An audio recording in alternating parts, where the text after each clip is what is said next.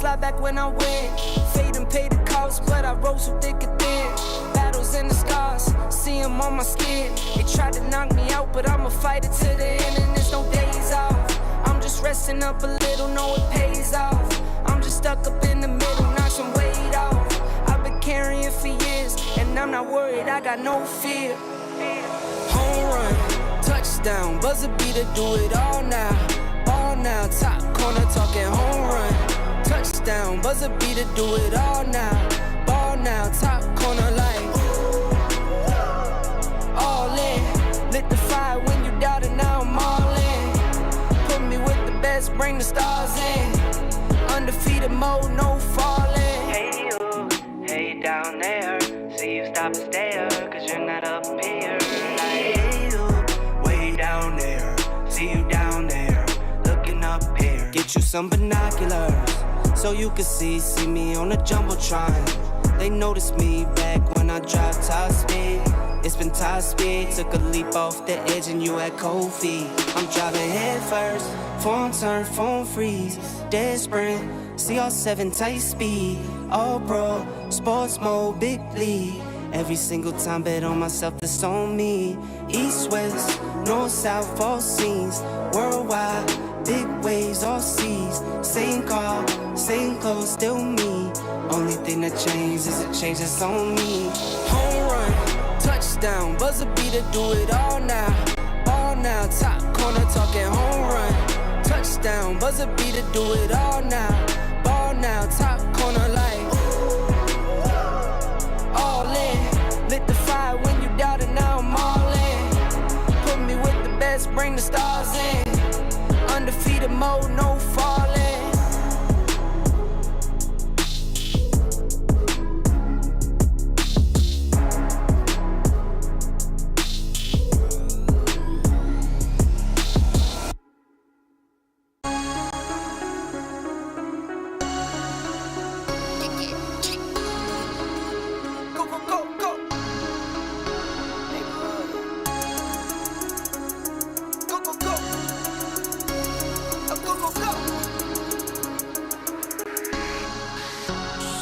Came for my wins, I need my hands.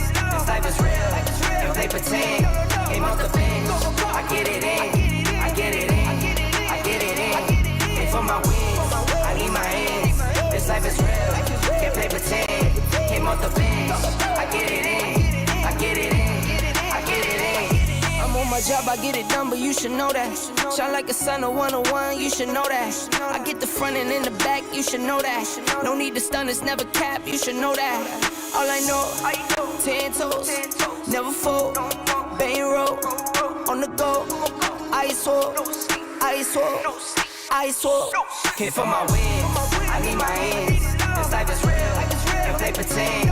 Came off the bench, I get it in, I get it in, I get it in. Came for my wins, I need my hands. This life is real, can't play pretend.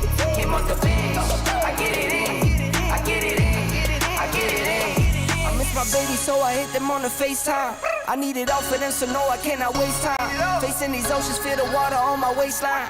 We trust the process and my only know it takes time. You can get it, got no worries, I'm gon' make mine. Going global, I'ma get it out the state lines. Paying taxes at a more than what you make now. Different bracket, eating off a different plate Came now. for my wins, I need my hands. This life is real, if they pretend. Came off the bench, I get it in, I get it in, I get it in. Came for my wins, I need my hands. This life is real, can't play pretend. Came off the bench, I get it in, I get it in, I get it in.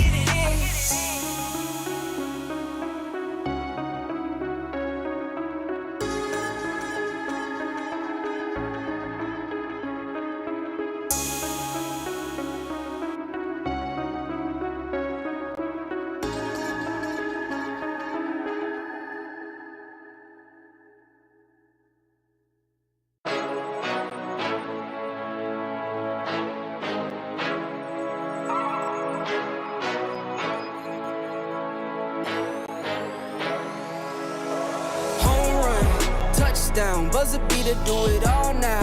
Ball now, top corner talking home run. Touchdown, buzzer beater, do it all now. Ball now, top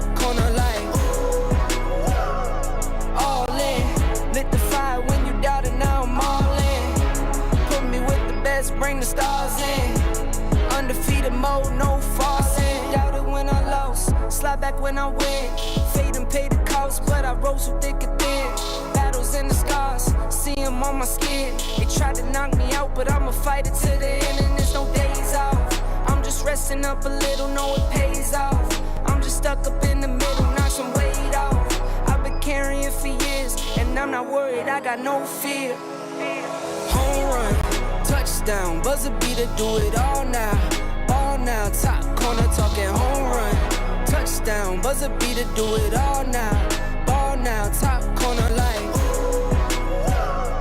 all in. Lit the fire when you doubted, now I'm all in.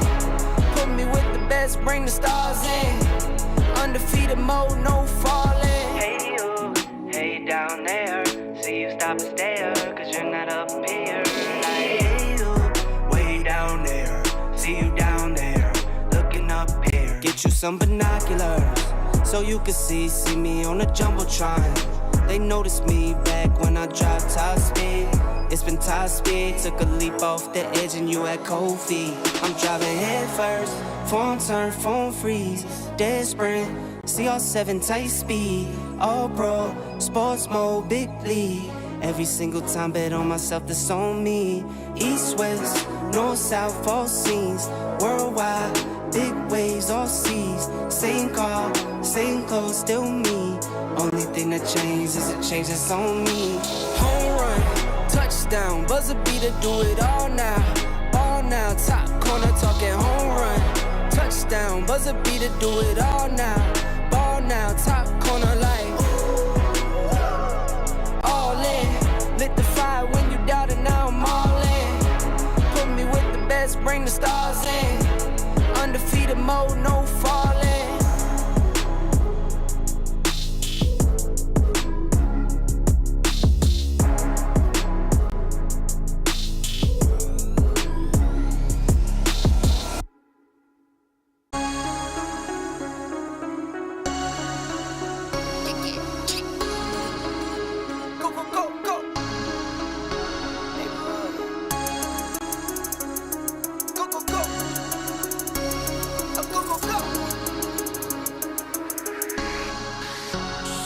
Hit for my wins, I need my ends.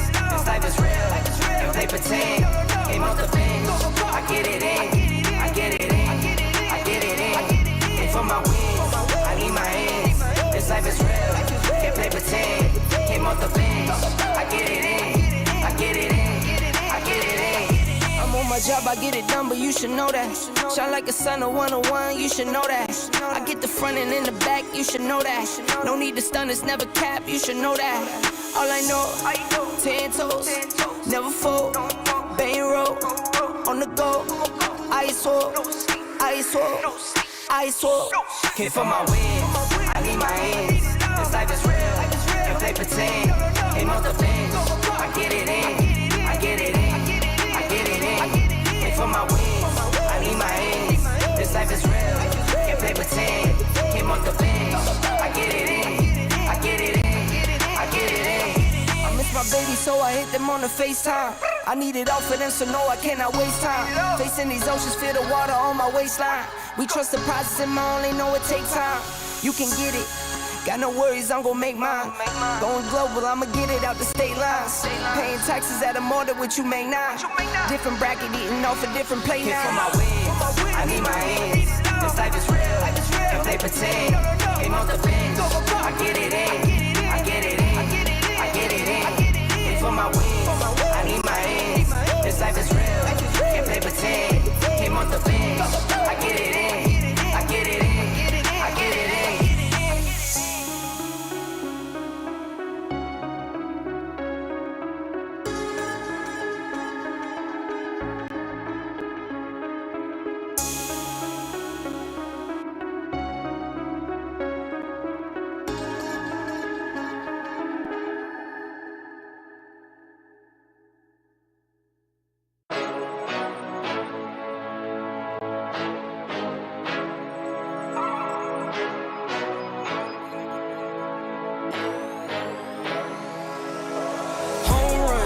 Touchdown, buzzer beater, do it all now. Ball now, top corner talking home run. Touchdown, buzzer beater, do it all now. Ball now, top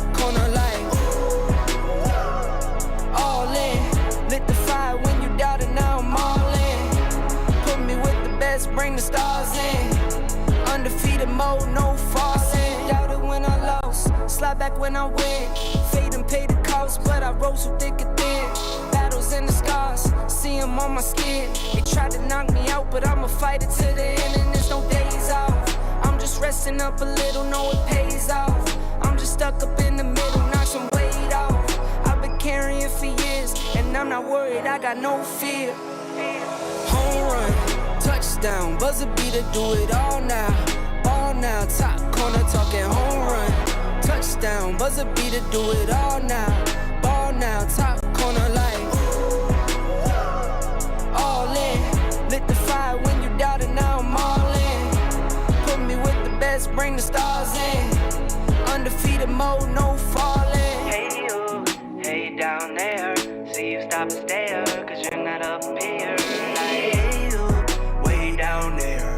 See you down there, looking up here. Get you some binoculars, so you can see me on the Jumbotron. They noticed me back when I drive top speed. It's been top speed, took a leap off the edge and you had cold feet. I'm driving head first, phone turn, phone freeze. Dead sprint, CR7 tight speed. All pro, sports mode, big league. Every single time bet on myself, that's on me. East, west, north, south, all scenes. Worldwide, big waves, all seas. Same car, same clothes, still me. Only thing that changes is it changes on me. Home run, touchdown, buzzer beater, do it all now. Ball now, top corner talking home run. Touchdown, buzzer beater, do it all now. Ball now, top corner like all in. Lit the fire when you doubt it, now I'm all in. Put me with the best, bring the stars in. Undefeated mode, no falling.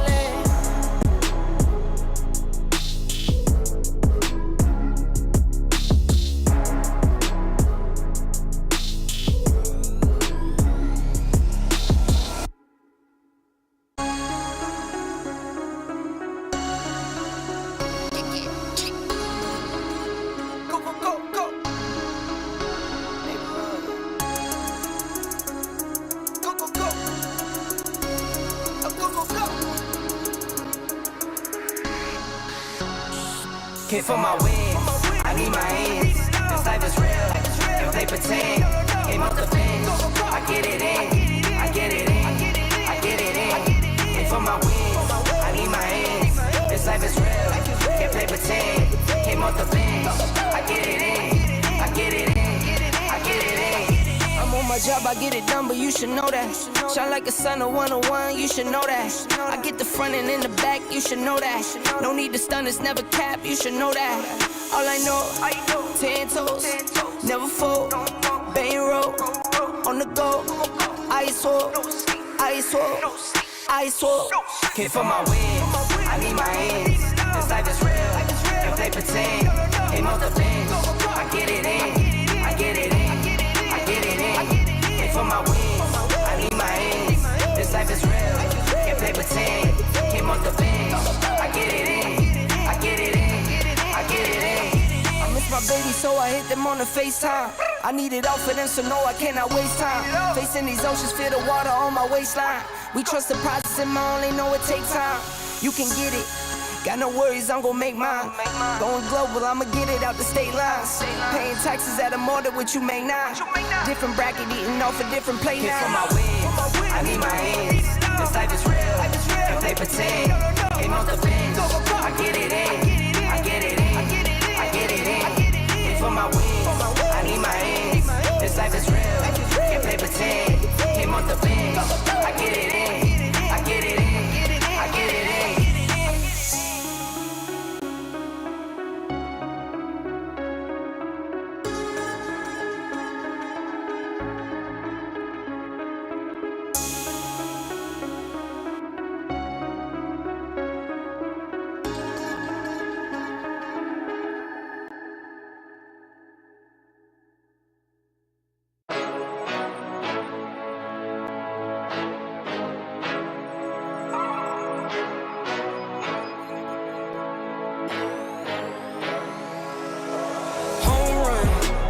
Touchdown, buzzer beater, do it all now.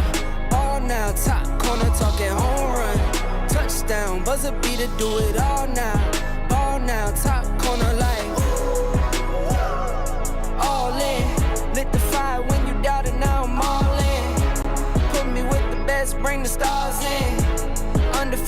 mode, no falling. Doubted when I lost, slide back when I win.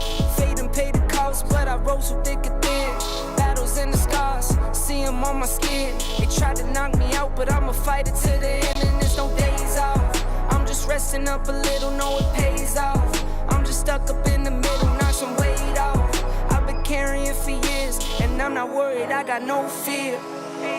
Home run, touchdown, buzzer beater, do it all now. All now, top corner talking home run. Touchdown, buzzer beater, do it all now. Ball now, top corner like all in. Lit the fire when you doubted, now I'm all in. Put me with the best, bring the stars in. Undefeated mode, no falling. Hey you, hey down there. See you stop and stare, cause you're not up here. Like, hey you, way down there. See you down there, looking up here. Get you some binoculars, so you can see me on the Jumbotron. They noticed me back when I dropped top speed. It's been top speed, took a leap off the edge and you had cold feet. I'm driving head first, phone turn, phone freeze. Dead sprint, CR7 tight speed. All pro, sports mode, big league. Every single time bet on myself, that's on me. East, west, north, south, all scenes. Worldwide, big waves, all seas. Same car, same clothes, still me. Only thing that changed is a change that's on me. Home run, touchdown, buzzer beater, do it all now. Ball now, top corner talking home run. Touchdown, buzzer beater, do it all now. Ball now, top corner like all in. Lit the fire when you doubted, now I'm all in. Put me with the best, bring the stars in. Undefeated mode, no falling.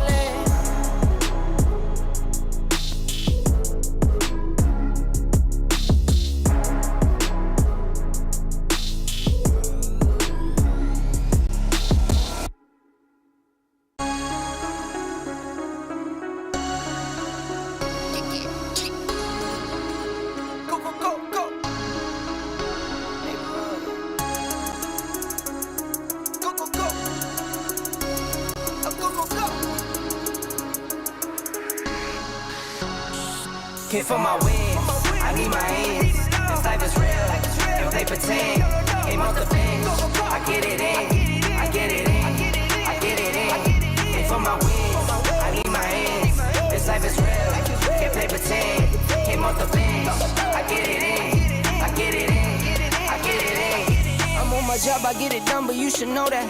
Shine like a sun of 101, you should know that. I get the front and in the back, you should know that. No need to stun, it's never cap, you should know that. All I know, 10 toes, never fold. Bang roll, on the go. Ice wall, ice wall, ice wall. Came for my wins, I need my ends. This life is real, if they pretend. Came off the bench, I get it in, I get it in, I get it in. Came for my wins, I need my ends. This life is real, if they pretend. Came off the bench, I get it in, I get it in, I get it in. I miss my baby, so I hit them on the FaceTime. I need it all for them, so no, I cannot waste time. Facing these oceans, feel the water on my waistline. We trust the process and I only know it takes time. You can get it, got no worries, I'm gon' make mine. Going global, I'ma get it out the state lines. Paying taxes at a more than what you make now. Different bracket, eating off a different plate Came for now. my wins, I need my ends. This life is real, if they pretend. Came off the bench, I get it in, I get it in, I get it in. Came for my wins, I need my ends. This life is real, if they pretend. Came off the bench, I get it in, I get it in, I get it in.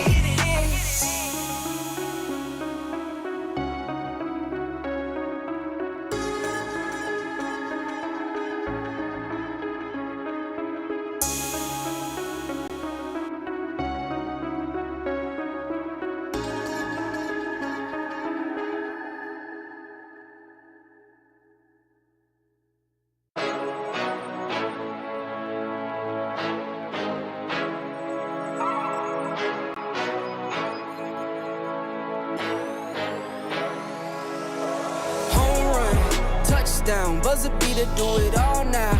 All now, top corner talking home run. touchdown, buzzer beater, do it all now. Ball now, top corner like all in. Lit the fire when you doubted, now I'm all in. Put me with the best, bring the stars in. Undefeated mode, no falling. Doubted when I lost, slide back when I win. Fade and pay the cost, but I rose so thick and thin. Battles and the scars, see them on my skin. They tried to knock me out, but I'ma fight it to the end, and there's no days off. I'm just resting up a little, know it pays off. I'm just stuck up in the middle, knock some weight off. I've been carrying for years, and I'm not worried, I got no fear. Home run, touchdown, buzzer beater, do it all now. Ball now, top corner, talking home run. Touchdown, buzzer beater, do it all now. Ball now, top corner like all in. Lit the fire when you doubted, now I'm all in. Put me with the best, bring the stars in. Undefeated mode, no falling. Hey you, hey down there. See you stop and stare, cause you're not up here. Like, hey you, way down there. See you down there, looking up here. Get you some binoculars, so you can see me on the Jumbotron. They noticed me back when I dropped top speed. It's been top speed, took a leap off the edge and you had cold feet. I'm driving head first, phone turn, phone freeze. Dead sprint, CR7 tight speed. All pro, sports mode, big league.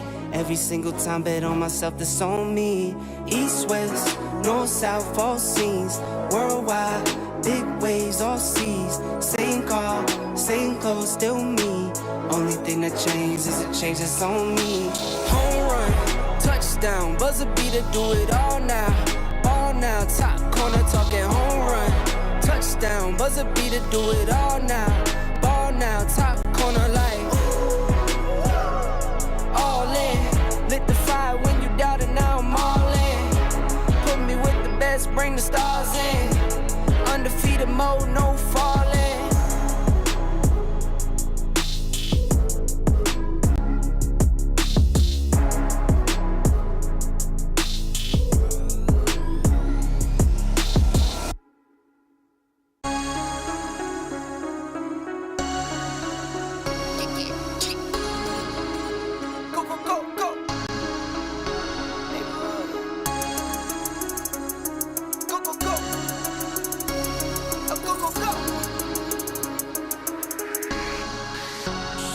Hit for my wins, I need my ends.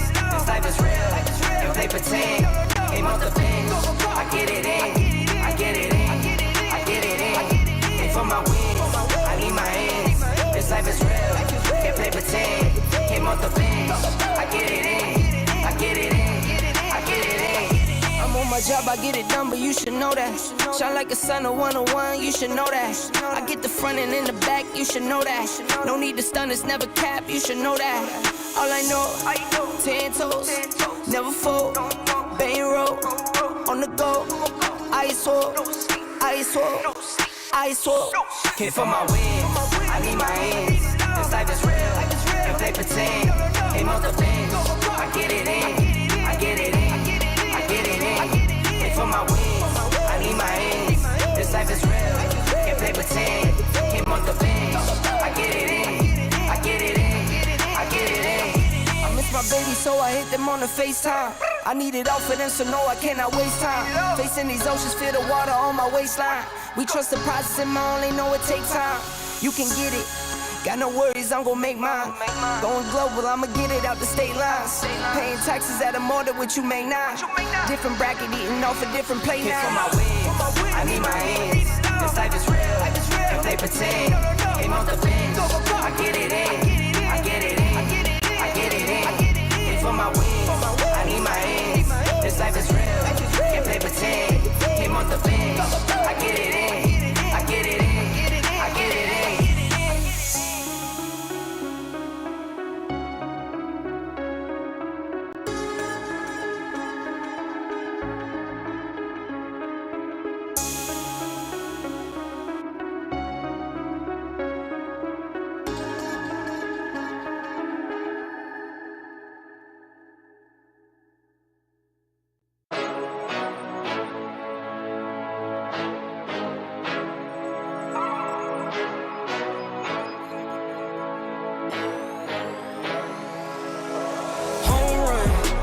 Touchdown, buzzer beater, do it all now.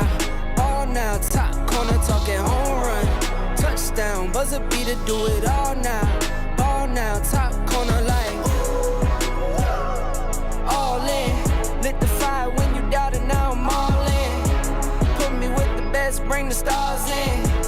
Undefeated mode, no falling. Doubted when I lost, slide back when I win. Fade and pay the cost, but I rose so thick and thin. Battles and the scars, see them on my skin. They tried to knock me out, but I'ma fight it to the end, and there's no days off. I'm just resting up a little, know it pays off. I'm just stuck up in the middle, knock some weight off. I've been carrying for years, and I'm not worried, I got no fear. Home run, touchdown, buzzer beater, do it all now. All now, top corner talking home run. Touchdown, buzzer beater, do it all now. Ball now, top corner like all in. Lit the fire when you doubted, now I'm all in. Put me with the best, bring the stars in. Undefeated mode, no falling. Hey you, hey down there. See you stop and stare, cause you're not up here. Like, hey you, way down there. See you down there, looking up here. Get you some binoculars, so you can see me on a jumbotron. They noticed me back when I dropped top speed. It's been top speed, took a leap off the edge and you had cold feet. I'm driving head first, phone turn, phone freeze. Dead sprint, CR7 tight speed. All pro, sports mode, big bleed. Every single time bet on myself, that's on me. East, west, north, south, all scenes.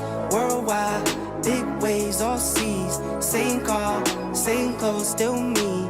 Only thing that changed is a change that's on me. Home run, touchdown, buzzer beater, do it all now. All now, top corner talking home run. Touchdown, buzzer beater, do it all now. Ball now, top corner like all in. Lit the fire when you doubted, now I'm all in. Put me with the best, bring the stars in.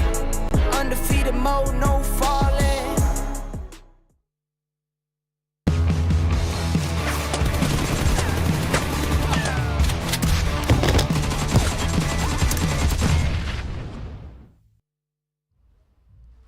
It is time to kick off day 2 of the PUBG Mobile Global Open live from Tashkent. My name is Barney Banks, and once again I'm joined by Maruf, and it is time once again to heat things up as we head into our prelims today. Over the next 2 days, our teams will fight for the opportunity to advance into the main event where the best teams in the world are waiting for them. Xonimlar va janoblar, PUBG Mobile Global Open'ning 2 kunini boshlash arafasidamiz. Men va hamkasbim Barney Toshkent shahridan to'g'ridan-to'g'ri jonli efirdamiz. Vaziyat tobora qizg'in, boisi biz allaqachon saralash bosqichiga qadam qo'yyapmiz. Oldimizdagi 2 kun davomida jamoalarimiz asosiy bosqichga yo'l olish uchun bahs olib borishdi va shu bilan birgalikda endi dunyoning eng kuchli jamoalari bilan birlashish imkoniyatini saqlab qolishdi.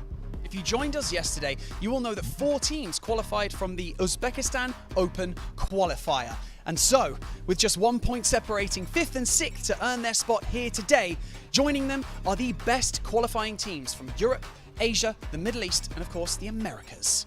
Agarda bizni kecha kuzatgan bo'lsangiz, 4 ta jamoa saralash bosqichida ishtirok etish imkoniyatini saqlab qolishganini ma'lum qildik. Eng e'tiborlisi 5 va 6 o'rinni egallagan jamoalar orasidagi farq esa 1 ochkoni tashkil etadi. Endi ular Osiyo, Yevropa, Yaqin Sharq va Amerikadan kelgan kuchli jamoalar bilan birgalikda maydonda ter to'kishi kerak.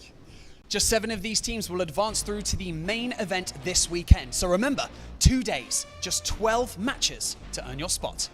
Faqatgina 7 ta jamoa ushbu hafta oxirida asosiy bosqichga yo'l oladi. Atigi 2 kun va 12 ta o'yin orqali ular o'z o'rinlarini bizga namoyish etishlari kerak. And so, as Godzilla behind us is going to bring the fire, let's see which of our teams is going to set the stage ablaze. But before we do any of that, let's head over to our analysts who can break everything down before we head into match number 1. Ortimizdagi Godzilla singari olov sochgan jamoa esa chinakam ma'noda ushbu mavqeni saqlab qolishlari mumkin. Keling qadrli do'stlar, o'yinlarga kirishishdan oldin biz navbatni tahlilchilar stoliga beramiz. Marhamat, qani ketdik. It's not only going to be Godzilla bringing the action everybody else is going to be bringing it too. As welcome to the 2025 PUBG Mobile Global Open Prelims, straight from Uzbekistan. My name is the 7WG. I wouldn't be able to do this by myself, so let me introduce my analyst. We got none other than Neptura, who doesn't spill coffees today, so that's good, Neptura. Good job. And we got the great Maxman. Maxman, I'm going to start with you. How are you feeling today? I'm feeling absolutely fantastic. To be honest, yesterday we didn't really know what to expect. I think we had some S-tier gameplay happening with our 16 teams, as we saw. Only a few were able to make it. One made it to the main event, and we're going to see 4 more playing today. And really, they finally put their name on the map of PUBG Mobile Esport. But can they fare against these amazing teams playing today? That's the question. That's going to be the big question. I want to see if they can continue on that momentum. Neptura, how are you feeling today? I'm feeling very, very good about today. We saw some epic action coming in yesterday. I cannot wait for these teams to actually meet the rest of these teams coming in and see how they do. I think we're going to possibly end up seeing a big gap, or maybe a little bit closer than we thought, depending on how these teams that qualified from yesterday are going to be able to do here today. But you know what? Let's take a look here at the overall schedule for the week. We did it yesterday, the Uzbekistan qualifier finals. We have those teams ready as we're going to be starting off the prelims today. And don't forget, we have main event Saturday and Sunday, the 12th and the 13th, which I'm super hyped for. And I feel like today is finally going to start setting up the tone for that, Max and Neptura. We're going to start finally seeing which teams might end up picking it up and which teams might not end up picking it up. Yeah, absolutely. It's going to be something that we are going to be seeing bit by bit, right? We do have a few more games coming in here over 2 This is Max's days, favorite. but Max's favorite. Take it away, sir. The formats! Oh, I love this graphics. Fantastic. Of course, we're going to be skipping the Uzbekistan finals that happened yesterday. You know what happened over there. Today, 16 teams are going to be participating from all around the globe, not just one region, right? We're going to have people from Asia, we're going to have people from Europe, people from North America, South America, all over the goddamn place. It's going to be spicy. North America? North America, going one team though, global. 7. That's what you're getting. You're only getting one team, and of course we're going to be looking at our top squads able to qualify to the main event happening this very weekend. Well, we had a prize pool yesterday. Today, for the prelims, it's going to be even bigger, Neptura. My goodness. 41,500. Sheesh. Sheesh. I mean, you are seeing that correctly on the screen right now. 1st to 7th don't get a share of this prize pool, right? But they get the honor of going all the way to the main event, where the prize pool is even bigger. It's massive. It's massive. So You're trying to imitate my voice. I am, yeah. Sorry about that. That's a good try. It's actually spot on. It's cool. Yeah, but 8th to 16th do get a share in 8th place, getting $7,000 US. Is pretty cool. And with the next graphic, I mean, we're going to be showing, everybody's familiar with it, but we definitely have to show it. It's going to be the points, how people get the points. I think it's a point by placement points, but also I think it's your favorite point, 7. Elimination point, baby. Wow. That's the one I'm going for. God damn. I mean, yesterday we saw some teams being able to pick her up, right? Hillian. Yes. Broza. Ooh, Groza. dirty. If you missed that, by the way, everybody, if you missed that, go back and watch that, because Groza After OP. today, not now. After today, not right now. Don't turn us off now. I mean, honestly, Stick with don't us, do that. please, okay? Yes, please. But I think we already saw a lot of great individuals from Uzbekistan standing out. I feel like there's a chance they could even stand out versus a lobby like this. This I could agree. be very impressive if they can actually pop off today. Yeah, I'm intrigued. But you know what? We're talking about teams. I feel like there's going to be some new teams. We kind of got a chance to mention them. So let's take a look at all of them here, because I was honestly surprised earlier when I saw North America. We'll see how they do. I'll just leave it at that. You know what? Yeah. I'm not going to get bullied Good here luck. today. Hey, but the any thing, other teams that you guys are seeing here that you might I mean, want the to talk thing about? is, quick aside, is you and me, we both have a share in North America here. So, you know, you're not alone this time on the desk. No I'm just French going to teams. say You that. like Sanhok, you support North America, you're a bunch of weirdos. Listen, man. First of all, not the point. Anyway, but yeah, there are some really cool teams coming in here. We do have a few we want to talk about, Max. Not sure which one you want to bring up first, but I think take he your wants to pick talk here. about, all right. RA, I mean, RA. TGK I could talk about, but RA in particular, I think that this is a big name when it comes Yes. to PUBG Mobile Esport in MEA or Yeah. EMEA back in the day too. This is actually just stacked with so incredibly talented players with so much goddamn experience. I mean, you have IDA and Prestige. Those two players alone Yeah. can topple down empires, okay, in PUBG Mobile Esport. And also they have Stars, the coach that's been Yeah. doing a lot of work in the background. Yeah. This is a team that if they don't make it into the main event, I'll be heavily disappointed. So Yeah. for me, they are the team to just completely ruin their legacy here in Yeah. this event. Wow, thanks. That's a lot of pressure, Max, It is. sending their way. I really hope they're not watching the English stream for that one little bit, because that I hope pressure, they are. man. They're watching a that Rabbit one, pressure. I think. Yeah, I mean, that'd be... Wait. I Yeah. hope they're watching stream. By the way, we did get a chance to talk to the coach. I don't know if I'm allowed to say this or not, but just a little heads up. He did say that if they don't even make it to the main event, they're probably just gonna walk back. They don't deserve a plane. They don't deserve it, yeah. How about you, Neptura? Any teams that you're kind of standing out here for you? A couple, honestly. There are a couple. I am seeing action coming into it as well. There's got a really pretty good lineup, actually. We were watching how they are actually looking as well, and they did get a pretty good stat coming in from those finals, the qualifier finals coming into here, right? 70 eliminations in that first place versus the second place had 49. So you're really looking at a huge difference in that just domination power. Yeah. It's something we could see today. Yeah, I mean, the fragging potential there is massive. And also, they do have Gigante playing on the team Yeah. that barely missed out on making it into PMSL. He was playing in the qualifiers. Unfortunately, they got 5th place, if I'm not mistaken, and he barely missed out. This is going to be an opportunity for him in particular to maybe prove himself that, yes, we deserve to make it to the big stage and perform here in PMGO. You guys are talking about fragging power. The main one for me is going to be some of those teams from yesterday, right? From the Open Qualifiers of Uzbekistan. How are they going to be able to perform? How are they going to be able to adjust to if they do end up getting punished for certain mistakes that maybe yesterday they got away with? Yep. Yeah, it is. It's going to be an interesting one for sure. It is going to be interesting because, as you said, right, there's those big plays that we saw coming in yesterday.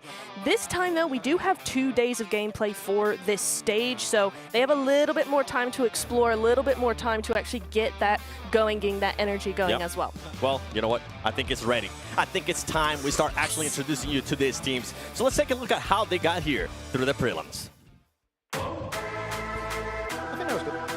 The 2025 PMGO Uzbekistan quarterfinals was nothing short of a banger. 16 of the best teams from the host country, all gunning for that one golden ticket to the main stage of 2025 PMGO. High stakes, heavy firepower, and zero room for error. And in the thick of it all, it was Helion Gaming who, through grit, clutch plays, and sheer refusal to back down, claimed the crown. But the path to glory? Oh, it was anything but easy. Like any other good story, match 1 started with a disaster. Helion Gaming got boxed in on the northern edge of the map, and Crystal Gaming didn't hold back. With a barrage of nades and pressure mounting from all sides, Helion crumbled early, going out in 15th place. A rough start, no doubt, not the kind of opener you'd expect from the eventual champs. Meanwhile, Team Upgrade, soon to be a thorn in their side, was off to a flying start, banking 13 points and quietly setting the stage for a brewing rivalry. Match 2 rolled around, and it was time to pick up the pace. Erangel became the battleground for a gritty mid-range showdown. Team Upgrade and Helion went head-to-head, trading knock after knock. But just as Upgrade looked set to bounce back, the zone turned savage and forced them into the open. Straight into a wipeout. Energy Gaming swooped in to clean up and served up a beautiful 1v3. Even so, our heroes, Helion Gaming, wrapped up this round with 17 points. By match 3, things were getting spicy. AK Cyber, a new contender, had entered the boss tier bracket through their consistent gameplay. Helion had momentum, but now they had company. The two clashed in a classic high ground standoff in the end circle. Both teams worked with enough terrain to get creative. While AKE brought in their trademark aggression, Helion stuck to a more calculated game, reviving teammates, holding angles, and waiting for AKE to slip. And when they did, Helion swooped in and grabbed their first chicken dinner and bagged a juicy 27 points. AK weren't far behind, dropping 24 points of their own. The leaderboard tighter than ever. Game 4 was Upgrade's redemption arc. They didn't just bounce back, they went full road rage mode in the final circle and literally ran over Helion with the car. Helion tumbled out in 3rd place, while AK had an absolute shocker of a game, getting sent to the lobby with a donut. 0 points, but somehow Upgrade and Helion still walked away with 15 points each. No one was pulling away. By this point, AK knew they couldn't let things slide any further. Helion and Upgrade both played it a little too safe, dropping mid-tier performances in match 5. AK stepped up just enough to snag the second highest points of the match. Still not quite a game changer, but enough to keep their dreams of #1 alive heading into the final match. So it came down to this. One last match, 3 contenders. Hellion at 67 points, Upgrade at 56 points, and AKE at 47. Hellion had to lead, but in PUBG Mobile, one wrong rotation and you're watching the spectator screen, and that's exactly what happened. Crystal Gaming woke up and chose violence, sending Upgrade packing in 15th place at the graveyard. Their dreams buried. Hellion didn't fare much better. The circles were brutal. The team got split mid-rotation and slowly bled out in 9th. Not ideal, which left AKE. They went beast mode, held center zone like it was sacred ground, and punished anyone who dared to rotate in. With every knock on Diversion Gaming, they edged closer to the ticket. It ended in a sweaty 1v1, and AKE clutched up. The crowd thought they did it. We thought they did it. But when the dust settled and the scoreboard lit up, it was Hellion Gaming. By just 3 points, they held the line. No flashy finish, no final chicken dinner, but enough grind, grit, and game sense to snatch the golden ticket straight to PMGO main stage. Upgrade stuck in 3rd. Divergent Gaming and THE71 Aggressor joined them in the prelims. Don't forget to catch all the action live in the PMGO prelims, where the fate of these 4 teams will finally be decided. It's only getting even more intense from here at 2025 PUBG Mobile Global Open.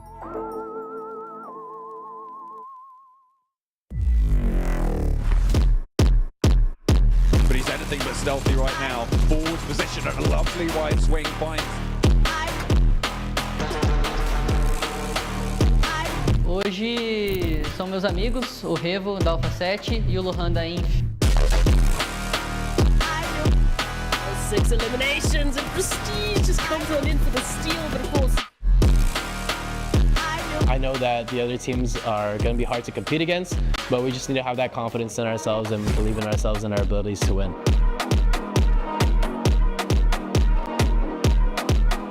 I think they can career because they have players like Silas, Loxy, Wild. I think they are the best.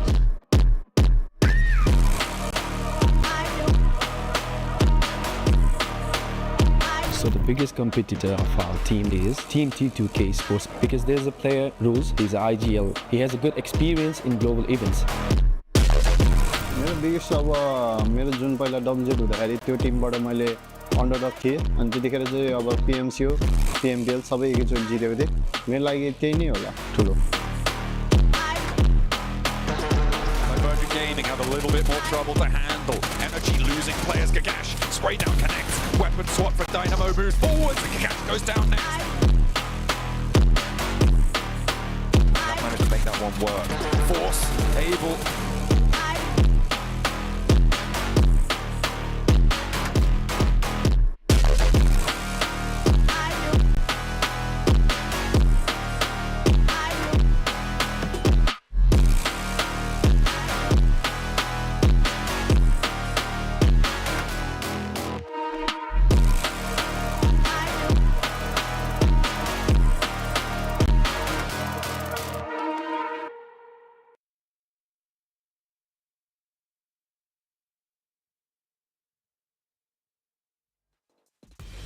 Qualifying through the PMGO Asia Finals, Nepex Esports.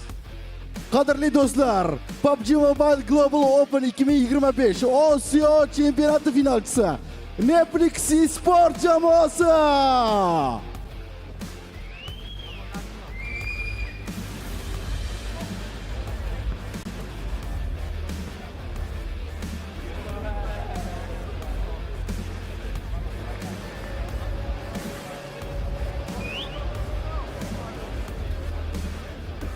Next up, placing second in the Uzbekistan finals, Aki Cyber. O'zbekiston saralash bosqichi ikkinchi o'rin sohiblari Aki Cyber jamoasi. Qarsaklar ovozi eshitilmayapti. And now, placing second in the Europe finals to make it here, it is Black Esports. Yevropa chempionati ikkinchi o'rin egalari Black Esports jamoasi.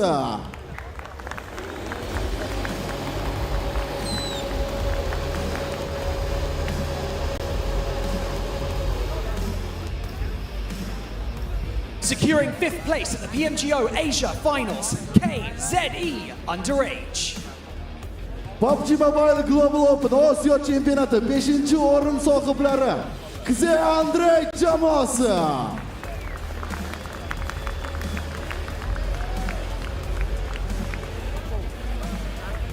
Winning the South America Finals, it is Action Esports. Janubiy Amerika chempionati finalchisi Action Esports jamoasi.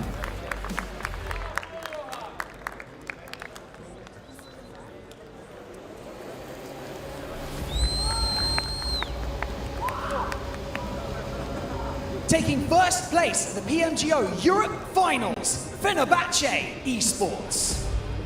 PUBG Mobile Global Open Yevropa chempionati finalchisi Fenerbahce Esports jamoasi.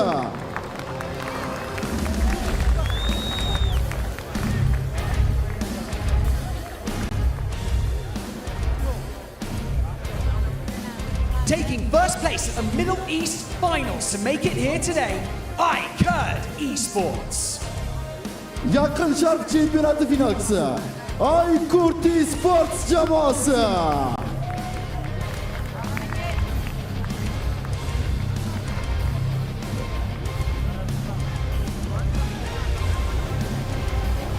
Taking third place at the Middle East Finals, it is K21 Esports. Yaqin Sharq chempionati 3-o'yin sohiblari K21 Esports jamoasi.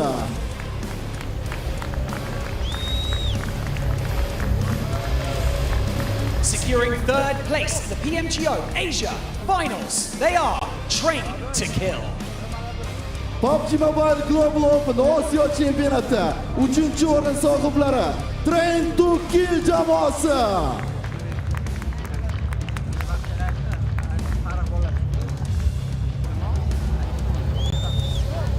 Qualifying to this stage via the Europe Finals. Make some noise for GOAT Quality. Yevropa chempionati saralash bosqichida yo'llanmani qo'lga kiritgan GOAT Quality jamoasi.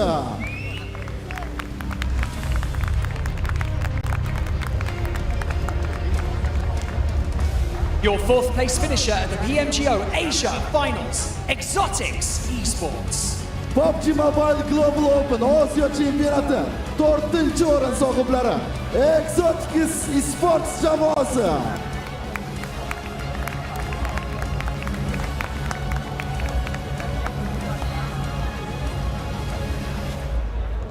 Placing second in the Middle East Finals. Can they secure the top spot here in the prelims? R8 Esports.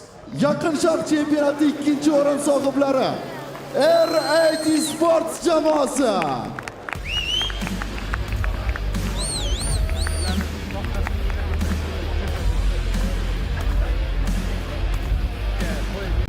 We saw them yesterday on the main stage and securing fourth in the Uzbekistan Finals, Divergent Gaming. Uzbekistan chempionati 4-o'rin sohiblari Divergent Gaming jamoasi.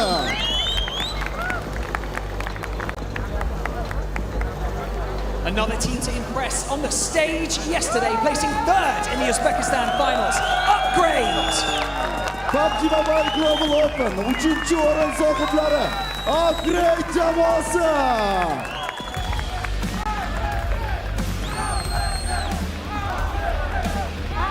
Qualifying through the North America Finals. Make some noise, it's Dope Esports. Shimoliy Amerika chempionatida yo'llanmani qo'lga kiritgan Dope Esports jamoasi. Last to step out onto the stage, claiming 5th place at the Uzbekistan Finals, the 7-2-1 Aggressor. PUBG Mobile Global Open O'zbekiston chempionati 5-o'rin sohiblari Z721 Aggressor jamoasi. Those are your teams ready to go toe-to-toe in today's prelims. The battleground is almost ready, so for now, let's head over to the Analysts to break everything down before map number 1. Qadrli do'stlar, demak o'yinni boshlashdan oldin biz yana tahlilchilar stoliga yuzlanamiz. Marhamat. After those intros, I'm definitely excited and ready to see what's gonna happen here because, man, it's gonna get hot. But in the heat of the battle, only the fastest and most powerful survive. The Infinix GT20 Pro not only delivers pro-level speed, precision, and seamless gameplay, giving the ultimate edge to the players. This is the official phone built to outplay the rest. And don't forget that if you do have the phone, go to TikTok or any phone. Go to TikTok, open it up. We do have the vertical stream. Check that out. That's And on top of nice. that, on YouTube, don't forget that we do have a map stream. In case you want to be alongside Max and Neptura, you want to be a little bit analytical and see the rotation, see everything else. Check that out as well. But I think it's time. Yeah, No, me I'm neither. gonna need you to give me. Yeah. We need to focus here because Max. We did see some interesting players there. I think there's one that you really want to talk about, and it's Rules from T2K. I don't want to rule him out too soon. Oh my God, what is I'm happening? leaving. Can I go? No, when it comes to fan bases and the amount of support that some teams see, Nepal is just high up there on that list, right? And when it comes to experienced players, Rules is just one of the best players out there from Nepal. He played with DRS. Like, there's nothing better when it comes to teams coming out of that region. And I think that his experience is just going to be so infectious. It's going to take over everyone and hopefully perform so well. So I think there are really high hopes to see him and his squad perform in today's prelims. Absolutely. And it's not just the players. No. You got the coaches too. You Yes. got a lot of experience with coaches, and you've been a coach before too, I was, Neptura. yeah. I was indeed. So, yeah, I'm really excited to see how the coaches actually are able to help these teams, right? We got some pretty big OG names coming in, helping some of these teams, right? Action has the Inco coach from 2022. Big Head is on here. You've got R8. We've got stars for R8, and you also have for Fenerbahce, you've got Tyler, who is the ex-coach of S2G, and Fireflux as well. So you've got a lot of experience coming in here, and this is exactly what you need for PMGO. Yeah, I think you have a lot of players here that might just be a little bit stressed out going into this, and I think the coach and all the analysts, sometimes they do two jobs at once. It's just keeping everyone in the right headspace, knowing what to expect, most importantly, because a lot of people, for the first time here, for a lot of these players, this is the first time they're walking on these kind of stages, right? And keeping everyone ready to, okay, calm down, it's going to be fine. We've prepared so damn much before reaching this point that we are confident we are going to be in the top 7, that we will make it to the main event. So if the coach do a good job, chances are we might see their team make it to the next stage. I mean, talking about teams, you got Action, Nepex too. I think that's ones that you were wanting to take a look at. You kind of mentioned it earlier, right? The eliminations that team was able to output. Yeah, I mean, Action coming in there with 70 elims. I mean, that's nearly, what, 21 points? Something like that? 21 more elims than the second place team in their finals, in their regional finals. So it's a really, really good thing, and it goes to show how that experience from those coaches can actually get that influence onto the team itself. Well, we're going to have to see how that experience translates through the maps that we're going to be playing today. Don't forget, we start off with hot and sweaty Sanhok. Then we move over to Erangel. We got 3 in a row, and to finish it off, we get Miramar, which we got some great action. It came to the last game yesterday. I'm excited to see, though, teams like, I kind of want to bring it back a little bit. DRG yesterday, we saw that team being able to get back-to-back wins, but then they disappear out of that. I'm hoping these teams are going to be able to adjust from it. If you to get if you get one back-to-back win, and then you don't do anything in the other 10 matches, like it's not like you only have 4 matches after that. You have to do so much more. You have to be actually consistent, Neptura. We know it's very important when you get more than 1 day's worth of games. So consistency is going to be of the essence, and if we see teams doing well today and tomorrow, chances are they are going to be in the top 7. Yeah, absolutely. It is something that you really, really have to keep in mind, is that consistency. We talked about it a little bit yesterday, right? When you only have 6 matches, it's really, really important. Over 2 days, when you have twice as many matches, it's even more important to keep that consistency. Yeah, exactly. And consistency is going to be of the essence here, 7. Yeah, definitely. I mean, they kind of get a break, right? Because they do end up having 12 matches. We'll have to wait and see. But before we actually jump into the first game, I want to take a look a little bit closer into some of the other teams. Let's see what happened here with NFX.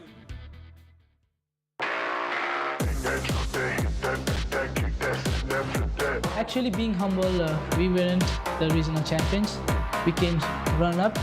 A champion was ATR, but due to some issues, we were regional champion and we came here. It's an honor to represent my country, Nepal, in this global stage. Like, it's every player's dream to represent their country. Hey guys, this is Mukesh from Nepex Esports Nepal. I play support in my team. Do you think NEPX has what it takes to gain the fan base that has already been behind the other popular teams from Nepal? Definitely, every team got every chances to achieve more fan base, but it all takes is their gameplay. So I believe in my team, and we got gameplay to achieve more fan base and support. Every team plays to be champion at every tournament or every global stage. So it's an honor because Nepal never got #1 in global stage, but DRS Gaming came close with being runner-up. So being humble, I would definitely try to achieve #1, but I don't want to talk about this anymore because mouth shut, but gameplay on. One team that NEPX considers as the most formidable threat in the 2025 PMGO prelims, and why? The team which we fear the most is the one we look in the mirror. But with respect, I want to say my TTK boys, our friends from Nepal, they've been a good team and wish to compete them in prelims. Which invited team are you most excited to play against in the main event of 2025 PMGO, and why? I'm excited to play with every invited teams in the final, but with respect, I want to say is for MV because they got 2 PMGC finals MVP, Joel and Top, so they are actually all-star team. So it will be cherry on top if we defeat 4MB and take the trophy home. Nepali supporters र audienceहरुलाई एकदमै thankful भन्न चाहन्छु हजुरहरुको माया साथ support यिनै एकदमै motivate गरेर हामी global stage खेल्दै छौं। गेमको बारेमा म केही धेरै अहिले त्यस्तो केही भन्दिन, तर जे देख्छ हजुरहरुले गेममै देख्नुहुन्छ। थ्यांक यू फर सपोर्टिङ अस। जय Nepal.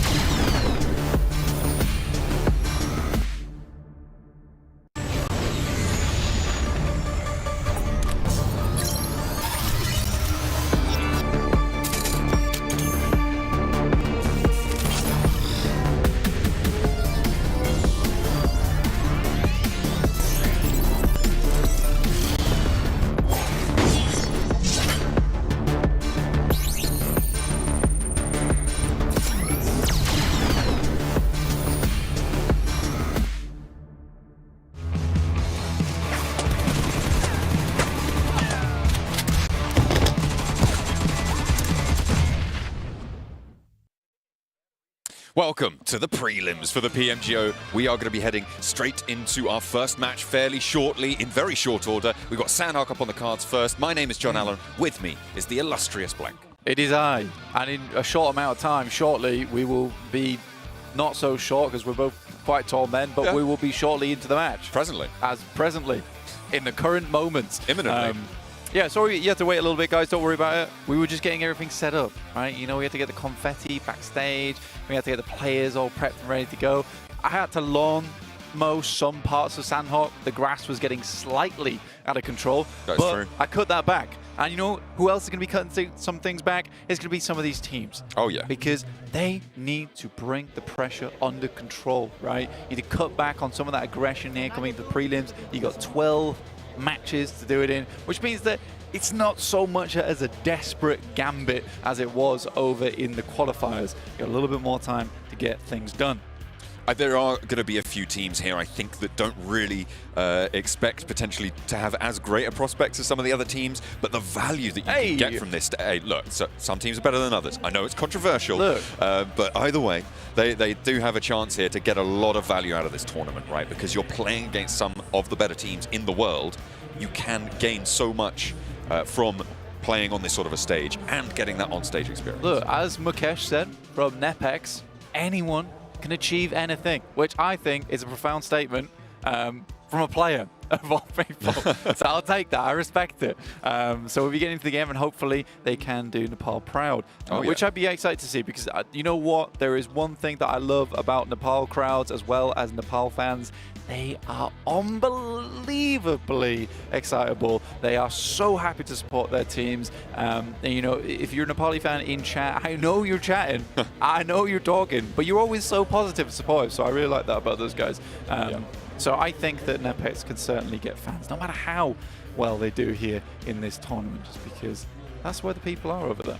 Absolutely. My sister, back in the PMGC at the end of last year, was sat with the Nepali fans. Right, okay. This is where I was going. I know, that was a weird start. It was a strange segue. We brought it back. We brought it back. Yeah. They were sat with the Nepali fans, and they had a great time. They were really getting into it. They became Nepali fans themselves. I thought you were going to reveal that your sister... My sister is from Nepal, Is from Nepal, yeah. Which would have been wild. That would have been pretty crazy. Yeah, But no, Lucy, the fact that I don't know she's that a big, until she's now. a big fan of Nepal now. That's, Okay, yeah. That's her penchant. Amazing fans, amazing fans. At the end of the day, that's the blanket statement, amazing fans. But we will be getting into the game fairly shortly. We're actually just waiting to get into that playing path at the moment.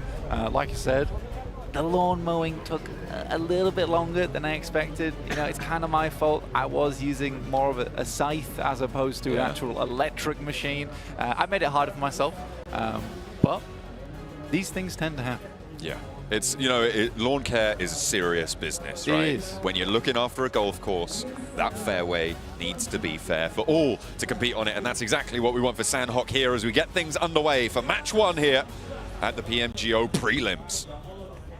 I'm excited for this one. Prelims getting started. We've had our qualifiers yesterday. If you missed that one, well, if you were here at the start of the stream, we did a pretty comprehensive recap. So if you missed that, I'm not doing it again for you. You can rewind. You can rewind a little bit on the YouTube. Have a look at that one. And then come straight back to live because we're dropping in, and it looks like we might have a hot drop over towards Boot Camp.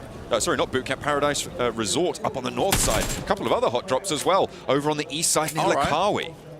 Okay, so that's a decent start there for Nepex at least. I believe it was over towards Divergent. Yeah, it was. Over on that east side, they were able to pick up one of those elims. You've also got a hot drop going on in Hartin right now. So 2 big hot drops, 1 little scrap at the start. We're on board with Paradise Resort here. We are 2 teams, close quarters. That's T2K as well in business. Yeah, they are sat outside of Paradise Resort. If they want to go for it, they could third party this engagement. As Keton goes down first. This is one of our Uzbekistani qualifying teams from yesterday, Blank. The 721 aggressor looking to try and run on through R8. One of the big hopes here in this tournament. Losing on Sanhok, not a great start for them, but they still have time to pull this one back together. They have had first blood drawn against them, but They can turn it around. They'll look for it. Unfortunately, a second has fallen. And look at this wide swing. 2 players, 3 players sending on in, and the 721 aggressors with a home ground advantage up against Prestige now, trying to hop around, but he's going to be cut down in the process. And the 721 aggressors lay claim to Paradise Resort. That was a pretty big start for the 721 aggressors, especially versus R8. That's not how you want things to start for your Sanhok, particularly in your position of play. You got Ikerd here as well, can be up against KZS. I mean, honestly, this is unbelievable amounts of action at the beginning of a game. You don't usually expect this. This is pretty crazy. Certainly hot drop central right now. 2 big scraps going on. KZE, they've already lost 1 player in the face of Ikerd, who have got all 4 of their players alive. In through the door, they might lose another now. The DBS gives them a hell to pay, but fortunately there is a rally behind them, able to come on through with that refrag, and we'll be able to get that res through as well. So Shadow being down leaves them as 2 active, and that is in an unresable position. They're not going to be able to get their player back up here, I don't think. It was a bold and underlined and possibly even italics play coming through from Shadow to push that far out. Makes it work though, and Devon coming in from the backside with a flank. This is lovely stuff. KZE might just be able to turn this one around. They do have that flank now, but both players on solos. Good nade through the window, does a little bit of damage. I think at this point in time, you need to pins this. Try and go in together, try and make something work. And they are regrouping. You can see now he's got cover on the run out, has that DBS for the drop down shots. Early game fights always have damage sticking blank. That's what we always talk about. Getting that little tag of damage is so pivotal in these early engagements because meds are so thin on the ground. You haven't had time to loot them up, and that's exactly what happens there. If he'd have been at full health, that wasn't a knock, but Ray Gods turns it on with the DBS, and they continue to march forwards. 2 DBSs, in fact. And now it's just Alico in a 1v2.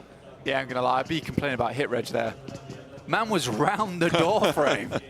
Got his elbow blown off. Good position on the stairway, fantastic. Very well played from KZE. Yes, they lose 2 players, but 4 elims right at the start of the game, not bad at all. But this has been one hell of a hectic start to Sanhok. Now, you'd expect some changes to come through tomorrow. I'm looking down towards the south side of the map. Painan's open, Sarmi's open. A wild amount of area just unclaimed by so many squads. Fenerbahce heading up over towards the tried and true hilltops, just the eastern side of boot camp at the moment. It's a perfect place to play. A lot of scouting availability from this location too. So again, this is where I typically want to play going forward. It is going to be slightly more rough making that decision to push north though, John. That's the only thing I'm worried about. Yeah, there is going to be a little bit of treachery in the future. The circle has pushed fairly north already and centered up towards that northwest side of Paradise Resort. So teams are going to leave that northwestern island. We're not going to have the crazy scramble across those rivers just yet, but could be interesting for that Hard-10 crossing. We've got a lot of teams on that northwest island, so they are going to have to leave. And from that location right now, KZE, we just saw them have a scrap. They're only 2 players, so will that allow teams on that northwest side, like Goats, to be able to push through with a little bit less resistance? Or are they going to meet resistance on the other side of the river? And we've got to wait for that to pass them on, because again, for Goat, they could move across from Camp Alpha over towards that eastern side and cross towards boot camp, play around there. But you're sort of waiting for this stage 2, honestly. Shroud spotted, takes some shots, and actually nearly takes a knock over towards Ego, but he is answered on towards. That leaves K21 on 3 players. Oh, hello. Here they come for the refrag, maybe. Looking for it. 1 down, 2 as well. There's brilliant backup from the sidelines. Go keeping things together. They did manage to find that knock, but there's no way they can go for this now. They're not going to be able to confirm onto Ego. He is going to get back up, surely, although the high ground's still in their favor. Actually levitated into that fight with that vehicle. I did not expect that to be happening in the game. Soft landing on the car, though. I'll give him that, but it was a little bit harder on the engagement. His upgrade, though. And again, more damage been poured through. Nepek's doing fairly decently so far. 3 eliminations found. Rex currently pouring damage in. There is more players off in the distance. This is as Upgrade has tried to rotate from Cave. up towards that north side. Respect to Nepex, good holdout over towards that western side of Lakawi. You know there's going to be a lot of teams passing through this location. If they've done their research in terms of the drop spots beforehand as well, maybe they expected a lot of teams to be heading north, in which case it's not as dangerous to hold on the western side of Lakawi because there's not a huge amount of teams coming through that location. It's harder to be pinched in that locale if there's only 1 or 2 teams coming in from the south side around Sami.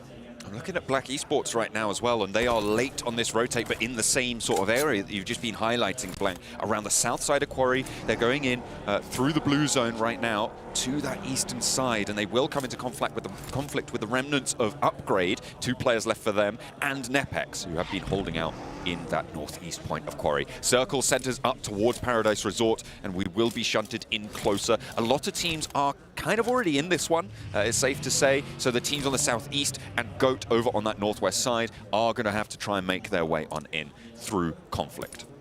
Man, we've had to act like millennial Eminem during this first 8 minutes. It has been non-stop action.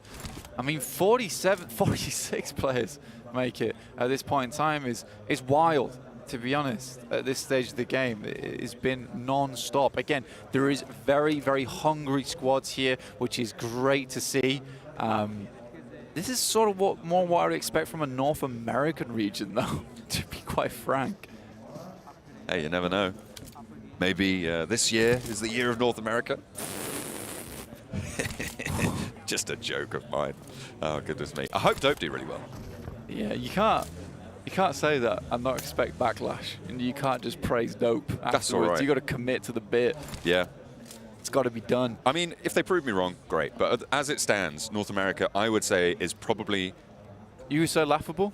I think I would, actually. Yeah, no, that's definitely what I said, and I stand by that. They're the only team that hasn't had a world stage contender, I think it's safe to say. Yeah, I'd agree. Out of all regions in the world, you've had Brazil, obviously a massively powerful region, have global contenders, for 7, obviously, being able to take home some global titles for them. You've had Europe even be in the contention for it and do pretty well, and all over Asia has had massive impact. So it maybe is the turn of the US to try and stand up and get a little bit more done here. We'll see if Dope can do that here, as well as the rest of North America as well. They have representatives from all over the north side of that continent. That's true. Upgrade out. Nice and early here. So one of our teams coming through from qualifiers already been taken down on Sanhok. And it's not typically a map that we've seen Upgrade do too badly before, especially in the qualifiers. Both Sanhoks that they played, because they did play 2, contrary to popular belief, due to a rehost. Both of those games, they played pretty damn well in. So unfortunate to watch them suffer so badly here on the first game of Prelims, day 1. Divergent game, we saw them lose Noisy earlier on, so a little bit quieter in the squad. You would expect. I like it. Going forward. I like it a lot. Exotics, though, I actually do like Exotics' position on that northwest side. They're currently holding a few positions. There are 2 loot crates, by the way, also next to them, which you would know if you had your eyes over on the Esports PUBG Mobile YouTube channel with the separate public map feed, which you can keep up to date. Check out all these rotations. Spy with me, the double loot crate up by Tap Mock. Absolutely. I mean, you know, those fans from Nepal, they're definitely watching that map feed. They're following what Nepex are doing. They're following their boys on Train to Kill as well, seeing what they can get done. And there is that hold that you were talking about with Exotics on that control of the northwest side, the compounds that sit either side of that northwest bridge. Nigh on uncrossable when you've got a solid team holding that area. Dude, it's evil work. It is evil work over on that western side. I mean, you play up towards the rice fields, right, and you have a player in Pritam down towards that south side, and now their position gets wholly stronger by that shift up towards the northwest. But again, it's a great spot to play. You eliminate teams from coming through. And again, because they've been watching this, they know that they haven't really seen any teams wrap wide. They would have had to have swam to catch these guys off guard. But it was already too late by that point. Go had to go for a pretty drastic rotate on that one, and Exotics were ready. They are going to regroup now, though. There are 2 favorable compounds over on that roadside. Looking at Cyber right now, moving into the north side of Paradise Resort. And in fact, I was, just before that, also looking at the 721 aggressors, right? This is really where I think the decision-making is going to be tested for the 721 aggressors. They have got Paradise Resort almost entirely under their control. But where do they go from here? How do they try and move forwards into this circle? As it stands, Akicyber trying to get ahead of them right now on the northwest point of Paradise Resort, and they're doing pretty well to hold that. They did take a knock towards Zvezda, but there's potential to get that rezzed up. We're seeing Black Esports now sending in on the north side of this, trying to get towards that lumberyard, get towards Tapmok, and get some control there. Yeah, I mean, trying to kill actually lose a player. I believe it was a full-on flush. No, it was just a res. Res came through fairly quickly for trying to kill. Probably get their player back up on their feet. I mean, they are playing in a fairly strong position. They can rotate into Tapmok. I don't think they've quite scouted it out just yet, but it's an efficient position to be playing. Akicyber over towards the rocky outcrops on the north side of Paradise Resort, not having a good time. I mean, there is a lot of eyes on this team. Now, trying to kill, they don't take the opportunity, in which case Black Esports will be heading over towards the western side of Tapmok and trying to get themselves in there. There is oversight, though. I mean, that line of sight straight down the roadside from trying to kill could be pretty dastardly for them. Could certainly be. I mean, that split, that 2-2 across the road out the southwest point of Tapmok is pretty strong, though. It's going to be difficult to get rid of them if the circle goes their way. We'll have to wait for that one. Akicyber, they're playing as 3 now. You're right, they did get picked off a little bit, but they have that building now on the northwest side of Paradise Resort, so they've got a little bit more of a stronghold. Exotics regrouping towards the middle as well. I like it. I think that they're going to have a good time there. But it's this south side that we're watching pushing in right now with Nepex, with Fenerbahce, all in conflict, and don't sit ahead of them. Holding this out would be great news for the North American squad. They've not been unhappy with Fenerbahce so far. Unfortunately for them, they are just getting crumpled by a couple of squads here.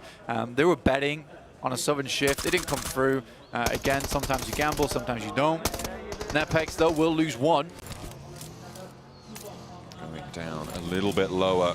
Unfortunately, Fenerbahce down to their last, and he'll send straight over the hilltop into the passenger seat with a spray down. Sevian nearly able to ruin the day, and he might have done that as well, taking both teams out in the process. Did he go down to the blue zone in the end there? No, it was actually Baby Tank to be able to find those last shots in as well. Oh no, it was, hang on a minute. It was the play zone as he wipes the squad with a launch over the ridgeline. Yeah, pretty wild finish that one. Divergent game, we saw them lose a player early on. This is one of our qualified teams.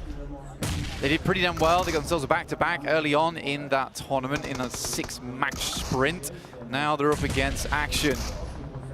You got Nyx on the back line. Send some shots through. Going for the challenge, and Dynamo winds up for a spray down. Has the top floor to go through as well, but unfortunately his teammate not as successful. Lonely flushed away very, very quickly there. Opens all the doors now, pushes them upstairs. 2 players on the ground floor, 2 players remain for Divergent. Nade in hand, only the one to play with, and there's Molly on the stairs. They're slowing this down, they're entrenching this fight in towards Cow. Goat could potentially third party this from the west side, or at the very least, guard it out from exiting. They are going to have to conclude this fight, but a lovely nade up through the window puts the cat amongst the pigeons, and Divergent have the advantage. Yeah, honestly, seriously well set up as well. They Molotov the stairs, they don't let them in. This is a good clamber as well from Dynamo. Just about gets it and will finish them off. The mantle comes just in time to pull the DBS out from the pocket.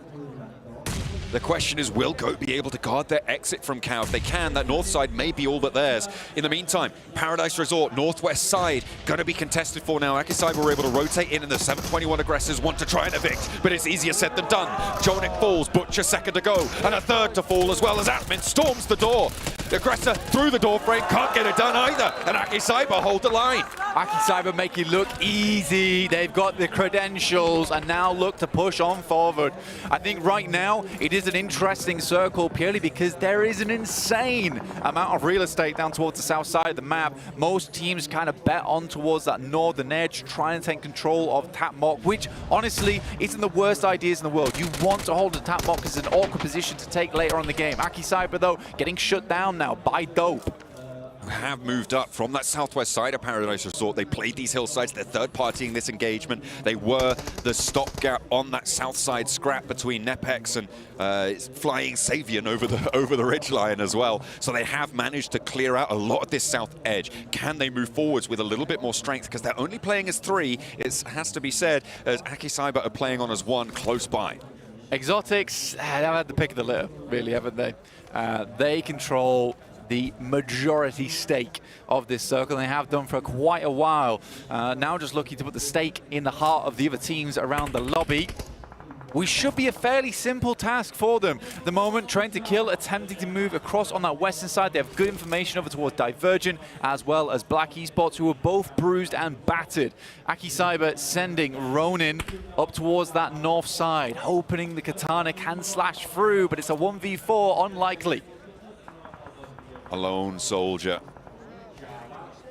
I'm Ron trying to move on in, maybe try and get a backstab here. I like Goat's position. I think they're going to be able to pick up quite a few elims, maybe not get the chicken dinner, but they have massive oversight when it comes to that east side. I'm Ron does go down. And that is going to be the last player from Aki Cyber to go on out of there. Train to kill, playing as 4, but they're not into the circle yet. They've got a long way to march. Lone Ronin, who is pretty lackluster, honestly. I'm Ron will be going down there. Trying to kill, looking for shots. Those aren't easy to hit. The jump as well, giving him the chance. He does hit the shot as well. So right now, Ajaya definitely a little bit fearsome. 2 eliminations. We can tell how seriously Trying to kill is taking this one. The rules on the squad. A lot of experience underneath his belt. Trying to take this south side conflict. Dope. They'll be slowly making their way on in towards this one, but Train to Kill line on up. Pain will go down, and a second scrap as well. The run over comes through. Love unfortunately takes a tumble, and that is straight into the waiting arms of the Flush as well. And they're taking knocks left and right as well from off angles, I think, across the way there. They've left one player on the back lines. This is getting a little bit hairy. A lovely nade over the top from Baby Tang, and Train to Kill. They're falling apart now. Yeah, certainly an igneous rock in that situation because he was feeling the heat. Now Rules all on his own. I mean, it was a bold push coming through from Love, and I think if he got that second rundown, it's a different story. It's a good setup with the smoke, but just not meant to be. Exotics have had to do absolutely nada this game. They have been chilling. To be fair to them, they did hold a lot of space, and it was a good, decent barring on that western side of the map, but now they got to close things out. From that compound, you can see they did regroup. I liked that to their west side compound, but now they're starting to go 2 and 2, or maybe just put themselves into a position to regroup further east into that center compound. We saw that run out was not taken down. I think Dope were taking some shots. I think Goat certainly would want to. And on that high ground, Goat do have a lot of oversight in their current spot. Yeah, the difficulty with this compound, right, is that it is so hard to aggress onto. I think that's always the difficulty here, which is why they're leaving players behind up until those last moments. As long as you hold out Goats for long enough as the circle starts to push in, it just puts them more and more in uncomfortable position because they right now will be cresting that hilltop, which is unfun. It is very unfun. Black Esports with 2 free eliminations, I would say. Going to be adding up.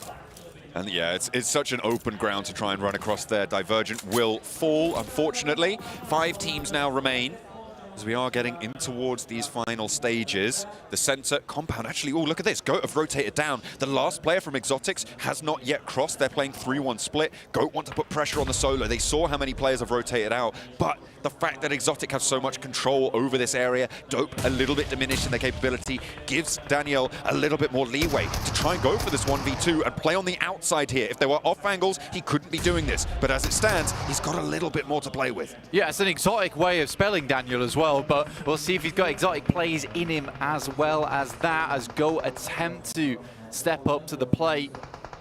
Gonna take both horns by the hands here, try and hold them back, but I mean, he's already realistically done his job. Even if he goes down.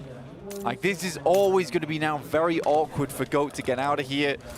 He is just a stopgap. Maybe he could have got across back to the rest of the team, but he just needs to delay on that western side. Done his job. Maybe he could have got a knock, but either way, decently done. Goat, though, I think that they've had a pretty damn good game, considering the position they were in, and it's been uncomfortable. It really has. They've been making it work. 8 eliminations is a beautiful result for them. That's the value I was talking about, right? That high ground sweep of the rice fields. Okay. The hills there. Hang on a minute. I'll tell you, I looked at you for a second and Ego's popping off for just a moment. Roy in a resible position, so they should be able to get that one back up, but that means that Black may have an opportunity to make headway towards the compound in a way that they wouldn't have been able to do before. Ozzy breaking first, Symphony in his footsteps, Pretam holding on the side, and a beautiful bouncer over the window there. Takes down Ozzy. Now Symphony wants an answer. Nobody with a nade cooking as well. Looking for the through nade, trying to put it towards the back lines. The res came through. Pretam steps out. Was that a team nade? Nobody takes down his own team. That is disaster there. And Symphony now with an opportunity. Goat as well, trying to close the jaws on this pincer. Nobody asked for that kind of nade, I'll tell you that right now. As Symphony tries to get around the side. At this point in time, though, just getting these shots through. He's got to stick to the beat here if he wants to succeed. A potential second place available. Hide behind the loot crate. Not a terrible idea, but no HP to make it happen, and Goat's coming through. They're putting the pressure on, and they crucially do not need to push into this building. They can allow Exotics to push towards them. The zone will not go onto the inside of this building, so they just have to wait, but they don't even want to do that. First goes through, and in through the door frame, a 1v2 on the door, maybe, but Ego can hold the outside. The rest doesn't come through, and nobody's back in. A 1v1, but it is still the center of the circle, and it's a Groza picked up, a refresh on the armor, and Ego has all the cards to play with, but a res is possible. How is my guy alive? Nobody attempting to redeem himself for that self-nade earlier on.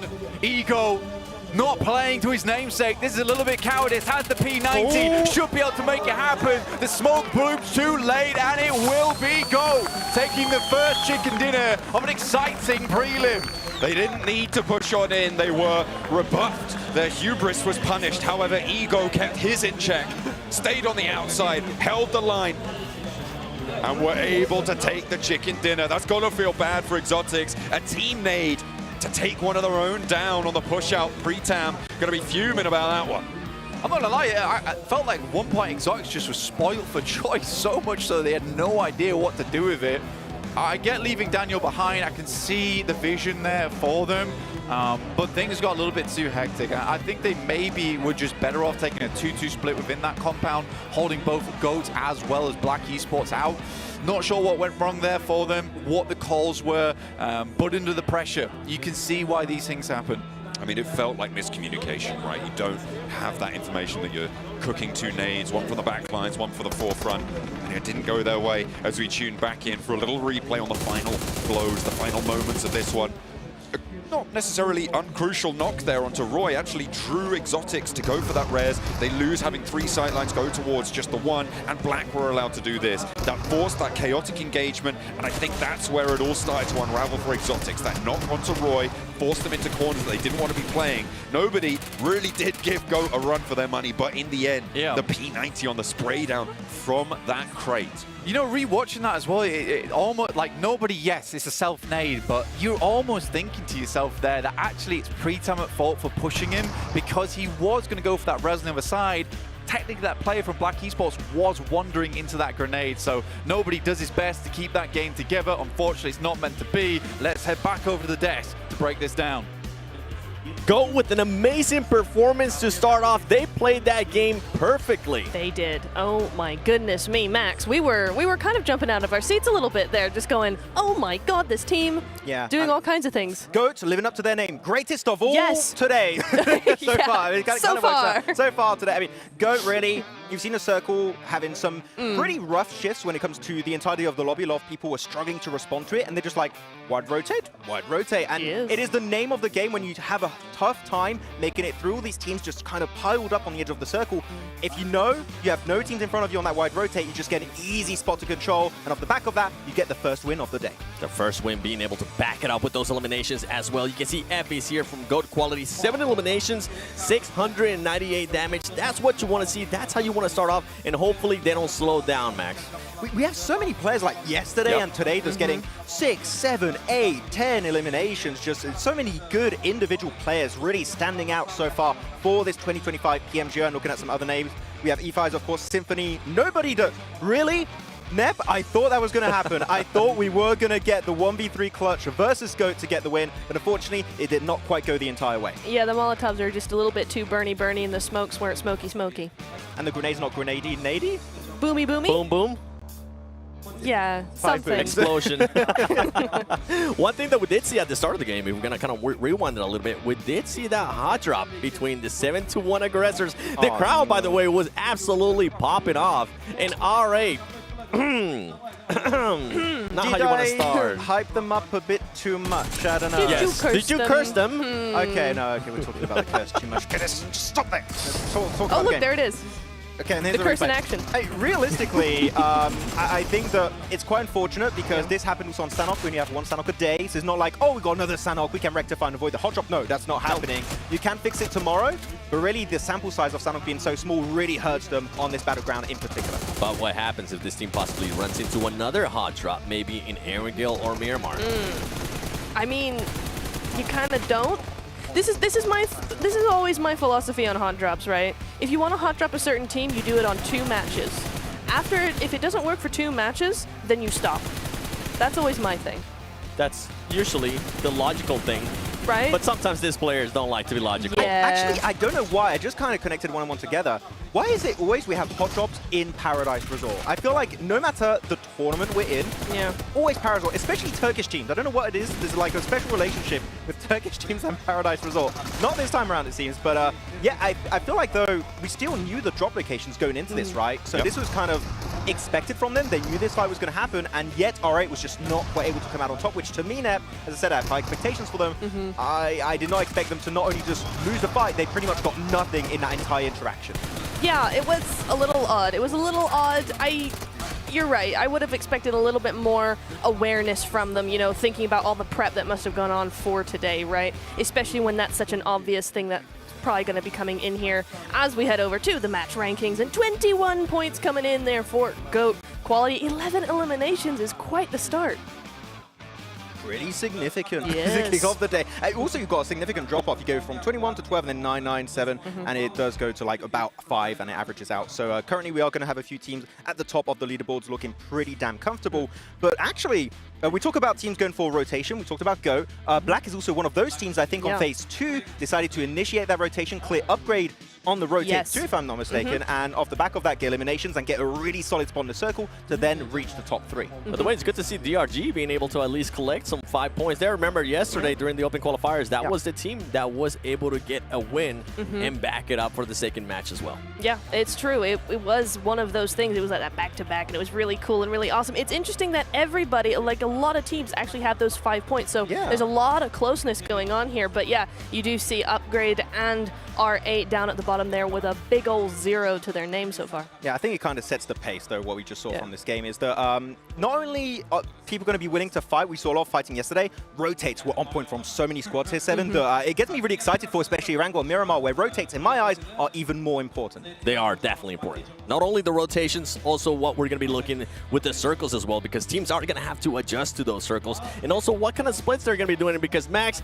I know you have something that you want to review on the map, so let's just jump straight into that. Yeah, I mean, it was a really solid play from pretty much minute 1 here from Exotics Esports. You can see here on the map feed, they were actually going for a pretty early 4-man split. They did regroup onto phase 3, phase 4, and turned it into this 2-2 split later on, where you're going to have 2 players actually sending it onto this compound, and well, actually, that's a big circle I just made. 2 players on this compound and 2 players also on this compound. And why this split is actually so interesting is not also great defensively speaking when people send it your way, is when the circle shifts again, whichever compound is in a better position, you regroup to that 2-man split. And that gives you not only a really solid position, you keep your 4 players alive, which unfortunately we saw later on there, they did not survive as a 4-man team. Yeah, they didn't, because they made a little bit of a mistake here. I really feel like for Exotics, this game was the game of mistakes and lessons to be learned here. Because of that, they made that 1-3 split instead, which gave GOAT the perfect opportunity to just drop in and clear up that compound for themselves. I mean, most importantly, GOAT were just actively backfilling, right? So you have a solo just stranded in that compound, you can't regroup, no amount of smoke would keep you alive at that point. They get the solo, and not only that, then Black get involved in the other fight, they don't have the numbers to take that fight anymore. They also self-nade their teammates, apparently. That's a very odd play. And you just don't have the resources to go the entire way for that chicken dinner. So not only is just a slight mistake of Exotics that did cost the game to them, it was just GOAT perfectly executed, not only the early rotate, but also that late game finishing scenario. Something that Black said at the end of that match too that I kind of resonate with as well, and I agree with it, is that he felt like they got a little bit too spoiled, right? Because they were there for such a long time. They had so much time to work with that it seems like they just didn't know what to do whenever they did push up. That execution, as you guys were mentioning, it did seem very poorly. But let's look at the schedule. We are going to be going into Erangel. As we go into Erangel, guys, any of the teams from Sanhok that maybe didn't perform that you're going to be looking at besides RA? Because we want RA to perform. I mean, after that, GOAT. I need GOAT back onto the board here. I mean, we saw it back-to-back yesterday. How about today? We might. It's possible. The way they've been rotating, those wide wraps around, they're very proactive. I think they could actually do something really cool here. I'm actually a little bit upset by K21. I think that they had a really good drop location northwest. It's an easy transition point near Hut in 2, but they actually started getting close to GOAT. That also was split, and then they actually split their forces. They sent players on the mountain, players north of Camp Alpha, clearly not ready to engage on a full-out war with this team, and it didn't quite work out. Because we're talking about some of these teams. Let's start a fun little segment. Let's see which teams we want to focus on. Ooh. So you're going to start off first. Give me 3 teams. I mean, all right. Yeah, just the teams. Okay, T2K. Okay. And the extra one, I'm not too sure, but I was kind of interested with Nepex. Yep. Ooh. All right, GOAT. I want to see what Upgrade can do. 0 points on the board in that last game. They need to step it up a little bit here. And you know what? I'm going to go with T721. I liked what I saw yesterday. Ooh, okay. I'm going to stick with GOAT. I think they really ended up performing pretty well there. They took advantage of that whole situation. I want to see what Action's going to be able to do as well. And Sodix, again. I want to see them being able to put themselves in a great position and see what happens from there, because we're just so close to that win, as you guys have been mentioning. I hope they can learn from that little mistake too, right? I think it's very important to be able to look back on that game. Oh, that was a slight little mistake, but it's very easy to fix, to adjust, and hopefully that's when the coaches in particular are going to be extra important. Yep.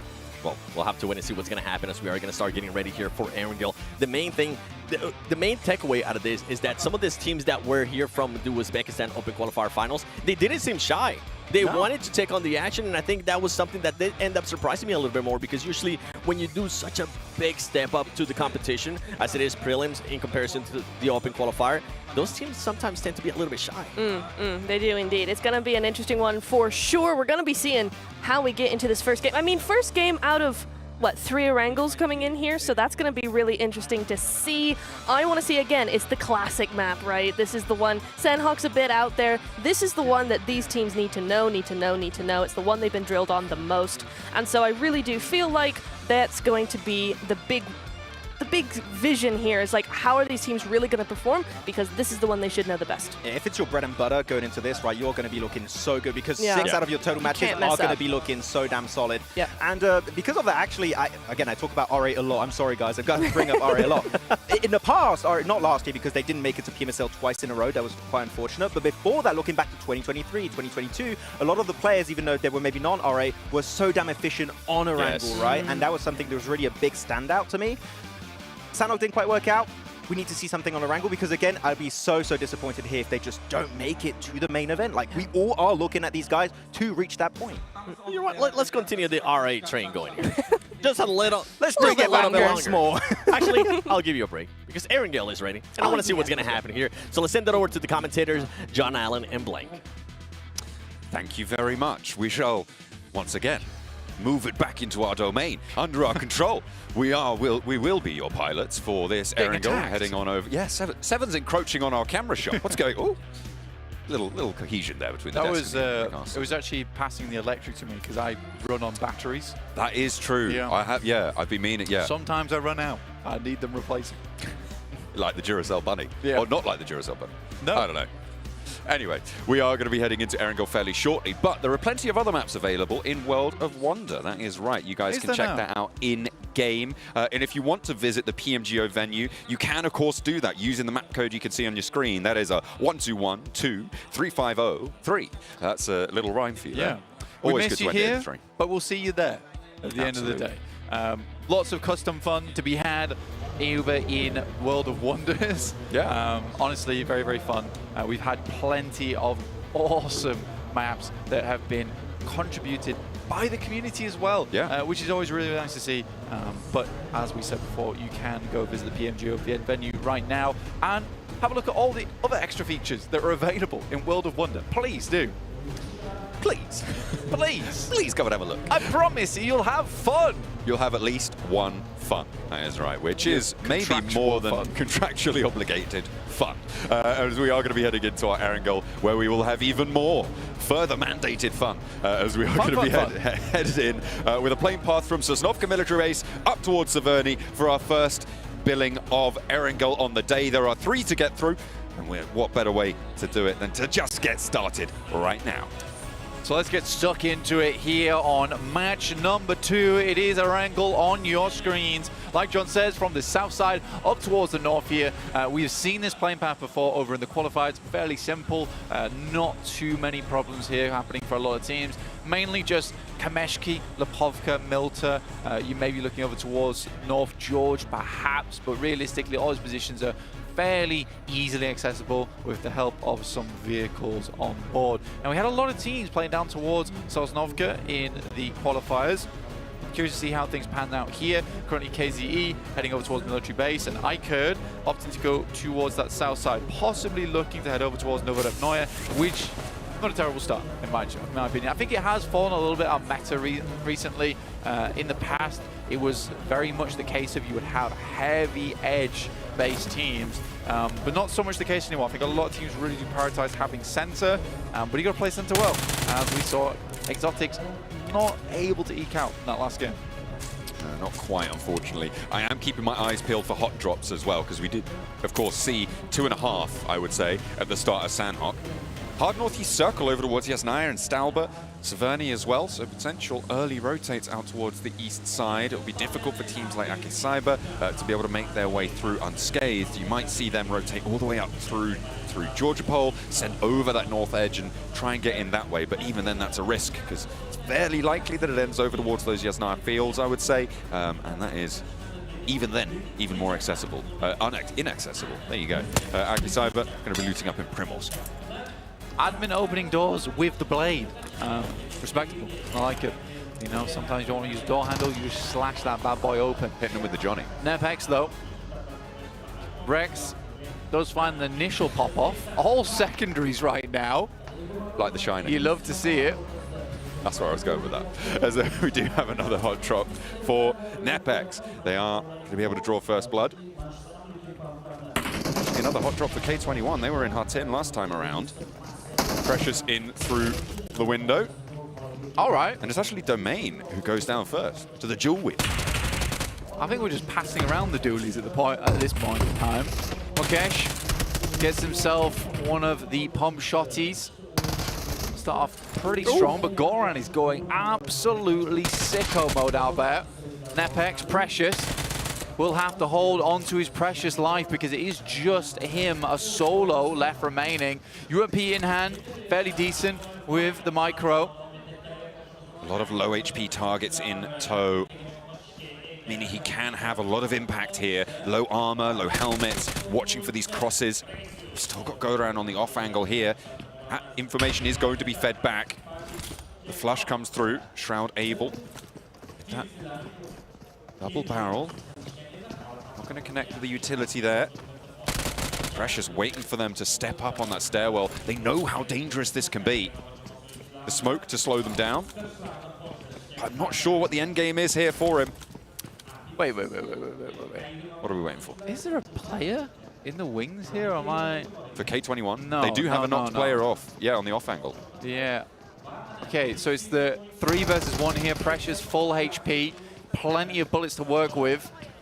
They're going to make the push. Door goes down. There's the first. There's the second.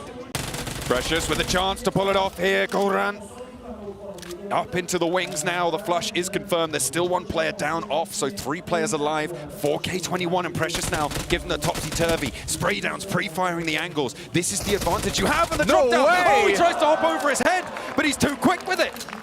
And the ammo advantage there for Precious makes it work. Nepex, they do lose 3, but they get 4 points for it. Yeah, Nepex actually, Precious is seriously clutch in that moment.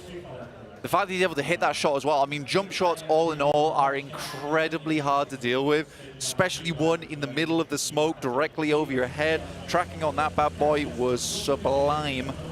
I enjoyed that one a lot. 721 aggressors on your screens at the moment. Passing away from farm.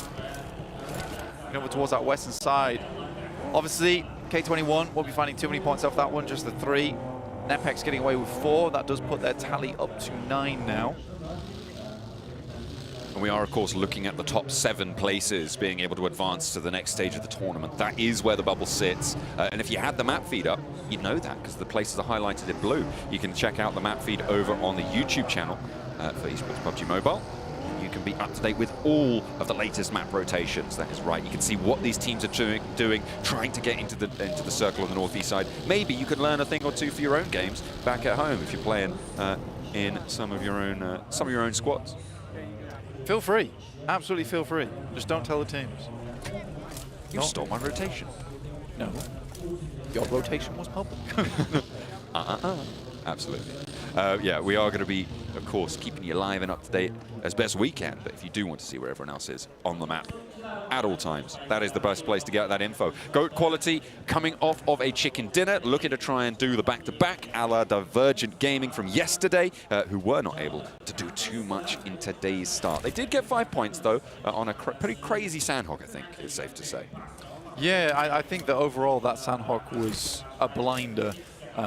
Having, I think it was roughly 20 elims go through in the first 8 minutes was not something that I think either of us would have expected from a Sanhok. Usually they get a little bit quieter. I think they're more raucous towards the end of the game, but that one was spicy all the way through.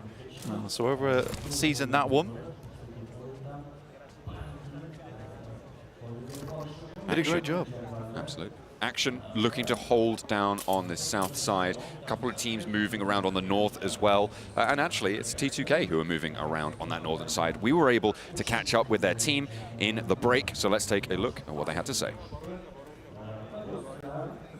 Welcome to the front of stage. It is day 1 of the prelims, and I'm joined by the coach of T2K, Bipul. Bipul, we actually had a conversation earlier today, and we spoke about how you kind of put this team together. Explain the process of that. How did you guys do it? Thanks, Barney. This is a new team, in fact. We had to go through a roster shuffle because we failed to qualify for the last PMSL even finals. We could not make it to the finals from the group stage, so there was a thought process going on exactly how to build a good team. And then, thankfully, we got a snatch of rules from DRS Gaming, who once took his team to #2 position in PMGC. You were there, 2022? Was there? Yeah, Indonesia. And then we got him as an IGL. Then we have another experienced player in the team, Turulab, famously known as Turulab. Now he has changed his IGN to Love, but he has played a couple of global events, including PMWI and PMGC for the other team. So we have 2 experienced players, and then we were searching for someone who had a great jill in them to prove themselves, a young gunpowder maybe. So we got Igneous and Azay, who are probably the best underdog player in Nepal currently. So this is how the team has formed. That's awesome. I mean, like, you speak about how impressive these players are and how experienced they are. Talk to me about the play style. Do you have like a generic play style that you guys just stick to no matter who you're up against, or do you kind of adapt to depending on who you're going up against? I think the need of the hour is the ability to adapt according to the condition, because I think if you have a general play style, then that might not go right every time, because you have to play how the lobby plays. You have to dive into it and then accept how the other teams are playing as well. So we are more of thinking on how can we prepare ourselves more to study about the lobby well, and then maybe we can change the strategy accordingly according to the need of the hour. We've also spoken quite quickly earlier as well about the popularity of the game. PUBG Mobile has had a surge in popularity in Nepal, and it's had such a great impact on you guys. How has it impacted you? I think PUBG Mobile is one of the most popular sports in Nepal now, because traditionally football and cricket are 2 of the most popular sports in Nepal, but of late, I would say from 2022 when DRS secured that #2 spot in the PMGC final.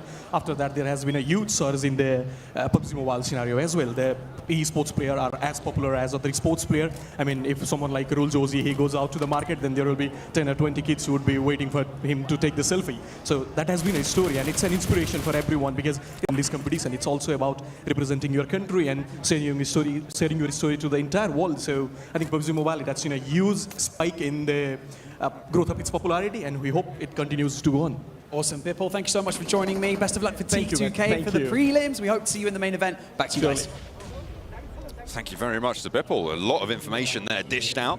Nice and hot and fresh, but we have some hot and fresh action for you as well, because Dope and Akicyber clashing on the south side scramble right now on the east edge of Roshok. Payne pushing on in with the pump action around the door frame, but does get clipped on the side, and Akicyber still doing bits. Baby Tang the last to stand now for Dope Esports, and he's going to try and get out of there, but I don't know how successful that's going to be.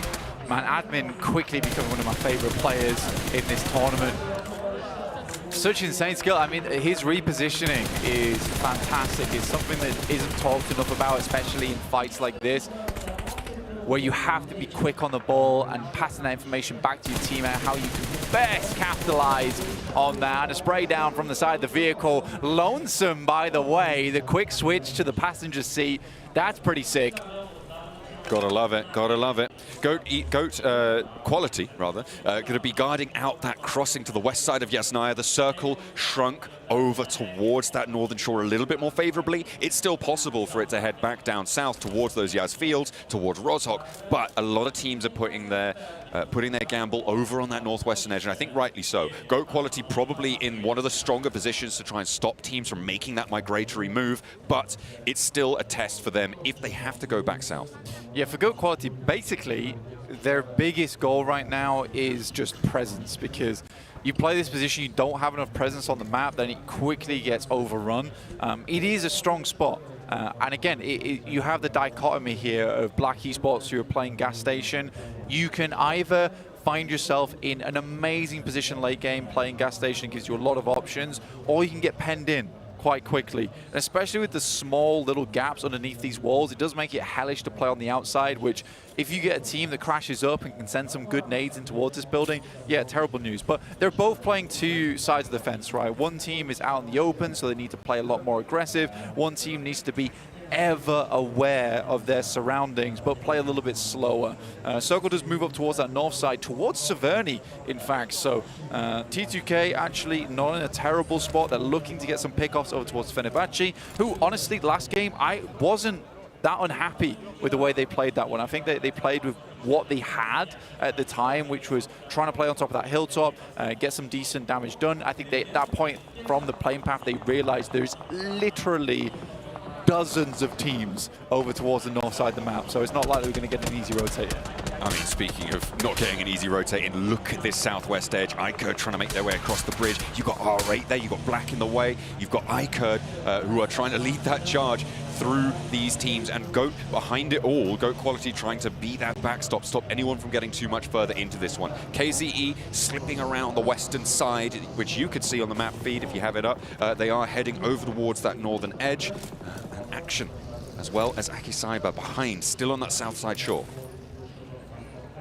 Yeah, right now for Goat, this is extremely important. They have left, they're taking up position towards some hard cover right now. They need to clear Yaz Bridge.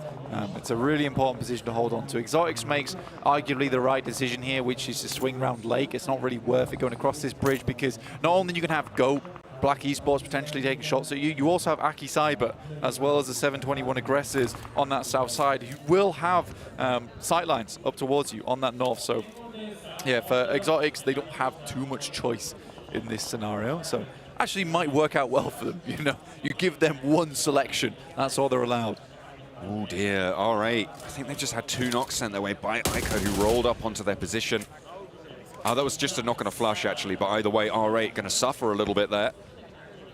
Yeah, it is odd, because the desk have mentioned it, we'll mention it now. This is a team filled with pretty big name players. I mean, Prestige, SK Ton, ID7, Moth, in a way. I think that, you know, even those last three, you recognize those guys from international tournaments, and SK Ton used to be one of my favorite players from that region in the first place.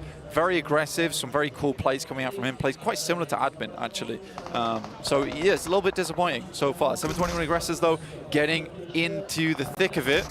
Ooh, not having a good time there, though. Aggressor goes down, Butcher's next. Pretab looking to make up for his follies in the previous match over on Sanhok. Able to pick up that flush, make sure that that one is confirmed. Yonik is close by, knows that the other player's rolling into his sidelines, turns around to try and deal with it, but Spidey has his number. There's backup, sure, from the rest of Exotics, but can they get there in time to stop Pretam getting flushed? You know, funnily enough, I think pre-nerf DBS, that actually would have popped him out the buggy. That is a fantastic shot from nobody, but an even better one coming back from Yonik. Headshot and all. Here comes Roy with the rally up behind, trying to get into position to get this refresh and It's going to be pretty tricky. He is the last to stand. The 721 aggressor, they have a lot of reses that they could potentially pick up. Pre-tam marking Spidey to try and make that crawl all the harder. Nate just a little bit long. He has got another. Needs to cook it just right because there's the res. Butcher now back in action and a spray around the side for the 721 aggressors to find themselves that pickup. 4 elims now going to be able to get 3 players back up and in action. They still have a way to go though because the circle moves yet again. Yeah, you missed the first nade. I think at that point it's guns out, right? You have to go for that one. They're getting the res through. It's just unfortunate the way that one plays out. Action right now over towards the Wizard Tower. Aki Cyber currently laying it on thick towards them. Fortunately, your favorite player, Admin, gets bounced. Not going to be able to play into the rest of this match. Action hopping out, spreading their line out wide to try and get a little baseline of fire, but it's not going to work for Nick. Has to move on back, look for this res, needing to get these heals on because the zone is putting pressure. You need to get this res before the blue zone hits, and I think that they've read into that. Do they even go for it or just pop him in the back of the vehicle, try and get away with all 4 players with a single nade? My days. That is one hell of a nail in that metal coffin. Oh, the loot crates around it. Postman's going to have a field day picking up those crates, taking them back to the lobby. But dear, dear me, another postal grenade as well, nice. Direct on target. Fenerbahce, though, keeping themselves alive, Merciless, as well as Nobody 77k. Not to be mistaken with Exotics Nobody. But overall, so far, some incredible maneuvers. Again, this is, I would say, where inexperience takes into effect, right? Where realistically in that situation, you leave your buddy behind. You're getting nailed by grenades on the top side. It's time to leave. On the other hand, though, we've got vertical arcs on the grenade, but we also have a vertical feed for you guys to watch at home over on TikTok and YouTube, where you can get all the stats and all the gameplay all at the same time. Yeah, you've got player cams on there as well. You're kept up to date with absolutely everything. And you don't even need to turn your phone sideways, you know? Sometimes you're scrolling through your feed, you're making sure that you're getting all that information straight into your eyeballs. Make sure you get the YouTube and TikTok feeds up and rolling, because we are rolling on to the rest of this match as well. Plenty of action. Goat Quality holding a line on that south edge blank, making it so hard for everyone to move any further north. They haven't managed to find their way in already. Marth, he gets spiked. This is an odd roll-up at the moment. Envious has to just go for this one. He takes him down, he clears space for the rest of the team, perfectly executed. It's what you want to see. He's making sure he stays safe. Oh, come on, greedy. He would have been better off just staying on the other side. You respect, he tries to go back to the position where he was safe before. But I think at the end of the day, you could arguably leave FES behind. But now you're down to 2 players. You have this thought in your mind that do we go back from or not? Though, with the 3 points they've been able to grab here, they're looking for a high placement. I think that it's pretty acceptable for them to just try and hold out on this coastal, on this bank edge. Because T2K, I mean, the 721 aggressor, they have to push them. Yeah, they have managed to take one of Goat Quality down on that east side, and I think Goat held that split for a little bit too long for my liking, and they have paid the price. 2 of their players falling, and the 721 aggressors playing as 3 now have the numbers advantage. They've got that little lip to play behind, and they know that Goat Quality are now crunched into this building. Take a look at, by the way, off in the distance at what KZE have been able to do here, Blank. They have actually been able to move all the way up that western side previously. They've now pushed in. They have wended their way through this circle, I would say, bordering on masterfully. Well, the realistic scenario is that Xiaomi's team just left space on that side of the map. I wouldn't say that Goat's split was greedy, honestly. Okay. I think that it's a misplay from the 3 other players on the team. FES almost single-handedly deals with R8. What are the other 3 guys doing on the team? That's why you need to be looking over towards the 721 aggressors and providing insight and backup for your player who is on that western edge. The fact that no shots went back through, nothing to suppress, is a little bit disappointing, especially for FES, who did such a fantastic job in that engagement versus R8. Look at this right now, though. T2K making pretty big crash over towards this side of the circle. Luckily, it is tiered in terms of the elevation. There is a position they can get themselves into, but it is DRG over on that hilltop. This is bold from Love. I mean, he's not pulling up. He's just going to get a little bit more scouting information done. Goes for a second wrap around now. Has the intel on where he's playing. A repositioned Shaw and straight into the buggy in the smoke. Draws him short and immediately steps out. A lovely play there from Divergent to be able to hold their high ground. Love could have been a massive thorn in their side, but they'd have been able to pluck that one out, no problem. I mean, love and peace, but take this man's license away. I don't think he should be in a vehicle for the rest of these games. These roll downs have been pretty pathetic so far. Kind of sad to see. KZE, they've been spotted as well. I think there's Aki Cyber moving in on that south side, but there is a little bit of a trade. Fortunately, for KZE, they have got the numbers advantage, which means trades are in their favor generally. Obviously, there are exceptions, but at the moment, they have the inside track. They've got a little bit of a holdout. They can get this res. In fact, they've just been able to find it. Nades over from Force. We saw what he's able to do with these nades being on target. Now not quite finding the bullseye there. And Ray Gods wants to try and get this spray down. A re-knock over towards Devon, but that is again rezzed on up. Oh no, actually, minute, that was taken down very, very low. Need to get this one done fast. You know, I think that there is a clear issue starting to form with Aki Cyber. I mean, they're a fantastic squad, and a lot of their scoring is predicated off the fact that, you know, they have the gun skill, and they're making the rotates, but they're not the biggest fish in the pond anymore when it comes to those eliminations. And I think that that's a difficult thing to take yourself out of the mindset of, especially coming out from those qualifiers. But still, 9 eliminations, the great game is great. I'm Ron from the side with the M4. I mean, I can't say I hate it. I can't say I hate it. I just think it's going to hurt him in the long run. That is an isolated position, though, as well, which means they have to go for a bit of a breakout. I'm Ron, maybe the savior of this play, as Zvezda is going to get rest as well. Shadow forcing this play. Ray God's going to launch a nade first before going for that rest. That could be the game changer here, but it drops a little bit short. Into the smoke, behind the vehicle that's already been burnt out. Zvezda doesn't get re-knocked. Has the cover, but the follow-up is good. And he's just launching nade after nade, and the damage keeps pouring on in. Yeah, there's a volley here. I think this next nade could be pretty on target. He's just waiting, delaying it, because he knows that I'm Ron's going to want to go for this res eventually. Looks good. Yeah, it's on the side. Well played there, honestly. Holding the nade for that long sometimes can quite be a difficult mentality to have, John, as well. So I'm glad that he had the patience on that one. I mean, you say that Aki Cyber aren't the big dogs in terms of elims anymore. They did just rack up 9 on this match, so a good result for them. In third place as it stands, but there's still more to play. There is more leg room for earning points here now, and KZE, one of the teams in a prime location to do so. Sure, they only have 3 players, but they've got this little plateau on the southwest side. They've got Fenerbahce crunched up against the wall here. They know that Fenerbahce are going to have to leave in this next circle. Yeah, I more mean like they're not the biggest dogs in the lobby. I So it's a case where like this play style of we're just going to take space by essentially annihilating you and blowing out the water, not going to work as well. It's not to say their gun skill and just mechanical play in general is not great, because that's obviously shown there with the 9 elims on the game, which is lovely to see. Molodoy barely dodges the vehicle coming through from Divergent. Lonely, looking for more shots. Ramses goes down. This is a good ploy so far. I mean, Noisy is down, sure, but Buzz, the last to stand now. Lonely hit his teammate with the death spiral in the vehicle, and now a nade to try and put Buzz into a tailspin as well. Lonely up close and personal near these smoke lines as they try and bloom them, get them a little bit more pressure forwards into the buggy. Buzz wants to try and make something happen, but there's 4 players to contend with here on the northeast side, and I just don't think he has an opening. I think right now for upgrade, can't say they're long for this world. Be a hard one to hold on to. And again, these smokes are going to start to dissipate pretty soon.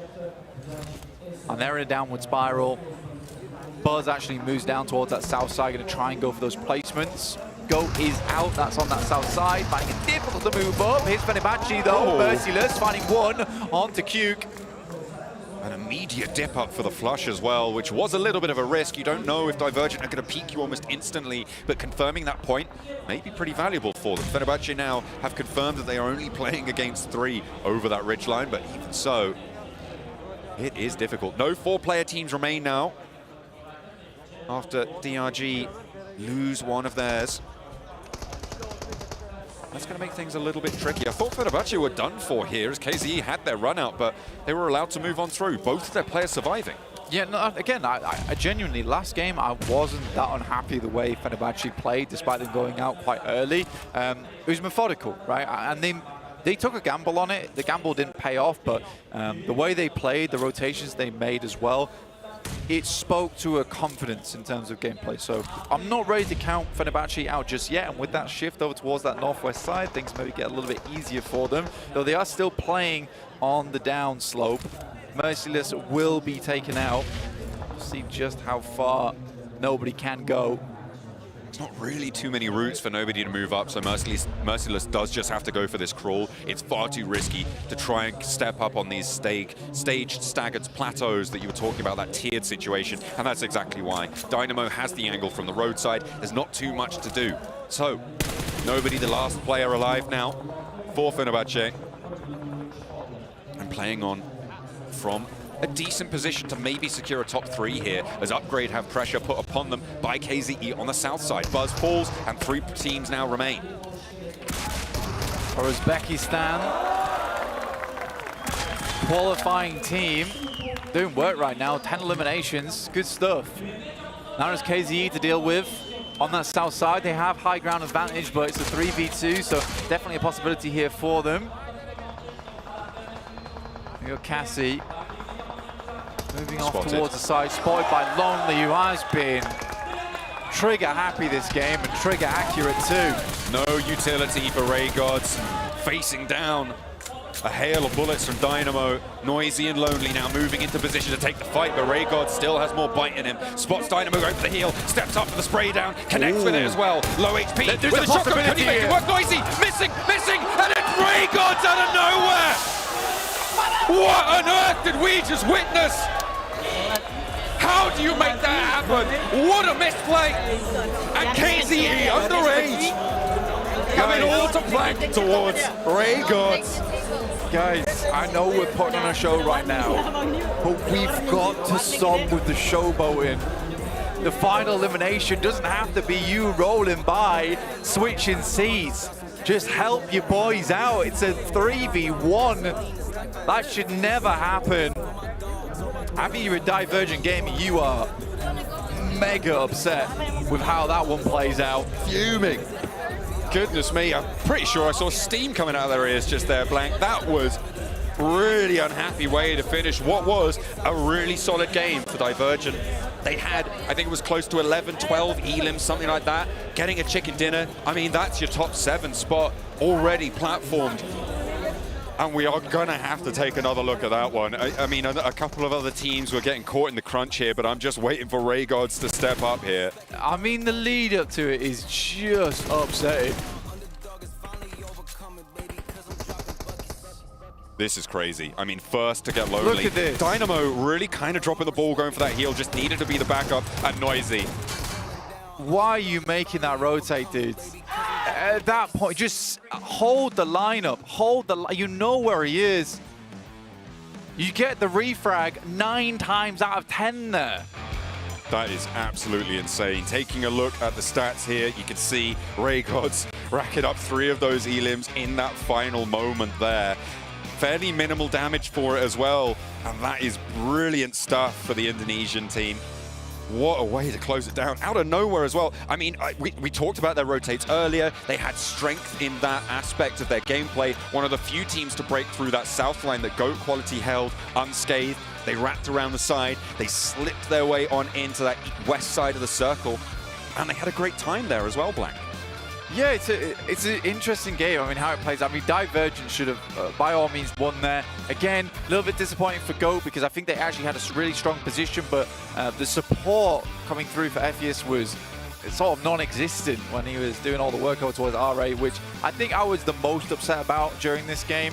Still not to say that GOAT doesn't have it in them. I think overall their rotations were pretty clean. On the other hand, though, Divergent, again, it's likely to come down to inexperience there, where you haven't played those final moments enough, right? Yeah. And that comes into it so many times, where as a team who has a coach and analyst on board, it is drilled into you. Yeah. If you are in a 3v1, you always refrag. That's all you do. Yeah, absolutely. And I mean, like, that was the first misplay, right? Lonely going in for a 1v1 when he knew, well, maybe didn't, if the communication wasn't there, that Dynamo was going for a heal, was trying to make that one work. And unfortunately from there, it was just a comedy of errors. But, you know, the guys to break it down, it's the Analyst desk. Let's hear what they have to say. The comedians. Not only did we get just one 1v3, we got 2 in one match. I mean, Ray got there at the end, Neptura. What a finish to the first Erangel that we got. That is lost for words, just a little bit, you know? It's kind of crazy, but it is all down to those teeny tiny little macro mistakes coming in from Divergent, Max. I don't know if I would call it a teeny tiny. For me, it's pretty a big mistake we just saw, which is just 3 1v1s given in a row to an incredibly talented player that just has incredible skills when it comes to shooting people in-game.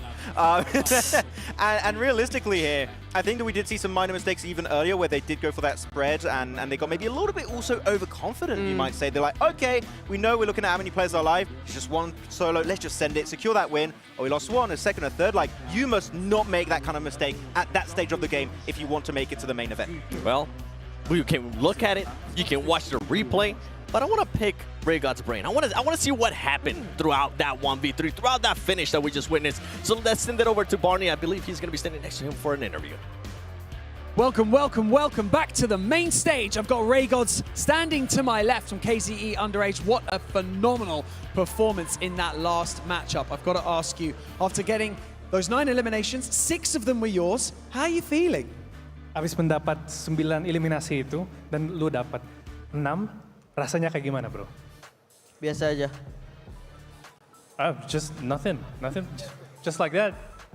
A man, a few words. I like this. Now, you know what? One of the crucial things that you look for when we're kind of watching you guys on stage is how energized you are. If any of you guys look particularly nervous, when I came up to you and I shook your hand after an explosive finish like that, no sweat. You guys seem very calm. Is that how you're feeling?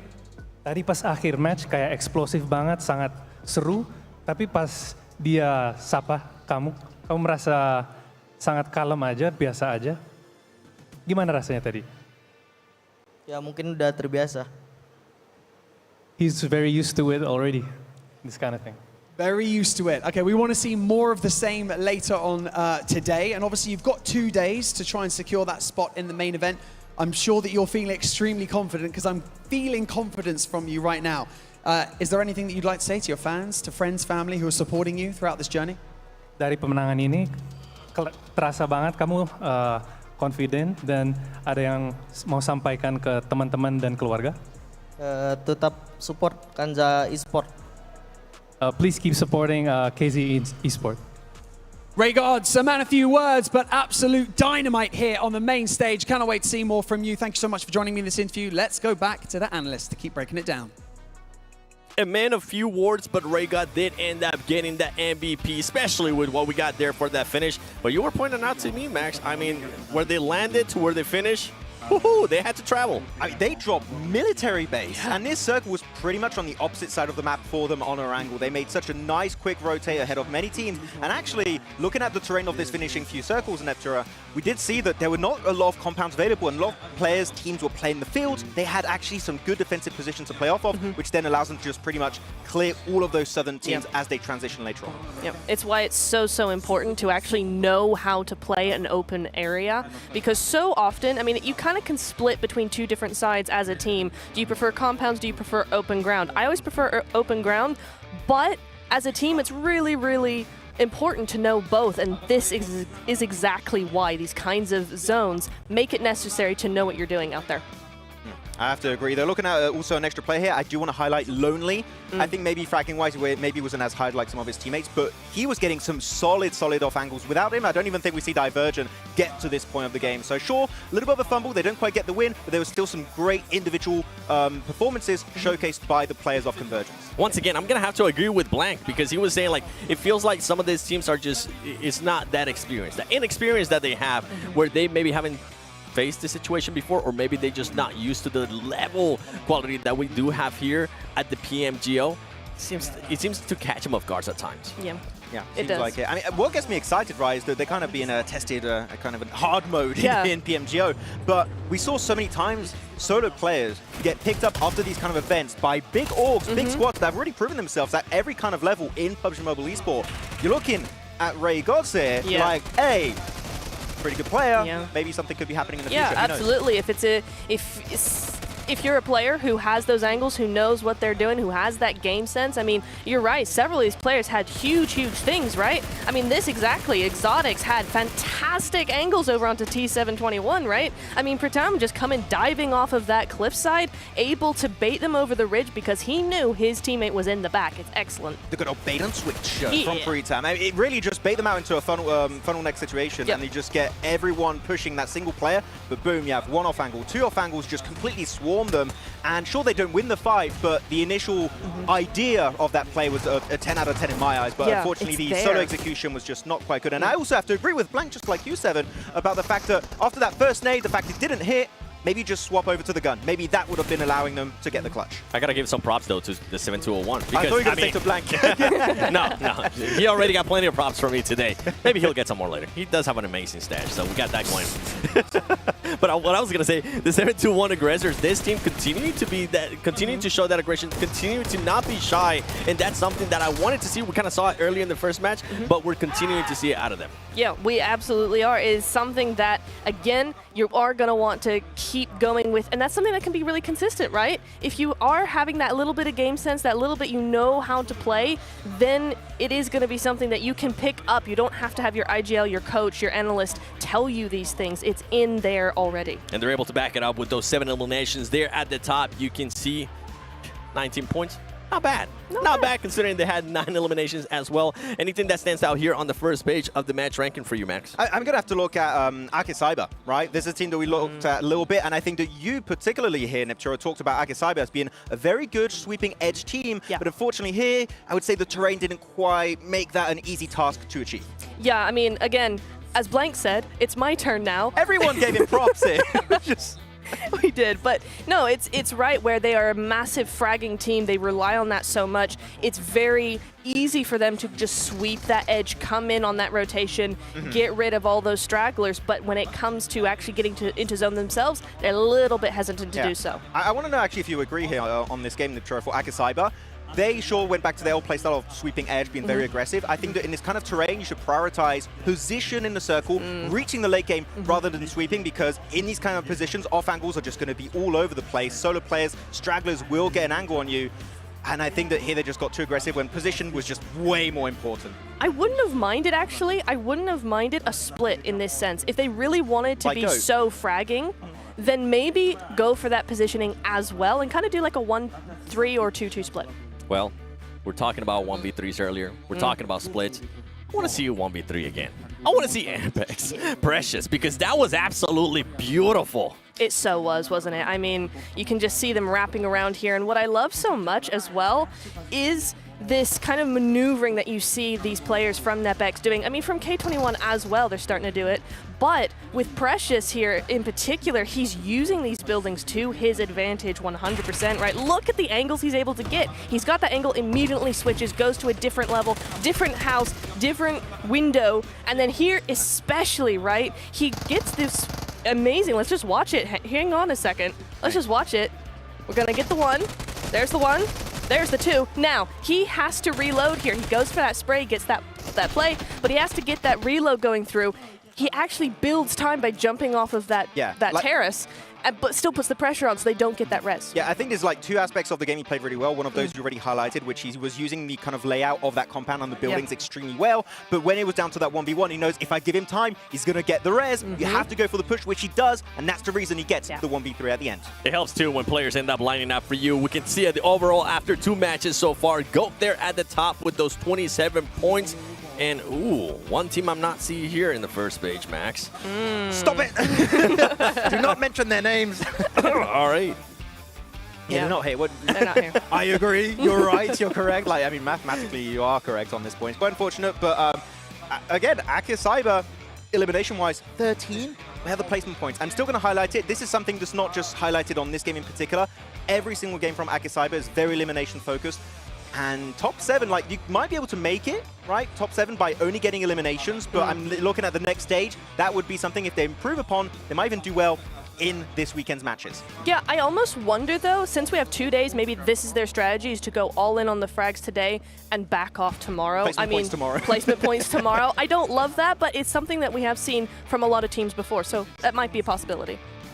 Yeah, looking at action too, this is a team that you talked a little bit about earlier, right, Neptura. Hoping to see something. We had a Gigante playing also, and one of the most skillful coaches and analysts out there that was playing on Inco. Not quite an amazing start, but that's a cool thing when you do have a great coach. They see maybe what's happening. They're watching the games. They're watching the map feed. They know what exactly is going wrong for the squad, and hopefully they can try and adjust, especially after that first Erangel. How can you adapt to the lobby? How can you adjust to that lobby? Right now, I'm going to be looking at RA. You guys are mentioning this team's action as well. You know what? I have to give it a shout out there a bit. In 11th place, Dope from North America with those 7 points. I'm intrigued to see what that team is going to be doing as well. But, I mean, we have to wait, right? It's just 2 matches. The good thing about today in the prelims, it's that it's going to be 2 days. 12 matches total. As BYD is the #1 NEV producer in the world, as part of the PUBG Mobile Global Open, BYD is proud to be the event sponsor. Learn more about BYD models and flexible financing options at the BYD booth during the event, or visit bydauto.com, which we got a chance to ride in one today. We did. And I must say, BYD, you have some pretty cool cars. I sat down, I was like, this is insanely heavily comfortable. So quiet. It's great. So nice. Didn't have the stickers on the outside there for PUBG Mobile, which we need. Taxi guy, fix it next time. Or just give us a BYD. There's always that. Expensive gift, but I'll take it. I will take it. I wouldn't You have say gotten no. a phone. That's a bit more expensive. I'm like, wait, we haven't really had a chance with the phones. Maybe with the car. Nah, that's going to be even harder. But overall, 2 matches so far. I'm really enjoying what I'm seeing. We'll have to wait and see what's going to happen, as we are going to be going soon to an interview. We're going to go on a quick break and find out what some of these teams have to say.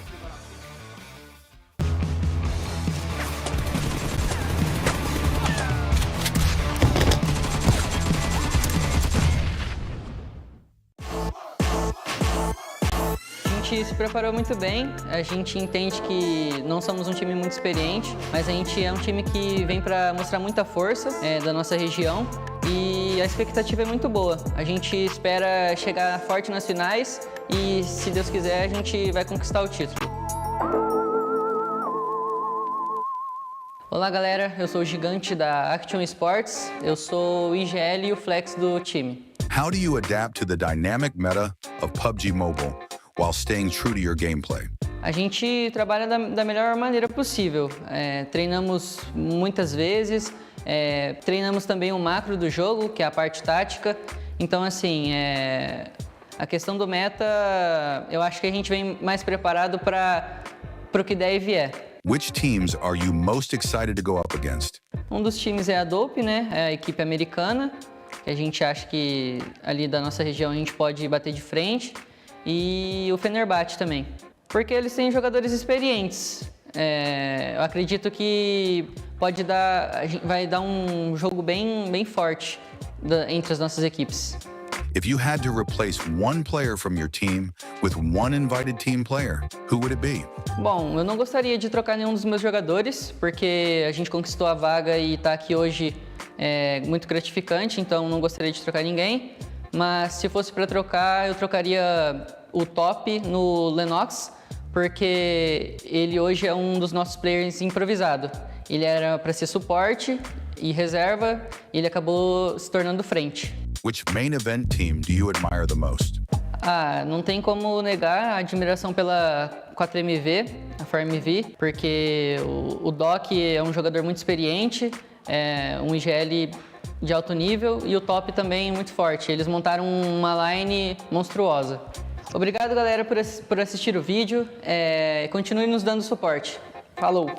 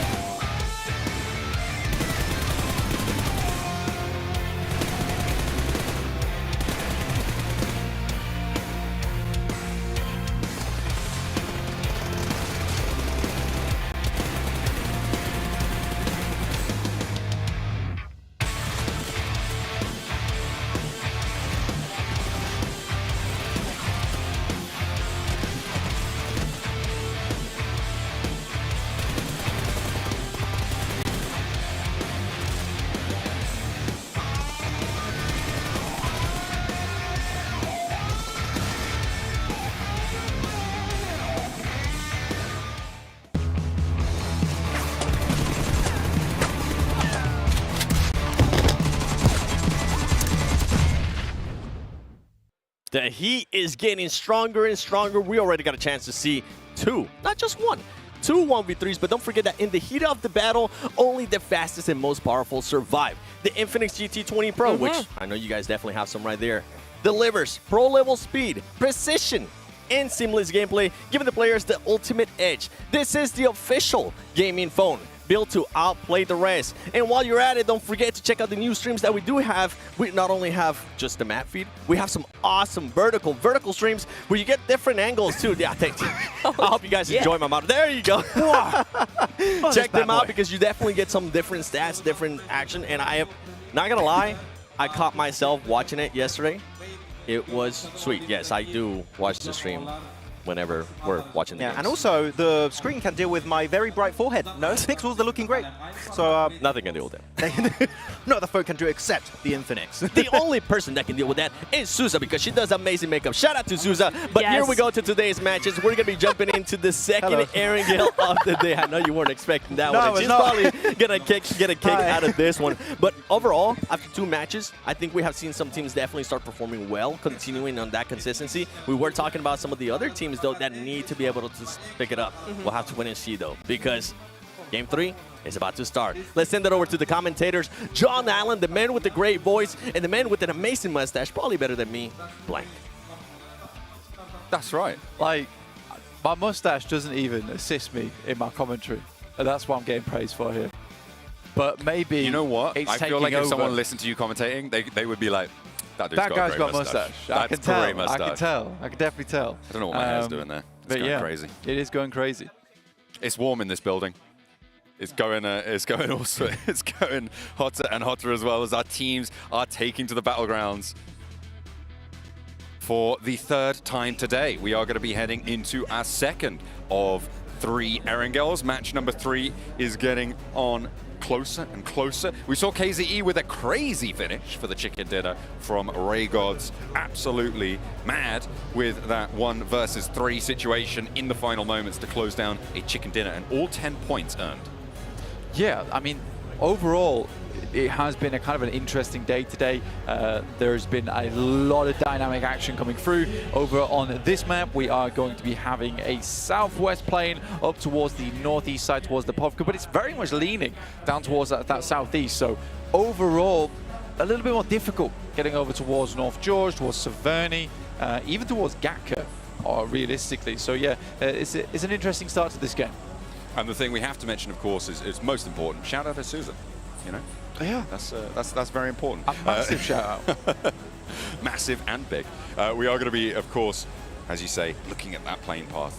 It's going to be dastardly. Vehicle hot drops potentially around that western side. So, will it unfold that way? We have had a couple of early engagements so far today.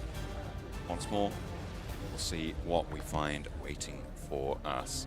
KZE. They're going to be dropping down towards military base. It looks like they may be the only team to be going for that as well. So a nice little early drop for them to be able to loot up all over that military base. Nobody else going to the island as well. Or maybe Ikerd sending to Novo actually out a little bit later, but still fairly unlikely to come into contact with them.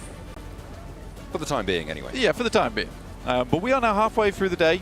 Well, not quite there yet. We start to play out this game. But we will be having almost a quarter of this tournament done and dusted. So we'll see where those buffers end up lying. Teams have been able to get themselves down towards at least the south side of the map, but it will be what looks to be like a Sosnovka circle. So getting that, 2 days in to PMGO, always fun. Absolutely, you gotta love it. Gotta love it. Action with an outpost down towards the south side in Gigante. So they do have that opportunity to rotate down a little bit safer than other teams around that west side bridge. We're looking at Fenerbahce being the roadblock on the north edge for the east bridge, playing around Milta. Ikerd may look to loot as fast as they can and then hold this Novo bridge, and they'll see if they can rebuff that. We've seen a lot more ability to use things like hovercrafts to go for these long boat rotates. We saw obviously the Team Spirit rotate. You drop in that boat on top of the car on top of the boat. and sailing it across that way to the northern side. That farm split that Team Spirit like to go for sometimes in the global stage is currently occupied by NepX, so we'll see if they try and mirror that, get across quickly. Or are they going to try and hedge their bets? Because it is not impossible to still finish on this northern shore. Yeah, it's definitely not definite. It's not definitive. It's not definitive, guys. All right, you know, it's not certain to end up down towards Sosnovka at this point. Could still easily move over towards that northern side, though at this point I would say it's probably quite unlikely. I think this is one of the situations where you do want to gamble, though, on Sosnovka. It's always easier moving back onto the central island, I would say, from Sosnovka itself, because plenty more space in terms of compounds to work around with, whereas there are some very key locations you want to be picking up towards Sosnovka nice and early on in the game. Right now, Action is looking to move on down. That's Action Esports, not Action the player. On the western side, got KZE holding around military base, coming off of a fantastic win. One that they probably shouldn't have won, though I will say that Ray Gods in that instance was extremely on the ball, but he was given 3 separate 1v1s. I mean, Action do have this outpost, right? They sent Gigante lower, but KZE with an adaptive rotate, they are pushing out aggressively from that military base and actually have moved 2 players into the bridge, and Gigante now no longer a foothold for Action. This is pretty bold from KZE, but I like it. They've managed to actually isolate this entire position now on the northwest side. ICURD looking like they're doing the same on the east edge, which means that this military base is going to mostly be accessible via the water. Yeah, it's one of those situations where, honestly, for KZE, what they wanted to do there was just get up towards that bridge nice and early anyway, and start to hold that one out. But if you are a team like Action Esports, what realistically you're needing to be doing is going for that 4-man just complete blitz across the bridge, even if you're thinking about heading over there in the first place. Giving all that time to KZE to set up, yeah, obviously you're going to get held out, and especially if you're sending 1 scout out. This is one of the few scenarios where it is way better to send 4 separate targets across the bridge as opposed to 1 lone soldier. So yeah, wasn't a massive fan of that, but still heads up play from KZE, which is nice to see. Yeah, very good stuff. They are going to be one of the 2 teams standing guard over these bridge crossings. At the moment, we've got a few teams now starting to head to the water, to head down south. They think that it's going to go to this military base. On the west side, Action, after losing, they know that they can't get across the bridge, so they are sending into the water via boat. We are also heading across the water with NepX, who have managed to get 1 player already onto the northern side of Sosnovka military base. They are looking to try and strategize through this one and head south. We were able to catch up with their coach, in fact, for a little bit of an interview. So let's hear what they had to say. Welcome back to the front of stage. I've got Anzix here from NepX Esports. Anzix is an analyst. I first and foremost want to ask you, talk to me about your role. Talk to me about how you approach the role of an analyst. Thank you for that. The first thing I do is just watch every game, watch every competitors and everyone who drops down near us and every places, and who is threat for us and who is really weak team. And the first thing we do is target the weak team. And after that, maybe in the rotation, we do an analyst for how to fight with the good teams. That's how I do it. Breaking it down, I like it. But you know what, it sounds simple, but it's often the simple things that people miss out on. Now, let's talk about confidence. How confident are your team that they're going to make it through to the main event? They're pretty confident, to be honest. I didn't expect that much to be from them. Like, they're not here to just experience the game. They're here to win the game. Here to lift the trophy. Anzix, thank you so much for joining me in this interview. I really hope the best for you and your team. Right now, let's get back into the game. Thank you. Anzix keeping them level-headed there. NepX Esports going to need that now on this crossing, making sure that they are targeting the right teams, right locations. Did I hear him correctly when he said he didn't expect too much out of them? Well, you know, set your bar low, you'll never be disappointed. Yeah. I mean, seems like a disciplined man, but fair enough. If that's what they need, keep them grounded. Well, honestly, at PMGO, it's kind of what you want. I mean, there's a lot of money on the line. Oh, all right. I think, honestly, I just might be a good play. Being like, look, guys, you're probably not the best here. Do your best, though, and maybe into the top 7. And that's kind of what I was talking about at the top of the day, right, where you made loads of fun of me, really meanly. But when I was saying, there are some teams who are not necessarily going to be standing as tall. No, that's fair. Mostly I deserve it.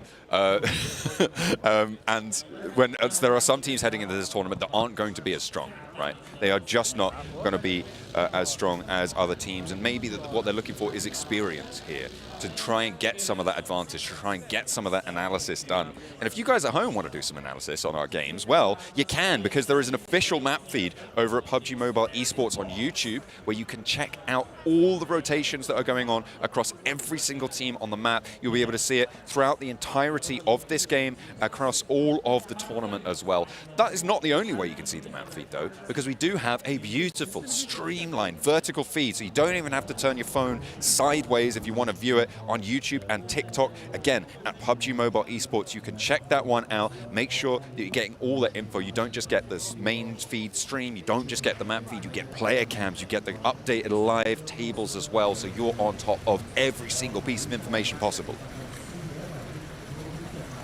I think you've summed that up very nicely. Couldn't be better, really.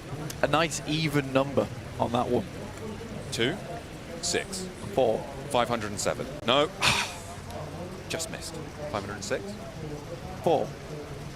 That's number one. That's number one. That's right. Oh dear. Like you kept guessing after I gave you the answer as well. No, I thought we would. Okay. Yeah, I never watched number one. Let's talk about this. We are in with Akicyber in a hovercraft. I was thinking that we were going to see a few of these on the south side of Sosnovka military base. The circle did just pop. It's confirmed a military base circle now, and they are on that south edge, jousting with action. And again, this southern edge of Sosnovka, incredibly important to control a lot of times. This is where you want to be at the start of the game, especially for Akicyber. They did lose one player in force on the crossing, but getting towards the dockyard here, I would say it's an impressive feat, alongside with a hovercraft, giving you a lot of mobility and mobile cover. Fantastic stuff. Nepex did make that crossing. After all, we expected something of them, John. They performed. So far.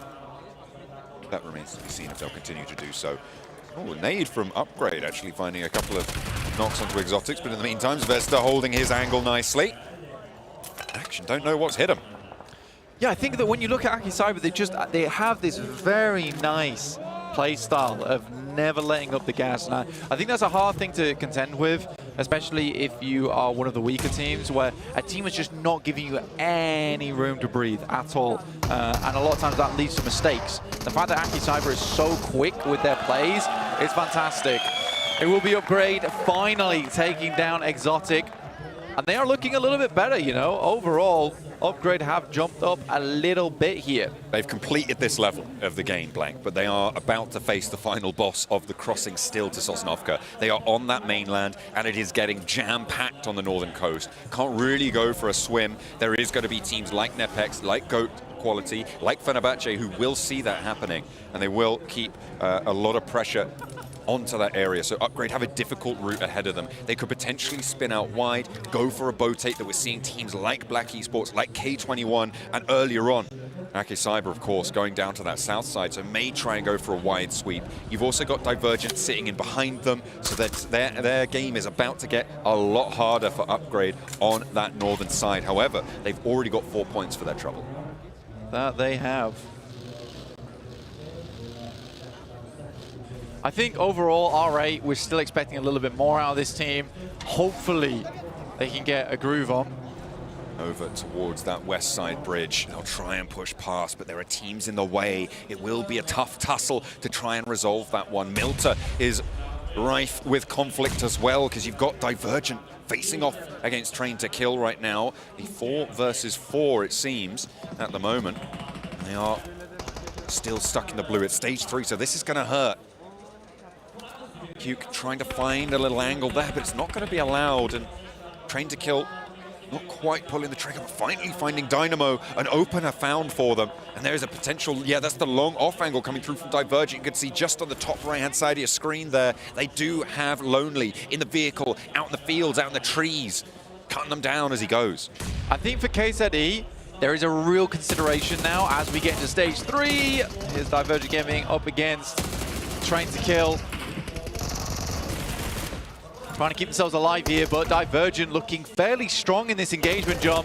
They managed to do a lot of work, and there's another little shuffle towards the end of the Mortal Coil for Train to Kill. Only one player remains. Stage 3, it is still Reservoir here in the blue zone, but a second player for Divergent falls. It's all up to this last player, Igneous. Trying to be rock solid now. Last player to remain for Train to Kill. I mean, Bipple was saying that this guy is an absolute stellar player on the team. Nate goes through to the other side, knows he needs to step out the way, but he's taking a hell of a lot of damage, but he can't afford to pop this first aid kit too early. It's his last first aid. No more in the back pocket. Lonely now for the face, but steps out. Pump action to the gut. Sends him down to the depths, and it's Divergent to stand tall in Milter. Okay, now, unfortunately, that was cool, but I have to talk about a critical mistake that's just occurred on the map, because KZE really quite annoying me, honestly. The fact they stayed on the northwest side for that long, though they know that military base is open, considering they start there, they don't rotate back down. Why do they stick in that location for so long? It makes no sense to me. Like, you can definitely try and hold out more teams, but why not just go for a central spot at this point in time that you know is not taken? Maybe a little bit of a misstep there, and Devan now, the last player for KZE, I think, going to be taking a little bit of a backbeat rotate back towards the military base. But you're right, it's a little bit too late. However, you can hide pretty effectively. The fact that he sauntered back in there lets me know they know it was free. Well, you know what? I'm happy for the 721 aggressor, who have been able to get across the bridge in whatever form they were able to find. R8 still going, still trucking on. 2 players alive. Prestige and ID coming up against Buzz from Upgrade. This is such weird hesitation from practically all of our teams playing on the outer edges. Dope, our North American squad, in a surprising turn of events, one of the first teams with more than 2 players to head central. I think, yeah, there is currently only, yeah, it is only Dope. The other teams, they do have more than 3, more than 2, but they have knocked players on side. I'm talking about Black Esports, and that seems like it's not going well for them on the southeast side, although K21 as well in that scrap. That south coast starting to heat up here as teams who have made landfall there come into contact with one another. Black Esports currently seemingly worse for wear in the engagement. You can see Lord Cedric in the back lines facing off against Shroud, and Goran has the res available here. Regroup for K21. Black Esports currently on the north side. 1 player alive here in Lord Cedric. Great nade though over the top over towards Goran. Ooh. Now looks to confirm there are shots through the Shroud from Shroud. Nade goes through. Is he nade his teammate? Hopefully not. Goes a little bit wide, thinks that he's still facing off against Shroud, and the smoke did see him. That nade connects a little bit though as well, and the bleed outs continue. Off in the distance, you still got Master for K21, but he's not really having an impact here. Shroud looks to break out wide, the footsteps heard, now he knows he's on the vehicle, looks for the spray, but it's Master finally stepping into the fight. A quick stutter step, and that's going to be all it takes to take down Black Esports. Yeah, nice long range shot there. It seems like Dope has located KZE's Devon. Or maybe not. They are right on top of him. Ooh. First time in a while that we get to praise and not, well, unless they get soloed by Devon, which I really hope would not happen. It's not the case. 3 players still alive. We get to talk good about North American team. Amazing. Truly amazing. What a timeline we're living in. That is until Aki Cyber is currently like a tidal wave across military base approaching their location. Trying to push on in. They have got this building on surround.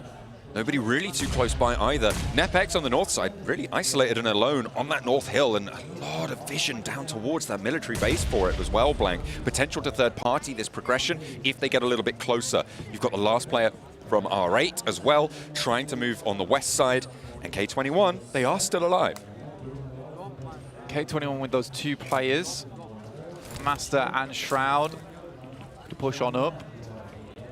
Nobody from Fenerbahce sticking to his guns over on that eastern side. I mean, to be honest with you, that is not a terrible position. It is out of the circle, though, so he's going to have to move at some point. There is cover to head towards on that western side. He's outside of military base too, so it's nice. Aki Cyber, though, look at these guys. They are stocked for days on utility, but now they've got to make it count in this fight up against Dope. Checking his corners, nice and secure. I'm Ron. Being cautious, being calm and collected here. He's got Exposed to the 6 high ground though. Look at the players pushing in from NepX on that northern edge. Potential to get a bit dangerous. You can see Mukesh there in potentially a position to play spoiler to Imran's position. He's being so cautious, and that may come back to bite him. Sure, it's great in this engagement with Dope, but will there be a third party to punish? I mean, he's fine. He's smoked out. It's exactly what he needed to do there to prevent that sideline coming through from that north side so he can continue to harass. And this server room is honestly a little bit treacherous right now for Dope Esports, because getting a nade in here is sometimes kind of easy, to be honest. You just whack it around a corner. A lot of times you can go sit in the control room, but it is an awkward position to play for Dope right now. Akicyber happy to just leave them in here, wait for the circle to push them out on in. But yeah, weird game. Very, very weird game. A lot of ragtag teams, nobody on 4 players alive. It is just Dope and Akicyber on 3 players, everybody at 2 or fewer left alive. NepX making their move down towards C block. You could see Mukesh leading, Precious following up. They're on the west branch of C block, with Zvezda on that south side. We'll know about this. They'll be aware of this presence. And at this stage, that's going to make going for that server room not really too profitable. Sure, maybe you get a point or 2, but what do you lose in the process? Maybe territory, maybe a player, which would be the worst case scenario. Luckily for Akicyber, they do have Zvezda as point of contact on that north side, so they're thinking ahead right now. And I'm willing to pull back on my call that maybe they aren't the big dogs in the lobby. Maybe they are, actually. Playing very well. I'm not too far points behind GOAT right now with 29 at the top of the lobby. And with a strong game here, potential to leap over the top of them. Very possible, in fact. Looking pretty vast and cannid right now for Akicyber. But they have still got 7 other teams to dispatch if they want to take those top spots back into contention for themselves. And it's great to see so many teams from this Uzbek qualifier getting into these top 7 right now. I think we've got 3 already up in these top 7 spots. You got Akicyber, you got 721 NepX just aggressors. get delivered the care package? And DRG. Yeah, it seems like they just got 2, actually. 1 each. That's incredible. Well, they might be on the roof, though, which is a bit exposed. Yeah, definitely. But possible to grab. Definitely. They provide cover at the end of the day. And at the beginning of the day. True. Just sit Any time of day. That's right. Very much so. Akicyber. So on that south side, again, this is just cleanup right now. Dope is very unwilling to take any peeks at the moment. I think playing server room, if you can hold on to it, next circle ends up there. Why not? We're closing around 50 seconds now. 20 minutes into the game, and because we cut down so many players so early, it is not often you get 14 players remaining, 8 teams at stage 5. Okay, so they are on the outside, these crates. 1 on the staircase, 1 further back. That further back one is actually pretty covered off by the north branch of C block. Precious can definitely branch out for that, but they're probably more worried about stopping Akicyber from getting any closer. Do you want to invest the time in order to get the resupply from that one? Sure, you get tier 3 armor and helmet, which could be pretty helpful, actually, because I just saw Mukesh's gear there, level 1 vest, and a very damaged level 2 vest coming through from Precious as well. So it may be, in fact, worth that investment of time. It depends kind of where this circle goes now, because it could center up over towards C block, which is what it does. And that does make NepX's position even more profitable. And now this is where I'd imagine Akicyber wants to take this opportunity to get aggressive. Whilst other teams still out on the edge and not possible to get too much of a third party going on, they should roughly know that Dope is unwilling to leave this server room. This is prime time to try and clear out NepX. I think for NepX coming in this late into the game as well towards C block, they should have a general idea that this is a team with maybe less than 3 players.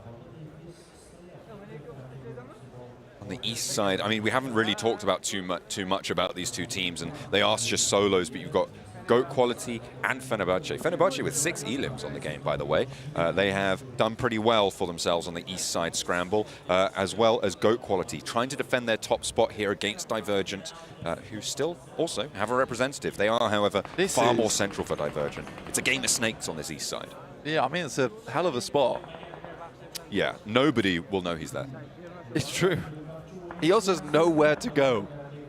It's a question of FES suspects this. And I can guarantee that if you played this game long enough, you know this spot exists. K21 start to move up. This is Master and Shroud. Cuke from Divergent Gaming on the north side. A little bit of a tickle over towards Aki Cyber. But that's a nice early warning system for them, knowing that teams are now in range. So limited time on going for those. Oh. Nobody will find FES. And that gives him time to move out past the silos. That's a little opening for Divergent Gaming, actually, to push up to maybe get this top spot after this match as well, Blank, because Goat Quality, only 2 elims, going down 7th place. There is a big chance here now to try and change those top of the tables. Fenerbahce as well, looking to push further and further. But I think, again, you're right, it is all on Aki Cyber, right? What can they achieve in this game? They've got 3 elims right now, and going down now would make what is a brilliant position seem a bit fruitless. And the reason it's a brilliant position is because they're not likely to go down pretty soon. That's true. It would require a team to full push upon them, and you can see the outside the building here where Dope would probably have to regress. Very, very limited in terms of cover. They would have to have a full smoke train across. That's not to mention Nepex potentially pinching them as they move across. But it's just going to be a slow game because no one really wants to peek here. Yeah, it's a game of belly button to concrete right now in the military base for a lot of these players. Keep a lower profile as possible. And this is what happens when you have these scrappy mid games, right? When you have teams tearing into one another, taking 1 or 2 players down from them, you start to get quieter end game circles. And this is what we're seeing. And that's exacerbated by the situation of being in and amongst the buildings as well. So you have got this quieter time that's going to sit probably with us until maybe even stage 8, but I imagine we're going to lose 1 or 2 teams before then. I think if you Aki Cyber with 3 players, you can sort of afford to place a player on the rooftops at this point. I don't think it'd be unwise. The fact that Nepex has not shown their hand yet is now a strong indication that this is a weakened team. Right, very strong indication. I think just placing 1 player up top, not to take shots, but just purely to scout, right, with third party. Because Dope are starting to make their move with those smokes I mentioned earlier. Getting across to the next stage is where they need to get to in order to find the next circle. Master in his little corner is going to be safe into this next circle. Blank, he still can maintain that position. Shroud will have to move, though. His teammate off in the distance, you can see him there, will have to shunt a little bit closer forwards, but I wonder where he's going to get to, because there's not much hard cover in terms of buildings that sit in front of them. However, for Dope, there's those containers they can move into, try and take a little bit more of a sneaky approach on that front. Guliang moves up over towards that north side. First point of contact for the team. Tons of smokes laid down already. The circle does move a little bit further off towards that eastern side, giving Cuke from Divergent Gaming a little bit of a better chance at this match. Much bigger building available for him. Aki Cyber may be thinking about going over there, or certainly planning an option should they need to. You can see their attention is certainly down to the southeast side as Shroud has to hit the deck once again. Behind the vehicle, gets suppressed, that line of fire, that open cannon from Aki Cyber still pointing his way. It's one of those games where Aki Cyber can't really move. They got to wait out Nepex, they got to wait out Dope. I think you haven't really heard much action whatsoever other than solos over towards that eastern side. So you are fully aware of Dope's position and Nepex's position as the 2 most dangerous squads in your close vicinity. And you have the advantage over them because you've got the inside track here. Shroud, there's no respite for you there, my friend. And there's a nade over the top. Actually, that's from nobody to be able to get the knock there, but I think it was Dope who were able to pick up the flush point with the spray downs that they were getting. A nice nade from nobody, sure, but he doesn't really get the dividends from that. No payout to be seen. They have 7 elims already, though, so not the end of the world. So Dope now moving through the crates. Realistically, their only option, but the circle moves over towards that north side. Favoring Aki Cyber massively, because this pushes Mukesh out of position, right? Now he's got to move over towards the north, regroup with pressures, but that basically sits them in towards a single sight line, which is not ideal.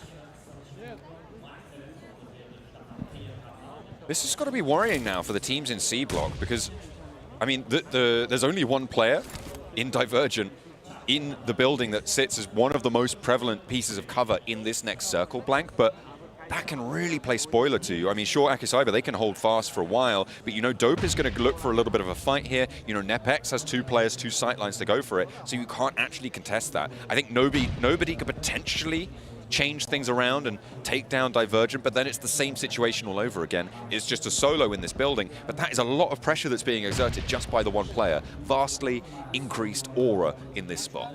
Yeah, to be honest with you, if I was to call this game right now, I could probably call this game maybe 2 zones ago for Aki Cyber. They just have prime real estate here on the map. Like, this is still outside zone. For Dope, they are prolonging the inevitable as long as possible, and fair enough to them because they're trying to get placement points out of this game. But for Aki Cyber, they just have nice try. The best position on the map easily. Mambe trying to get a little bit of healing done in the zone, but it takes hard and he takes him down. Guliang up to the wall, but straight out into the open. Yeah, there's nothing you can do. Admin able to close it down for Aki Cyber. And now it is a 3v2v1v1 into the final zone. The center of it sits in no man's land though, Blank, so everybody's going to have to break out wide. Yeah, again, for Nepex, they're going to be the first ones to move. And all this game is just Aki Cyber with quick thinking, quick rotations, and assured scouting. Like, Nepex had no idea of where teams were. Dope really had no idea where teams were when they moved in. Aki Cyber was able to live through all of that, test the waters all around this circle, and they've gained dividends off the back of it. So very impressed by Aki Cyber this game, and they are slowly becoming my favorite team right now in the prelims so far. I'm Ron actually able to move out towards the crate there in the middle of the courtyard, able to get a resupply. I think he got a P90 picked up there as well. I'm Ron launching the nade over towards Nepex, all the while Nobody being crunched up to the wall off in the off angle there, and Divergent still have a chance. Nobody trying to go for that challenge. I'm Ron around the wall against Precious in the close range fight. I'm Ron goes down, and Nepex trying to turn this one around. They've now got the center of this circle. In the meantime, Divergent win the fight off in the distance against Nobody, so Divergent could change this. It's a 2v1v1, but Precious goes down, and there's only one now left for Nepex. Good molly, forces him into the corner. Might touch him as well, actually. Nate goes forward. It's not enough. Zvezda needs to get involved, but he's dealing with Cuke right now. Oh, Mukesh tries to make the break wide, but it is Admin now. 2v1. They have a hovercraft there available that he can hop in towards, but it's all up to Cuke for Divergent. Can they find the chicken dinner here? They were denied it last time around in a catastrophe of events, but Zvezda now with a challenge. Doesn't connect. The pump action for Cuke. Wants to try and cut through them, but through the smoke has to hop out wide. The challenge isn't good, and it is Aki Cyber pulled all the way from the back lines. Stage 5 under control, Stage 9 a similar story. Admin in the server once again, bringing the heat, and I think overall Aki Cyber had that game in the bag, like I said, from Stage 5. It was fairly easy to call, and again, such an odd game overall that match, because we had so many teams focusing far too hard on holding squads out around the map. At some point you have to make that call and make that decision of, look, let's just retreat back towards center. For KZE, critical mistake early on. They should have had that game in the bag because they had center so early, they had it scouted. And the difference being between all these teams and Aki Cyber is, again, their ability to scout, their ability to test the waters, and honestly, it's attention management, and it's very well done in that aspect, because the fact that they completely isolate over towards Dope early on, because they know that Nepex is not challenging them, they have seen they've not gone to the roof, they know they're a weakened squad, so they fully put pressure over towards this team, which is going to be the first to peak. Then they immediately switch back over towards Nepex. They're a quick thinking squad, right? They're very quick on their feet, and you love to see it. A 1-2 punch from the Uzbek teams at the top of the table in this match. Blank, Divergent coming off of a second place into another second place as well, getting value out of this game. This home ground, I'm telling you, man, there's something to it. And the Uzbek squads are really pulling up, making an impact here. A fantastic result for them. Admin at the top of the tables for Akicyber. He was able to spray down all those teams on the south side. Dope didn't stand a chance. Neither did anybody else in the lobby. A fantastic result for another Uzbek team, and I'm very happy to see that one go through. I think in just a moment we're going to be heading over to the analyst desk to break the game down, but Blank, do you have any final words?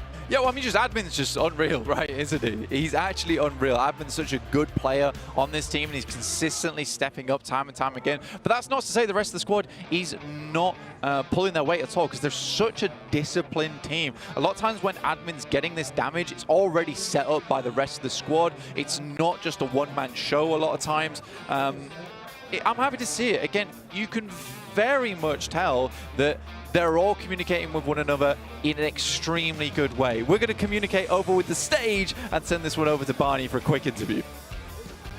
I've got Domain here from Nepex Esports, a close finish, a slow match as well. Let's talk about the rotations that went down south, okay? When the circle pulled to military base, a lot of people were using boats, a lot of people were using bridges. You guys decided to swim. Was the decision behind that just to avoid the congestion on the bridges, or what was the decision?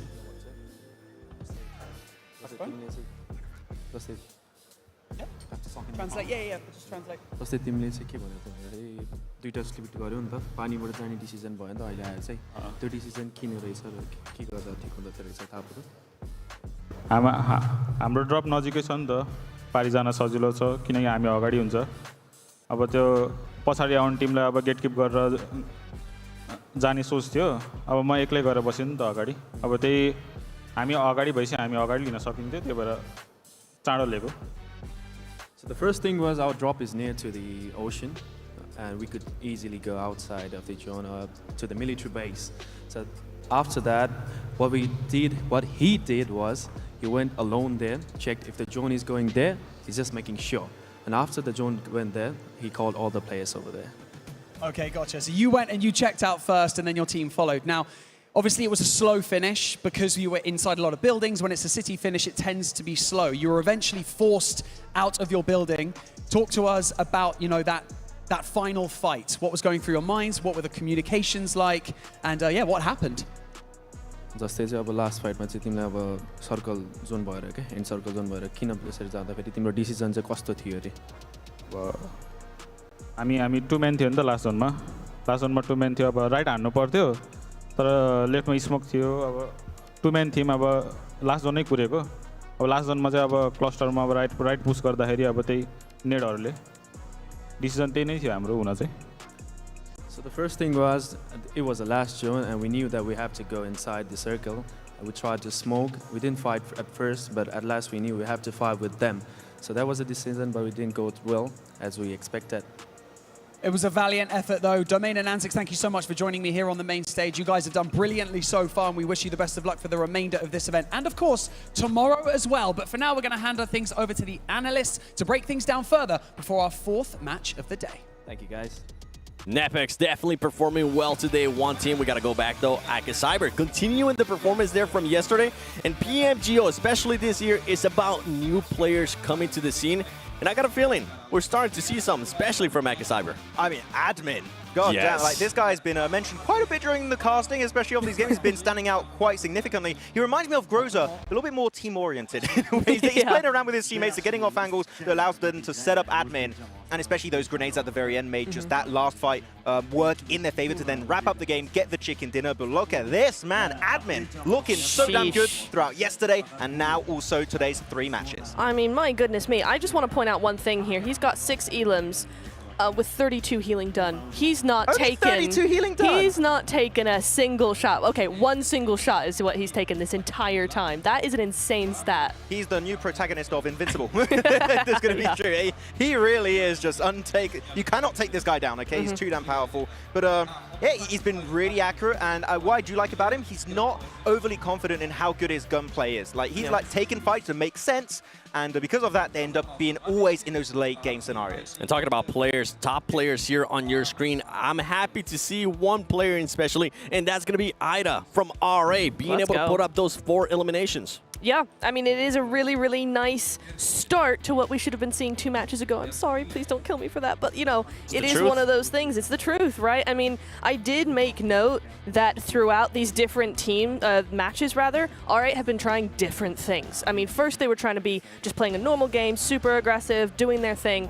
Did not work. First Erangel, they come back and they go, actually, we want to make this way quieter. We're going to go way back, play it safe, everything. Did not work. Here again, we see a little bit different things.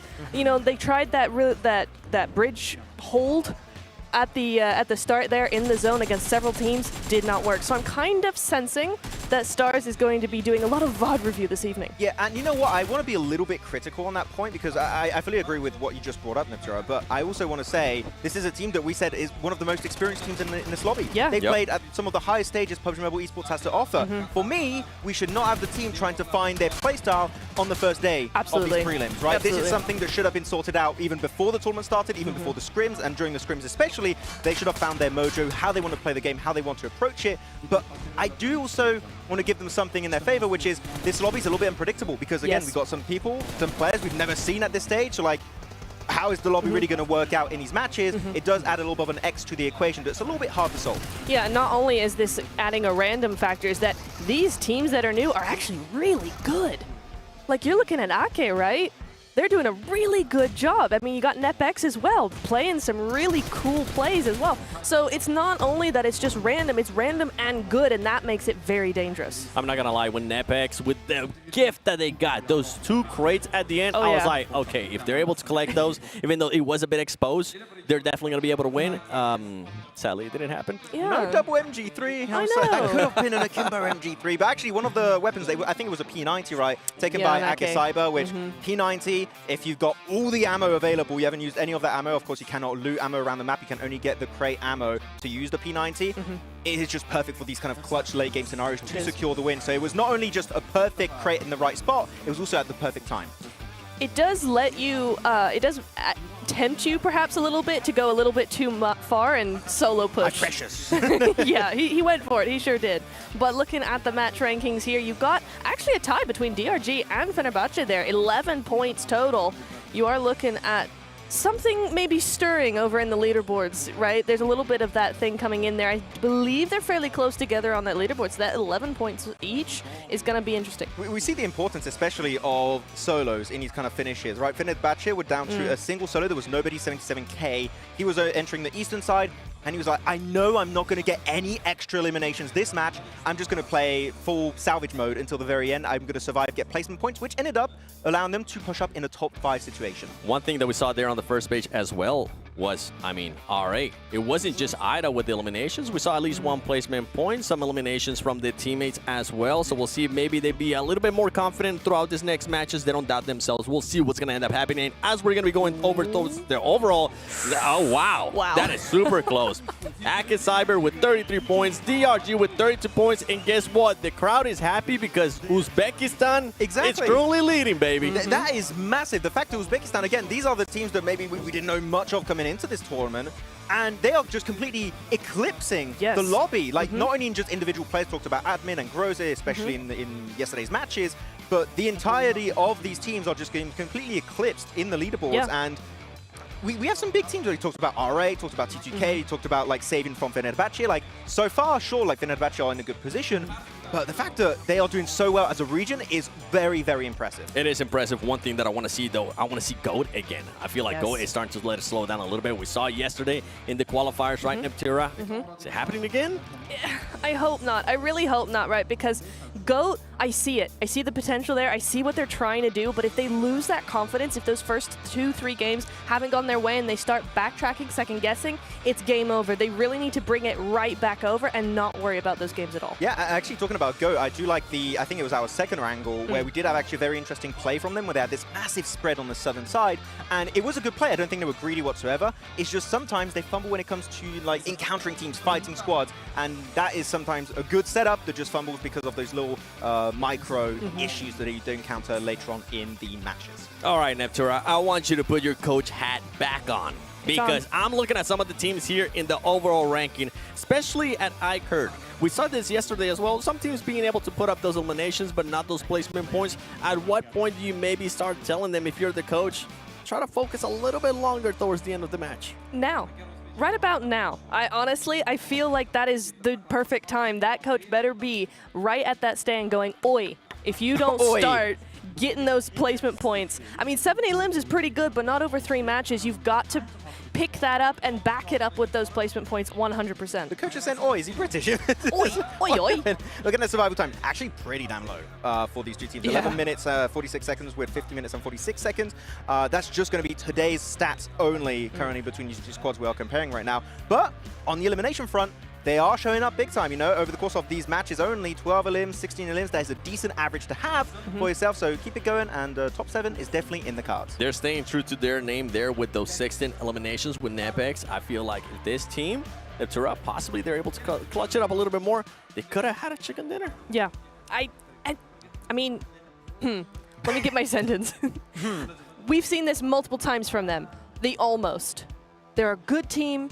They've been doing some good things, but they just aren't quite getting it. They're not quite getting where they need to be. It's almost there. And so hopefully the next 2 days, they are going to be able to get that extra little step up to where they're actually getting the results they want. Yeah, hopefully going into tomorrow's matches, they can go back, and we talked about VOD review, how important it is, and like just some micro little issues. Of course, this circle, which adds a little bit of RNG to the mix, is just sometimes a little bit hard to deal with it, but salvage mode, we've seen a lot of people do, and I think this lobby is very efficient at, we know we're not going to win this game, let's just frag out, or if you're a solo or duo, let's try and survive as much as possible, and that's how you're going to rack in consistent points, game in and game out. Well, let's recap real quick with the schedule so far for today, because we are going to be heading into the final Erangel. And while we're looking at that schedule, I kind of want to, you know, let's have a little bit of fun here, because we did see something fun during that match, and it was none other than Black Esports with the glider rotation, which some people like, some people don't like. How do you feel about it, Neptura? I liked it.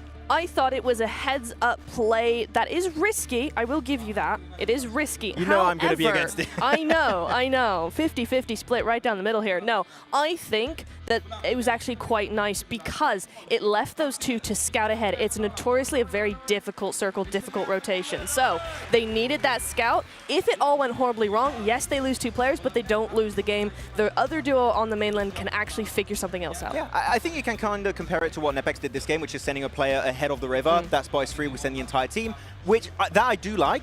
But here you're sending 2 players in a glider. True. And you're just leaving your team 500, 600, 700, 800 meters behind you. There's no kind of support. There's no way for you to regroup. If one of your duos get involved in a fight, that's half your team gone. Phase 1 or Phase 2, your odds of a chicken dinner way down. So it's a risky play, but they went for it. They did, unfortunately, not make it super far this game off the back of that. Sometimes it works. Sometimes it doesn't. Some people like it. Some people hate them. But you know what I do like? I like you guys giving me some teams to focus. So, Thank you. Max, I like you too, Max. Thank you. Yes. Going into the final Erangel, which teams are you going to be focusing on? I want to see GOAT do well. Yes. I think they've showed potential macro-wise. Are we picking 3 teams each? Yes. Okay, so GOAT, I'm going to go Akacyber because I'm a very basic guy and I'm going to support the team at the top. And I also want to see R8 still do better. So R8, keep on being on my teams to watch. Okay. R8, Nepex, and, oh god, I'm blanking now. T2K? All of a sudden, no. GOAT, that's the one. I remember the name. GOAT. Okay, for me, it's going to be GOAT as well, because I want to see if they can finally bounce back from a bit of a slump that they're having there. Nepex, I'm continuing on that train, and I got to support NA, Philippine Sports. they were kind of playing it slow there towards the end. I want to see what's going to happen with this team. But those are the teams to watch. Any teams that you guys think might... We mentioned Kurt earlier, right? Yes. We mentioned how you had your coach hat on and you want them to start going for those placement points. Are we going to be seeing it here? I want you to predict it. I'm going to put you on the spot. No. No. Ooh. No. That's a great spot. It's going to take a couple great. games to really get that mojo back. So not this game. Maybe next game, but not this game. Okay. All right. Well, you know what? Something that I do want to do, Barth, if you're listening to me, is I want to include the casters as well. I want to talk to John, Allen, and Blank because, to be fair, we've been agreeing with a lot with the mustache man. Not me. This man right here. Hey. Blank. He's been doing great analysis during the game, and John has been doing great casting as well. Now, do you guys have any teams to focus in this one? I'm going to put you on the spot. Probably Aki Cyber, definitely, I mean, for obvious reasons. KZE, annoyingly KZE. I think that they have some decent rotates, and the game plan is there. I think they get lost in the sauce sometimes. Yep. It's a real big problem. So I still want to back them. And let's say... We have to choose 3 each? Yep. T2K. Let's say T2K. That's fair. Because what's going on with this team? We Yeah. got to watch them very, very intently this match. That's true. How about you, John? Sorry, I'm going to cut you off. I want to hear John's, because I know you can go for days. Yeah, that's true. And we'll have plenty of time to dive into it in the early game. I think Divergent, I'm interested in seeing if they can keep things going. They've had 2 second places so far. Is that, you know, by virtue, what's that by virtue of? Is it luck? Is it skill? I'm leaning towards skill. I think that they've had some really solid players yesterday and in towards today as well. They seem to have been able to keep up that competition. And I think I would probably agree with T2K, going, time to kill as well. I think that it's they've got world-class players on that roster, and we haven't quite seen that so far. I'm also I had someone else lined up, and You can think about it. I've completely blanked on which team. You can think about it. You know what? Something that Max and I didn't agree with throughout that match, especially in the tour as well, was KCE with what they were able to do there at the beginning. And you know what? As we're going to be going into the game, I want to remind you as well, because I know you felt a certain way about it, Blank.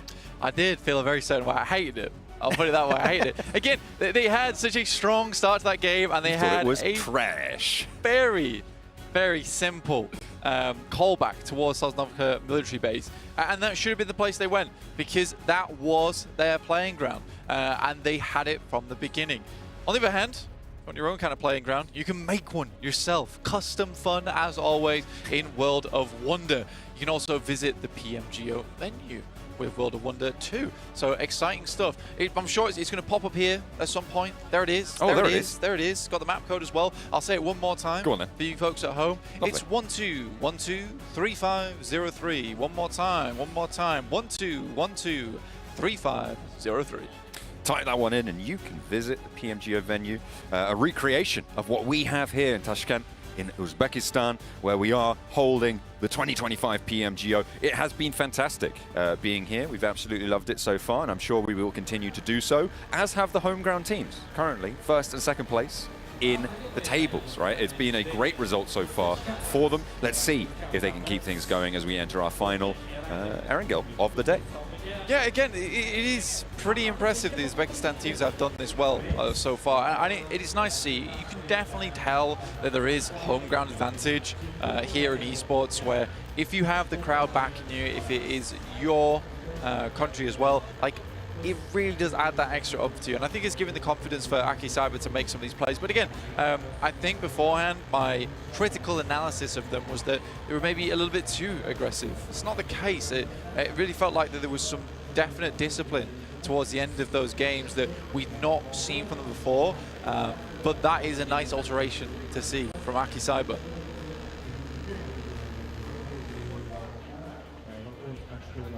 Heading into this game fairly soon. All of the teams seem to be locked and loaded into the lobby. Playing path soon to be ready for us. You can see there. I believe that's Train to Kill, looking to try and pick up the pieces of their prior games, yet to really have the impact that we want from them. We have seen them make some solid choices, but so far has not converted just yet. GOAT quality that, of course, Natura's looking at over the course of this game. She said she wanted to see if they can... Oh, it was Neptune, right? Said he wanted to see the recovery, see if they can get out of that sort of dip that they seem to have been having over the last few games. Seven also said he wanted to see that recovery coming on through, and we'll be heading in fairly shortly. Yeah, absolutely. We'll be heading into the game pretty quickly. Sorry for the delay, guys. We do, in fact, though, have an interview coming up in just a couple of moments. In fact, I'm pretty sure quite short moments. But it will be with Fenerbahce. I'm going to see how they're faring currently in the PMGO prelims. Fenerbahçe olarak 2021'de bir başarı sağlanmıştı ama o kadro farklıydı tabii ki de. Biz buraya yani PMSA'dan farklı bir ekip olarak çıktık. Yani hedefimiz final oynayıp finalde ilk 5'e girmek. Bu şekilde devam edeceğiz. Herkese merhaba, ben Sevyen. Fenerbahçe Sports takımında Fragger olarak oynuyorum. What does it mean for the team to reach the main event stage and perform against the best of the best around the world? Yani gerçekten dünyanın en iyilerine karşı oynamak çok iyi hissettirecek. Onlardan aşağı kalır bir yanımız olduğunu düşünmüyorum. Onlara karşı yani fightlarda zorlanmayız ama yer alma konusunda biraz zorlanacağımızı düşünüyorum. Onun dışında bir sorun yok. Who is the X factor for your team whose performance you are dependent on? Bu soruya kendim demek istiyorum. Çünkü hem co-IGL'lik yapacağım bu turnuvada hem de yani yaptığım ekstralarla iyi işler başardığımı düşünüyorum. Yani takımı ipten alabiliyorum, fazla adam vurabiliyorum, yer aldırabiliyorum. Bu yüzden bu soruya kendim diyeceğim. Which team do you think is your biggest threat in the prelims? Bu soruya Black demek istiyorum çünkü yani bizimle birlikte geldiler ve diğer takımlara göre daha fazla turnuva tecrübeleri var. O yüzden Black. Which main event team do you admire the most? DK mi desem, Regnum Karya mı desem düşünüyorum şu an yani. Biri birinci oldu, biri ikinci oldu. Bence Regnum Karya çünkü yani PUBG Mobile Global Championship'te ikinci oldu. Yani bu gayet büyük bir başarı. Silas'ın daha önceden dünya şampiyonluğu da var. Kadro olarak da çok uzun birlikte. Bu yüzden Regnum Karya. İzlediğiniz için teşekkür ederim. Bizi desteklemeye devam edin. Teşekkürler.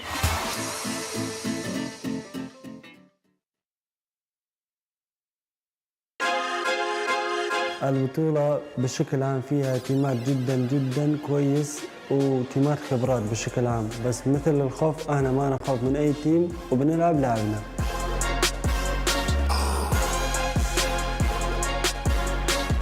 السلام عليكم جماعة، اسمي علي، أنا من العراق، جاي بلعب PMGO هنا ورولي داخل اللعبة فراجر. Which player do you think will have to perform the most if you guys are to lift the trophy? هذا الصراحة أصعب سؤال اللي أسمعها.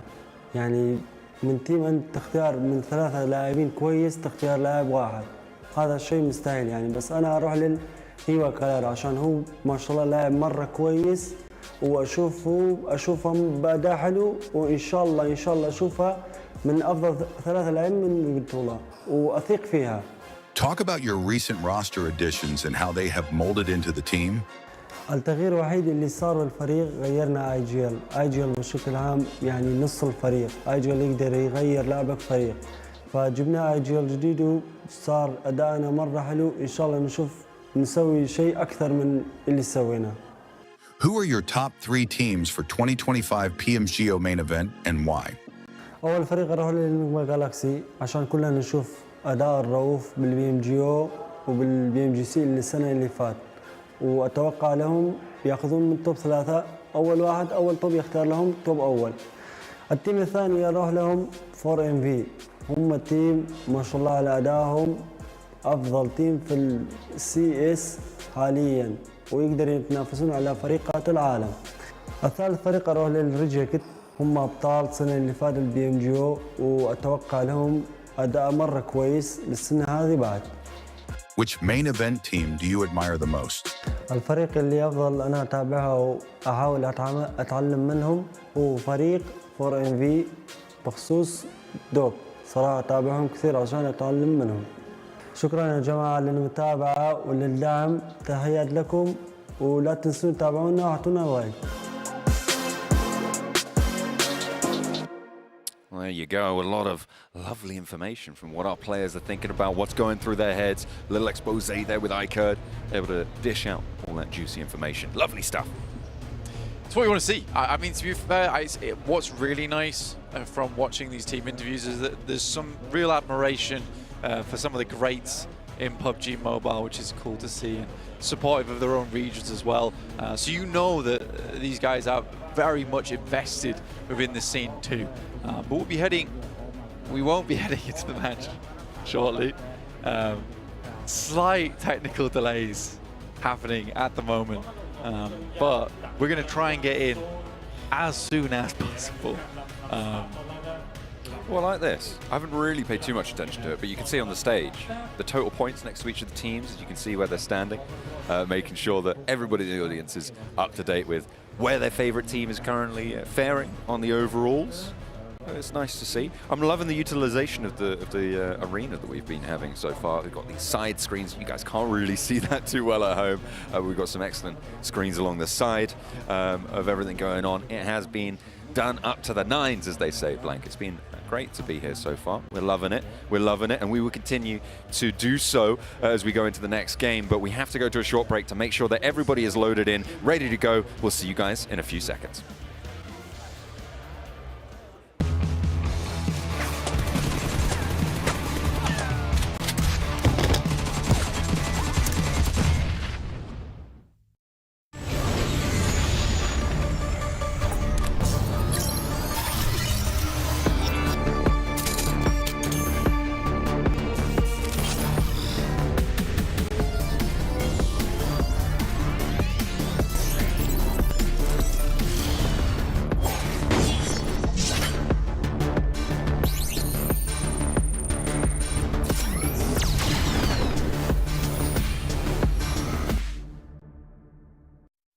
With PUBG Mobile, there's a big impact on my life because I have a very busy work life and life outside of PUBG Mobile. I work as a police officer, so a lot of my days I'm not able to attend and play the games, but I still have a love and passion for the game. So I sacrifice a lot of time outside just to make it work, and every time I play, I just give it 100%. Hello, my name is Baby Tang. I play for Dope Esports. I'm the in-game leader, and I represent the North American region. What was the feeling in the team once you guys realized that your team has qualified for the prelims? So I think the feeling was kind of unreal for the team. There's definitely a lot of excitement, not just to play our first global LAN event, but also to meet everyone in person. Obviously, we haven't met each other before, so I guess that was the biggest excitement for the team. Every region comes with a different playstyle. How are you going to tackle that? I think the best way for us to deal with the other region's playstyle is actually just focus on what we're best at. Not worry too much about what teams are doing and how teams play, but focus on how we play the best and use that to our advantage. What would it mean for the team to lift the PMGO trophy? I think, again, the feeling's gonna be unreal if we do lift that trophy. For all of us, it's probably just gonna be a dream come true, right? All the hard work, all those hours played, all put together for that result. Which main event team do you admire the most? I think I have two main event teams that are really good. Firstly is 4MV, 4 Miracle Vibes. I think they're a great team, and with their new roster with like 2-3 PMGC MVPs, I think they're just a team to admire, and they have a lot of players that I think everyone looks up to. And number two would be NGX, Enigma Galaxy. They were a newer team last year, and they performed very well at the global stage in such a short amount of time of being a team. So I think it was very inspiring for new teams and up-and-coming teams that are trying to make it in the global stage as well. Thank you guys so much for watching the video, and thank you for supporting, and we'll see you in the next one.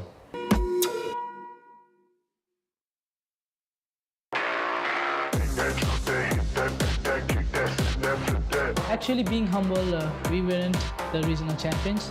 We came run-up. Champion was ATR, but due to some issues, we were regional champion and we came here. It's an honor to represent my country, Nepal, in this global stage. Like, it's every player's dream to represent their country. Hey guys, this is Mukesh from Nepex Esports Nepal. I play support in my team. Do you think NEPX has what it takes to gain the fan base that has already been behind the other popular teams from Nepal? Definitely, every team got every chances to achieve more fan base, but it all takes is their gameplay.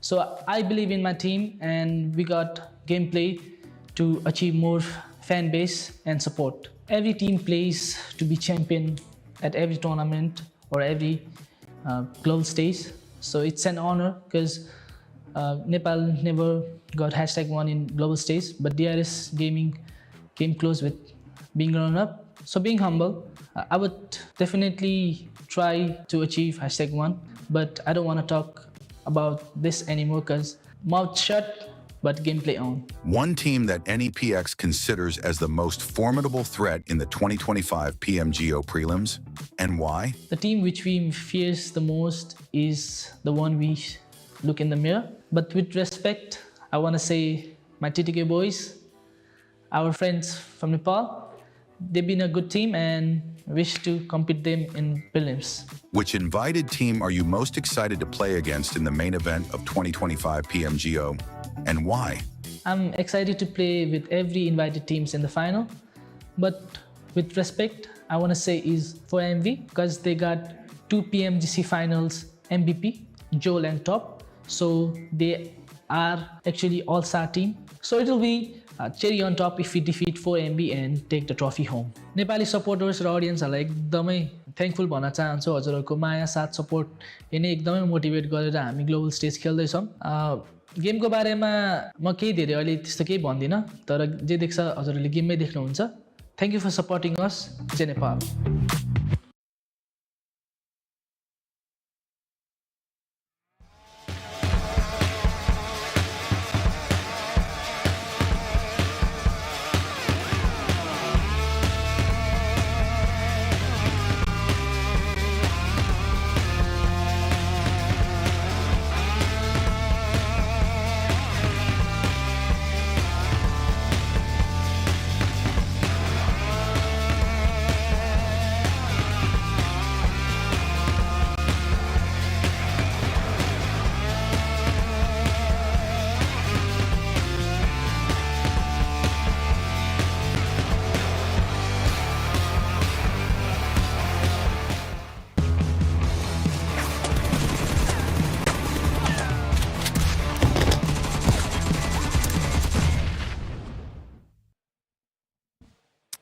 And hopefully we are ready to get into our third and final Erangel of the day here at the PUBG Mobile Global Open Prelims, where we've had a day of action prior to this for the Uzbek finals, and it seems like they're carrying that power over into today. Top two on the tables, both with the home ground advantage. Yeah, admin's crashed the server. That's true. That's what he's done. Ah, there must be. That's the only explanation I can come up with. But yeah, we're waiting to get into our fourth and final Erangel match. Fourth match, fourth third match, Erangel. last Erangel of the day. Said that with such conviction as well, I almost believe myself. I love it. I'm ready. I'll believe you if you say things like that. I know you will. I had to pause and stop. It was It was essential. Yeah. But yeah, we'll be heading back into game. He's got so much water. Look at him. Oh no, we got a bottle down. I blame that on the passer. Bottle down?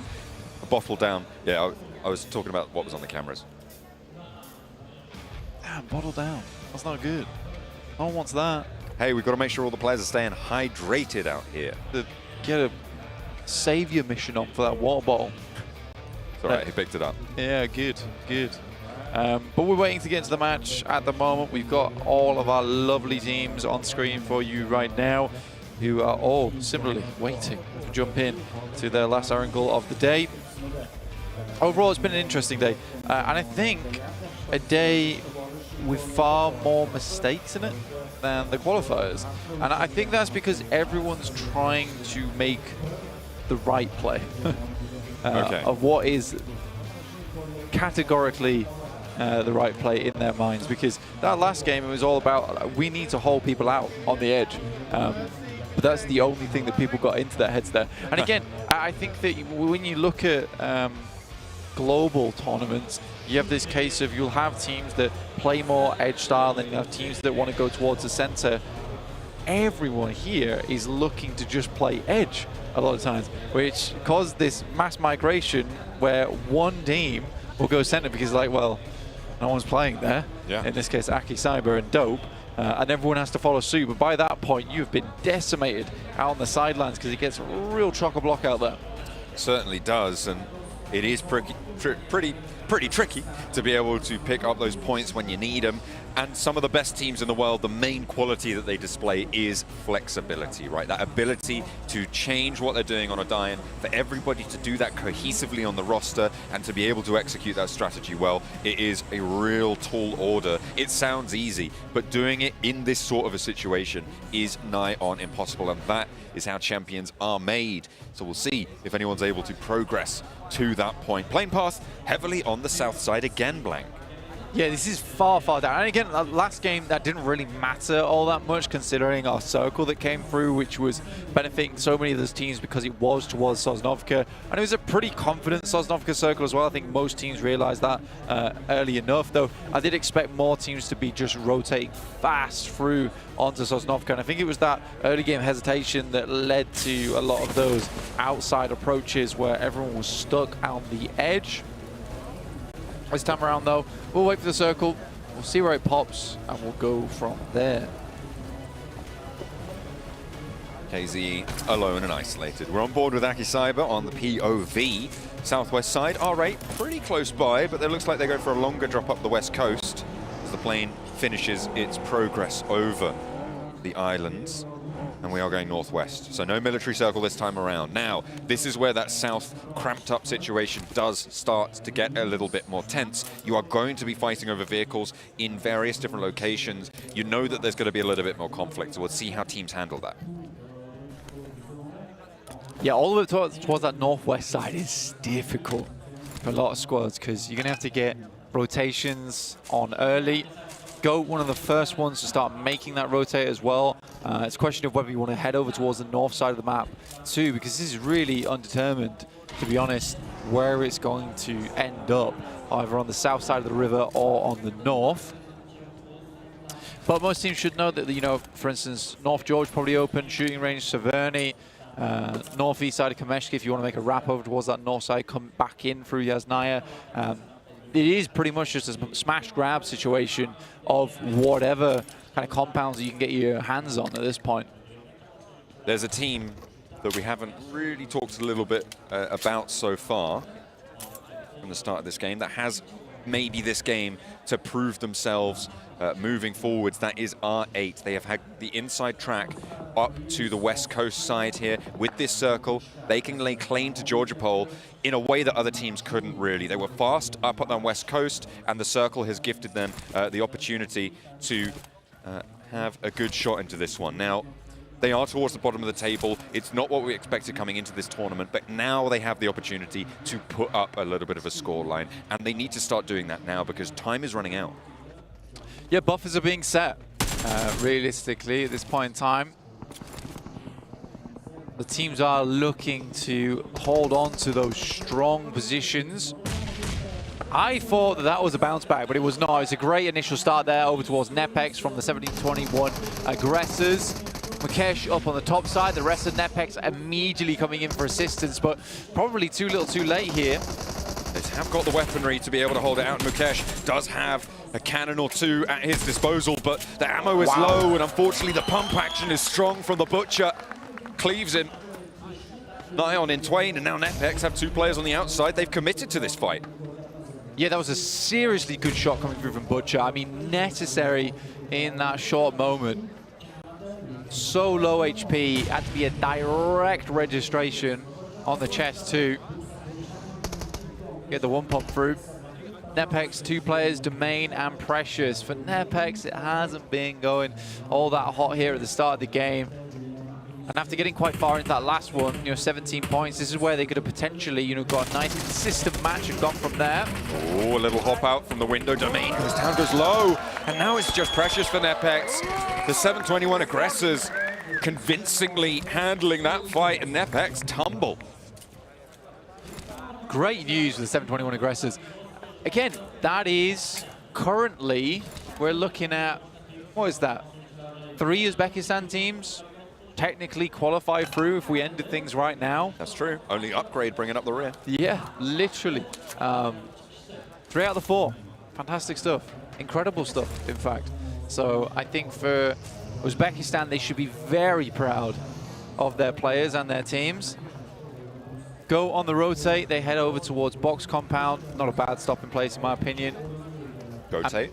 It is a go-tate right there. And I think that for a lot of the squads around that area looking out towards them, it's a perfect opportunity to get some good scouting done early because a lot of people aren't situated just yet. They are not in position. So Go has definitely the lay of the land. I would agree. They have managed to get into a decent spot now, and there is still some aggravation over towards the ruins left in their wake. And Exotics battling back and forth with action. Nobody. The second nobody in this lobby, rather confusingly. Yeah, there's a nobody on Fenerbahce as well, who is nobody X77K. That's the delineator. Yeah, that is how you tell them apart. They're on different teams. Generally. Either way, the same name. It's confusing. Did nobody talk about it? I don't think anybody did. That's right. Anyway, back into this one. Action have laid claim to the top of the hill here over ruins. They're going to be controlling those crossings. But it looks like a lot of teams have actually already gone north of them or have access to different rotational paths. So I don't know what sort of value Action are actually going to get out of this location. Yeah, Action definitely going to struggle, I would say. I could similarly on a late rotate as our KZE, but we're taking anything from that last game is that they are pretty hesitant to make too many moves. It's very, very stuck in place gameplay at the moment. Exotics losing Daniel. Getting flashbacks to Sanhok here. Exotics taking a lot of damage onto Roy, but able to keep them up. Dope on the full surround here, outside of the sunken city. Baby Tank doesn't want to surround anymore. He wants to go straight on in. An interface against nobody with a nade in hand. You've got Pretam moving up to the high ground to try and curtail this aggression. And an off angle spotted by nobody. Launches the nade and Baby Tank goes down. Roy with the spray down towards Pain gets that flush almost immediately. And another pickup from Pretam. This is a brilliant hold coming through from Exotics. We thought it may be going pear-shaped for them when they lost Daniel, but it's all the sweeter for them when they find that victory on the fight. They turn Manbay around, but is he going to be able to get away just about behind the headland? Yeah, I think that realistically, when you're looking at this fight, not sure exactly why Dope went for this one in the first place. Right? It's very early into the match. I don't think you possibly have to go for this engagement versus Exotics. And Dope just pushes their luck a little bit too much. And are forced to turn tail here. Heading over towards that eastern side, towards Divergent. On the western side of Yes9. iCurd involved now with the 721 aggressor, and Jonik, yeah, there's not really anything you can do there. 3 angles that you have to face off against. Wasn't able to isolate a fight, unfortunately, and that is very likely to be a flush. However, iCurd have got aggressor bearing down upon them. A nice Molotov over the top could catch 1 or 2 of them slipping, and will in fact find the flush. Looking for Butcher as well on the off angle. The blue zone won't take him down. It's only stage 1, and look at this pressure that they've been able to rally around their down player. A brilliant result. Ali falls next. Aggressor rolls around to the top of the mound and gets the work done, but it's still 1 player left to go. And he will find the knock, almost looking for the flush too. 1 versus 2 now for iCurd. A great shot there from AZ, but it's all come crumbling down around them. 721 aggressors, definitely getting aggressive here. Nate goes up, and AZ's forced into an awkward scenario. Very good distraction. The bait and switch comes through. And 721 aggressors up to 8 eliminations in the first 9 minutes. Let's talk about the circle now, Blank. It has popped and it's going to go over towards Pachinki, which means the Action's presence on the overlook towards those ruins is going to be a little bit stronger. Those teams that committed up towards the north now going to have to go back down south. They're going to have to go past that, but it looks like Action are going to try and get ahead of the game. They're not going to make the same mistake that KZE made in the last match and try and stay on this edge guard for too long. It's necessary, very necessary. Again, around Pachinki here, a lot of teams passed by this location, get around it. There's Roy, some good shots. Well, there's Ali. Really good player is Ali, actually. Very impressive. K21 moving in from that northeast side now from Yasnaya. Inside the blue at the moment. This is where I want to see Fenerbahce succeed, right? From inside Pachinki. And some good rotates in the past, it's just always fallen fairly short. Exotics with Black Esports close by. You can see Fenerbahce off in the distance as well, further out and away.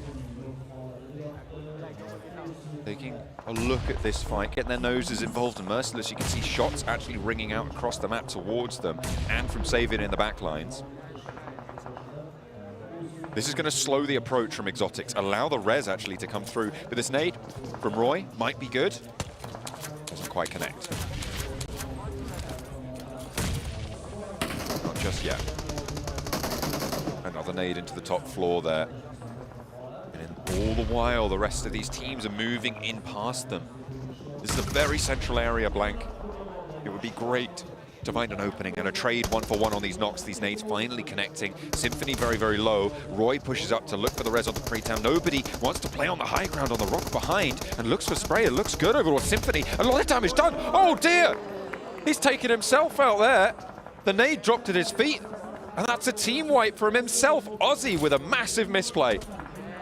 Yeah, that's bad. That's very, very bad. And he was looking even worse for Exotics on the outside as some off angles started to come through, and now they get to take up residence in this building shortly afterwards. Fenerbahce actually opting to send up that way. I think they were the ones taking those off angle shots, so good opportunity taken from them, which is great. But the circle does move up towards that northeast side, so Fenerbahce actually leave Pachinki at a fairly decent timing. Yeah, they're moving at a fair lick as well. Nicely done. Shuffle goes on in. K21 fairly uncontested on this southeast side near Potato Hill. Could change if the 721 aggressors want to try and take their route up there. I'm also looking at R8 Blank. This is another team. They pushed up to the west side of Pachinki. I liked their rotate, but now they have a little bit of a test for them, right? They have to push in towards Fenerbahce's territory, try and find their way through. Because at the moment, the compound that Exotics were fighting over, that little small settlement that's just to the northeast side of Pachinki, is really impactful here, as are the hills to its south. Yeah, I think the difficulty for R8 is they've not really won a single engagement so far. A lot of their points come from placements alone, I believe. But it's not like they don't have incredible players on the team. It is frustrating because I've seen all of those players pop off massively in the past. You know how you could see them pop off massively in the future? On our vertical stream, Blank, which you can see over on our YouTube and TikTok channels, PUBG Mobile Esports, where you can see not only the main feed, but also the map, the stats, the player cams as well, if you want to keep track of what your favorite players are, how they're reacting, things like that. Of course, you can do. And if you just want to have the map feed separate, then you can head over to our YouTube channel as well and pull up PUBG Mobile Esports, where you can see what all of our teams are doing every single second of every single match here at the PMGO on our designated map feed. That's right, you can get all the analysis done, all the facts, all the figures on those two resources. So make sure you check them both out, because again, a lot of work went over towards that vertical map feed, and it is very, very useful when it comes to tracking stats whilst the game goes on. Something you should quickly pull up, check the ongoings of the game. Aki Cyber, though, currently over towards that northwest side of this circle. I do like this position. Requires decent aiming, but we know that Aki Cyber does have that. Unfortunately, Merciless just a little bit cleaner with it, apparently, from Fenerbahce, finding one shot over towards them. Nicely done. On the north side of Fenerbahce's position, they got Goat Quality trying to push past that sunken city position. Try and get involved in those headshot hills, those open areas that sit to the north of the compounds that Fenerbahce hold. Actually, a knock found over towards Fenerbahce, so maybe a little bit of an opening, as well as R8 chiming in on the southwest side over towards Action as they try and leave Pachinki. Next circle about to pop into stage 4. Typically where we can start to figure out where this is going to end. Aki Cyber does get the circle shift on this one. They're fairly central. They have been taking some couple of shots out so far. So position is known, which is the awkward part, but they're one of the few teams with relatively decent cover towards the center here. I mean, this is such a treacherous final circle area, Blank. The openness of this zone is unparalleled, I would say, as RA in with a scrap, a chance to prove themselves here against Action, but they aren't really able to get over the hurdle, and Fenerbahce handled the pressure on the north side. They've regrouped and actually now returned to put more pressure onto this fight. You can see Fenerbahce now encircling this one on the north edge as the last player from Action in both of these fights starting to get shredded apart.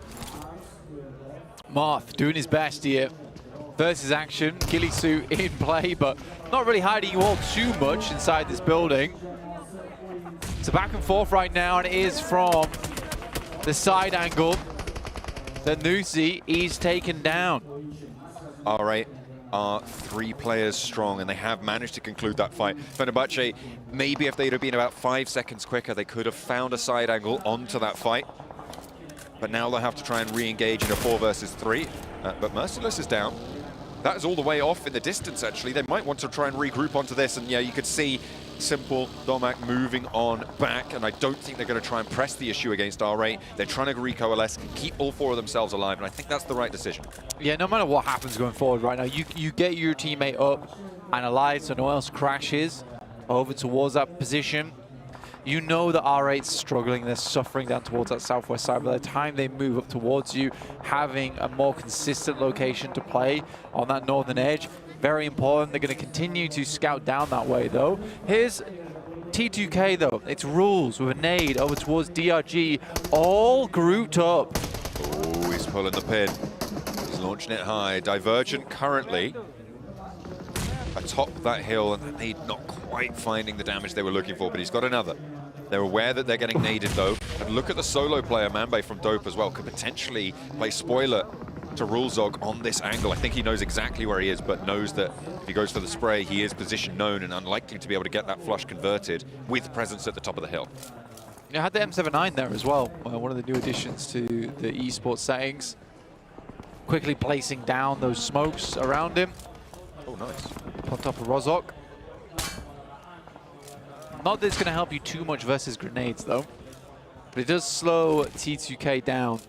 Unfortunately, those smokes do not last a long time. No, they are a little bit diminished in that fact. Faster to deploy, faster to dissipate as well.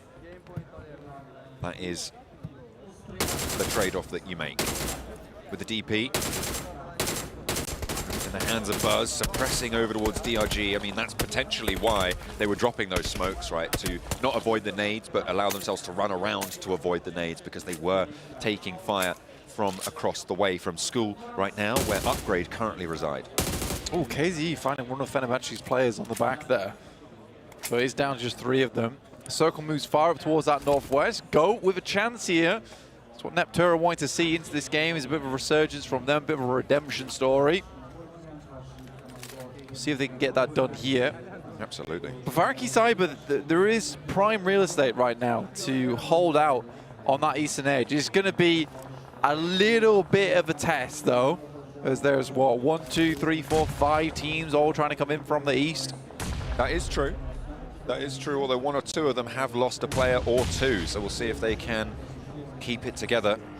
It's a slightly reduced force. In the meantime, Trained to Kill descend from Rozhok. They were trying to challenge a little bit towards the top against Divergent. They thought better of it. With this circle, they're breaking out to the west side. They want a control line up on that north edge, and I think that's a strong IGL call coming through from Rules to try and take this pressure rather than contest for that hilltop where they know it's just going to be a stepping stone to where they have to go next.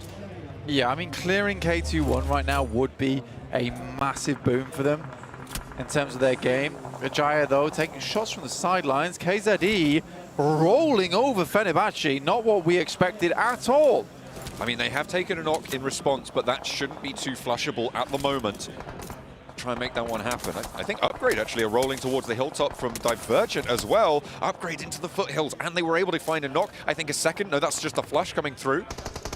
And there's a lot of pressure now. Molodoy in close range combat. Lonely goes down. In the meantime, we're hopping over the south side as KZE looking to try and challenge on against Fenerbahce, continuing with this engagement. They were able to get a good opener, but it has all come crumbling down as they are 3 players on the floor. Devin trying to pick his friend up out the dirt, but in comes the rollout. The breakout wide for Fenerbahce. The wheel of the buggy doesn't quite catch it, but the DBS certainly does. Good stuff from Fenerbahce. That looked real bad with KZE actually getting above them there. For trying to kill, though, they are still being sent slightly back. One player going down in the Jaya. K21 holding this ridge side fairly decently. Divergent up against Upgrade. They will be succinctly dealt with. And that's Upgrade still in 11th place, but slowly climbing. Very slowly. Only 3 elims so far this match, and 8 teams still remaining. The placements aren't that chunky yet either. Need a little bit more heft to them to weigh you up to the top teams. Ramesses is res, so they play on as 2. In this east side situation where the circle is pushing them, they have to move forwards. They are not safe yet. Aki Force actually finding a shot there in the midst of all that up towards Goran, I believe, on the north side. Again, this is what I like about Aki Cyber. They do get involved anywhere they can. They take a knock-in response for it, though. You wonder how much it was worth it, but I mean, they are slowing down teams. It's Exotics, who I thought would be a problem, but Force, once again, finding Fatim, and then immediately I'm Roy gets picked up afterwards, so that'll be them down. Igneous doing some good work over on that eastern side, and Upgrade gets torn to pieces. I like this rollout. They put a lot of pressure and a lot of investment onto it, but they knew that this team was going to be a little bit flagging. Upgrade, they know that that fight had been happening with Divergent up from the hilltop, and they were aware that there was a little bit of an opening there to try and sweep through. K21 as well have just continuously been suppressed in this location. As they have to break out west, they do need to deal with this before they make that move. Now for Go, this is a real big game for them. They have to play this correctly. They can't make any mistakes. I think one more game where they give the chicken dinner, despite being set up for it, I think it'd be too much to bear for them personally and mentally as a team. I think that would be the start of some cracks starting to form on the window. Good nade, though, over the top from T2K, and that will finish the job. Not much you can do about that one. Train to kill. Will be able to pick up some more points there. Fenerbahce, oh, they find prestige. This rollout is working well, and Fenerbahce keep up this impressive streak that we've seen from them so far this match. A knock does go off onto their sidelines, and Savian has to be the savior. Try and get this res, but fortunately they found that forward prong of R8 and were able to dispatch it, which means there's only 2 players on the back line. And I don't think R8 want to push too far out to get this one solved. T2K making a fast rotate down towards that southwest side. Meantime, Go is taking a lot of shots their way. They will find rules. Igneous goes a little bit further forward. Love in the back line is trying to provide as much support as possible. Oh, Marth, no.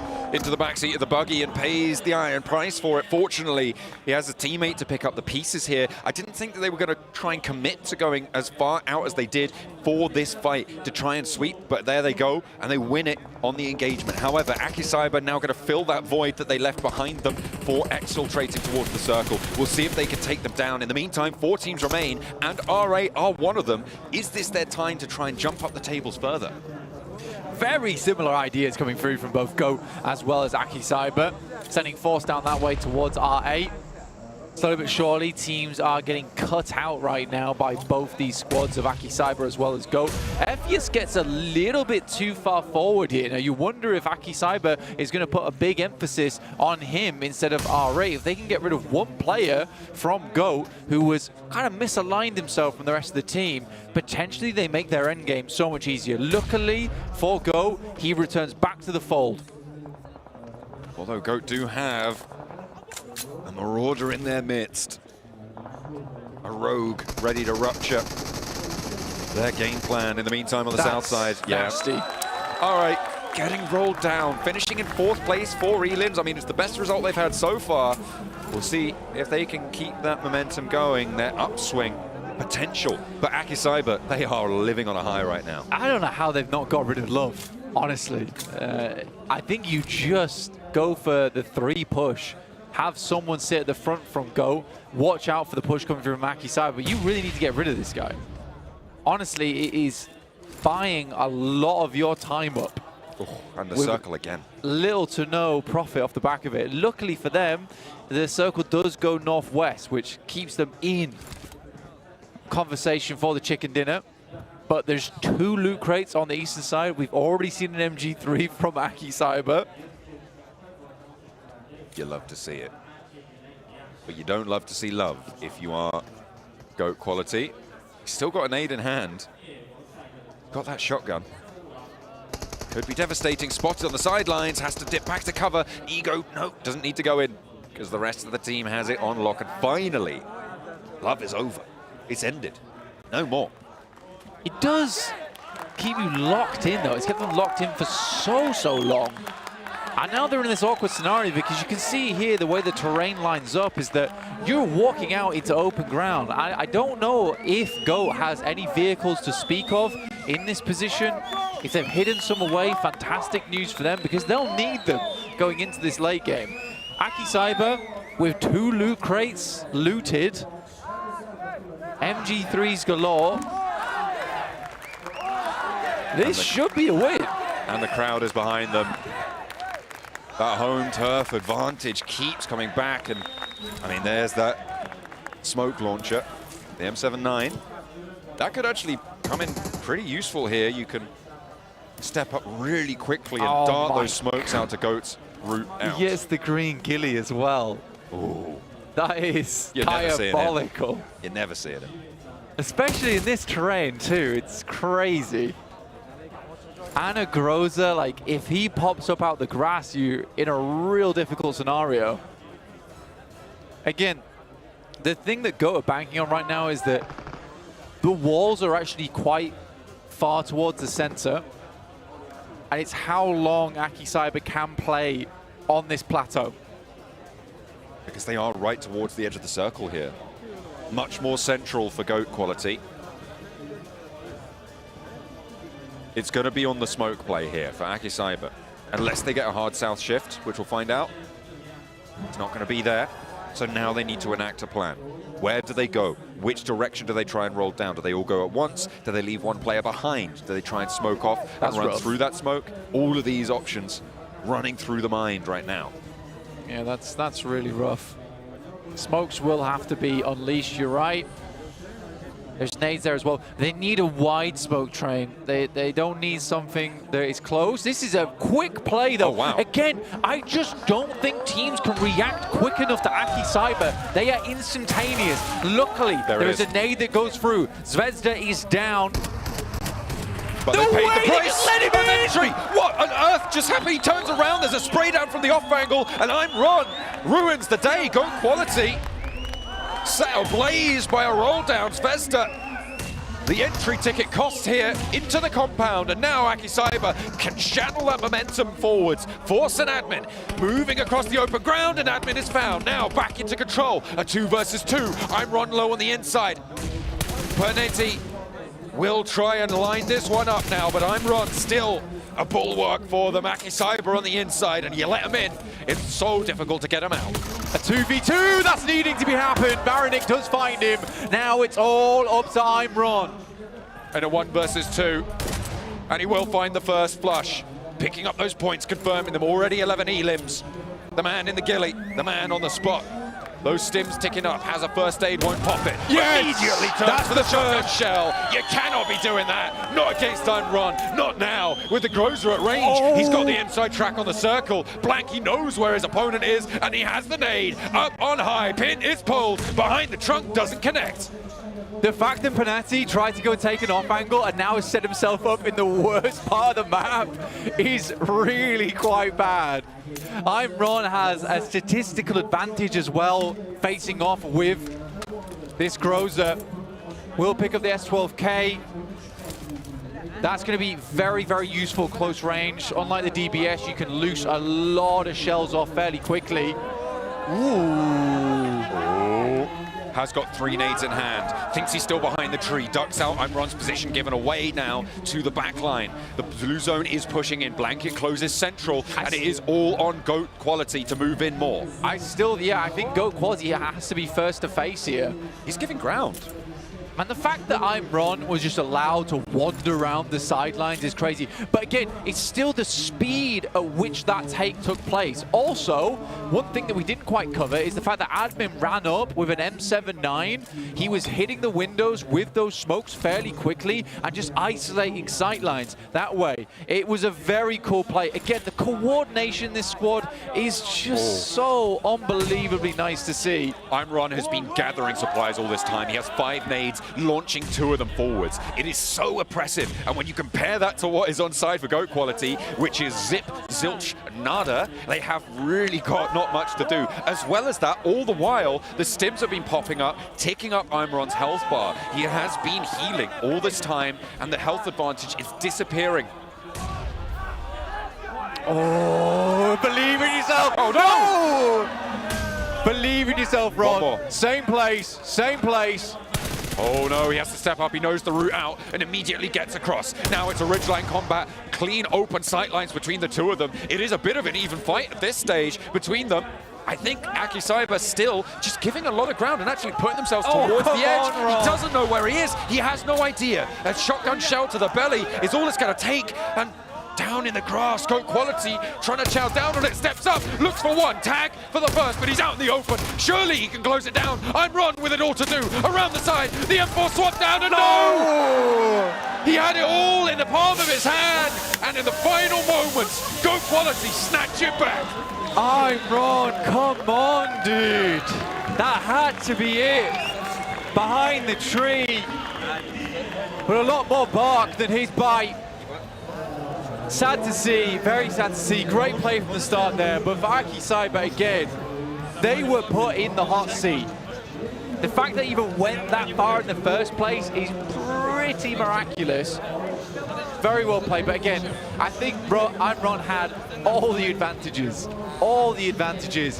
And you know what? I think if he doesn't bounce that nade off the wall backwards, it does tag him. It wouldn't have eliminated the fella, but the tag would have given him an idea of where he was playing, and that would have been the key thing. So sad. Such a critical error. It's unfortunate. He gave a lot of ground as well, rather than holding face, just waiting for his opponent to make that first move. It is really unfortunate there, but you know what? There's one stubborn old GOAT that he came into conflict with, and it just didn't pan out the way he thought it might do. It felt like he was just outthinking himself at every single turn. Yeah. Well, I mean, in that situation, you missed the first S12K shot as well. At that point, you pull out the Groza. You don't play with the S12K because you just spray down. The thing really does tear players up. So, yeah, it's just an unfortunate series of events. We'll put it that way. Because I really do think if that nade went through, oh, it would have been a very different story. Let's go talk to the desk about this one, because I'm sure they've got a whole lot more to say about this than just me and John.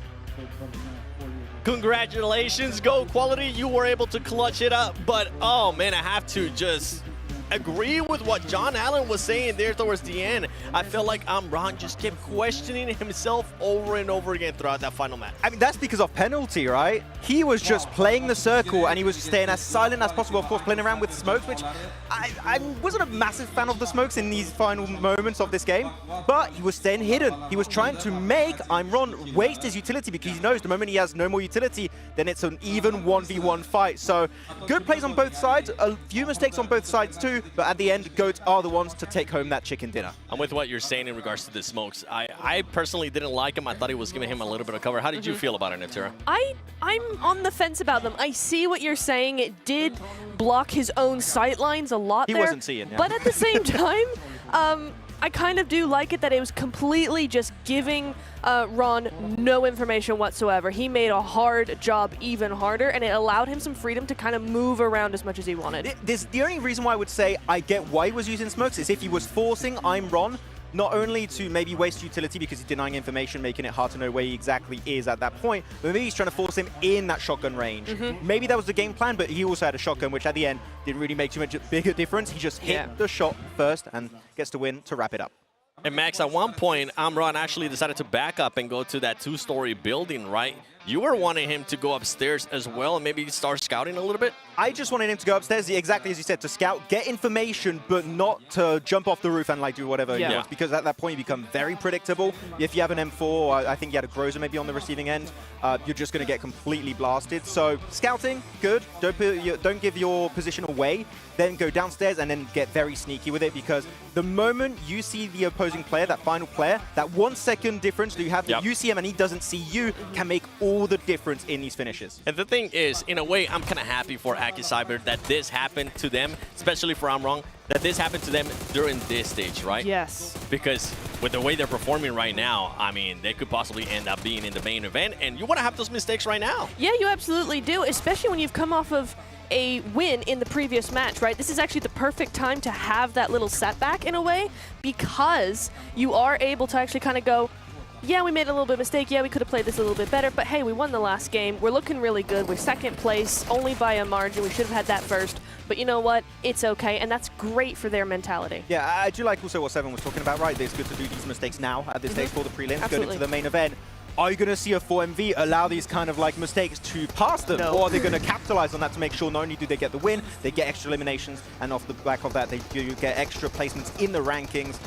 Yeah, this is definitely the time to test things out and get into top 7 at the end, hopefully. But so many good fights. Actually, since minute 1, Niptura, we had fights happening with T721 involving 2 of them. Yes, and I want to say something about that, because it's not even T721, there we go. It's not even them. It was a couple of other teams across the map all having these pre-phase 1 fights, and it was very odd. And it's like, it's something that I want to see, is that I think it shows a switch in the mentality where halfway through the day, they're starting to get more aggressive. Which I would say is weird, because this is the 3rd Erangel, right? Yes, it's the 3rd Erangel. Yeah, so that's really confusing that we have hot drops happening all over the place, and we really had like got the drop location sorted. True. I can somewhat get it though, because it was a southern plane path. So one kind of a off effect of that is the fact that everyone is going to drop in a similar vicinity, and that is going to cause a few issues. But one team that had no issues whatsoever until the very end, at least, was going to be Cyber, getting 18 points on board.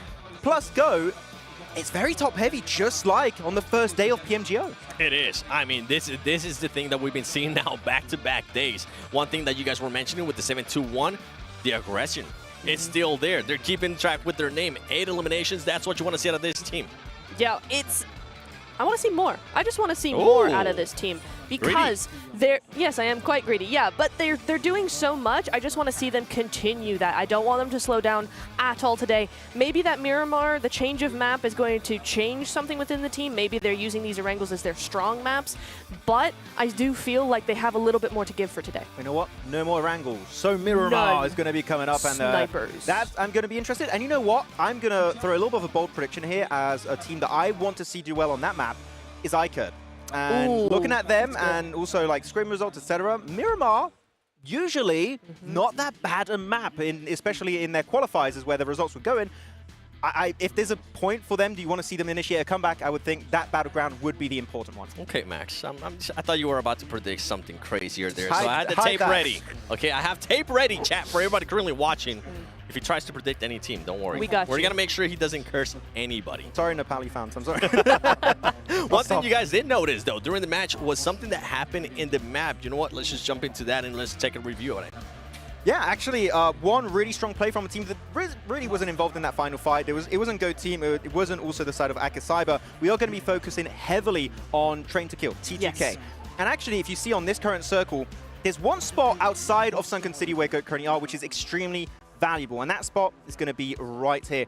And the reason why this position is really solid is because it gives you a natural defense, thanks to the terrain, away from all of these other teams, especially this train right here. This keeps you safe from Go, keeps you safe from R8, keeps you safe from Fenerbahce, Cyber, and all of the other stragglers in Headshot Valley at that point. And the fact that T2K, when they're early, shows that they understand the value of that position is great, but 4 teams, Niptera, ended up fighting for that spot because, again, it was so damn strong at that point of the game. It was, and I kind of was criticizing in my head T2K a little bit here, kind of going, it's a little bit too tunnel visioned. I wish they would just move out if it's not going to work, but you're right, it's such a valuable location. They really, really do want to stick to that position and try their best. Exactly. Well, you know what? T2K, though, we talked about them a little bit. Yep. Shows to me, map knowledge is definitely on point for this squad. Yep. And again to Miramar, maybe they can showcase that a little bit more. It is. We just want to see them being able to actually start winning some more of those fights, right? We want to see them perform the way we were actually expecting them. Something I want to see. I want to see that overall. I want to see how it's looking after those 3 Erangels that we just had. And Aki Cyber, first place, 51 points, 33 eliminations. Oh my Lord. That is insane considering if you look at the eliminations from everybody else. It is. It really, really is. I mean, there's quite the gap coming through here. You've got 33 to 24 is nearly 10 points away. T721 actually have the same amount as Go at the moment in terms of elims. So, but there's still a massive gap. That's where we want to see T721 actually come into those placement points a little bit more, Max. I am getting a little bit annoyed about one team, and I'm going to have to talk about KZ Underage. If you look at their points, 10 placement points, 1 chicken dinner. You take that 1 chicken dinner away, no placement points whatsoever. And I'm just taken back to that military island finish where they went to hold off the bridge, got way too overly aggressive, and unfortunately off the back of that just lose all of their players in the process and are just not able to compete for a good late game finish. So KZ Underage, we know you guys can take amazing fights, but sometimes you just got to roll it back, take it slow, and at least try and get some placement points, because right now, if you keep doing that, there's a very good chance in Niptera they slip out of that heavily contested top 7. Yeah, because like we know you can fight. We know you're good, right? There's some really good plays coming through here. You just need to wait a little bit more. You need to know when to stop, know when to get to zone as well. Yeah, absolutely. Looking over here, though, we are seeing... I'm seeing something there. I'm seeing the team starting to rank up and start climbing. You're so right. All right. Max, would you like to take this one? I am happy.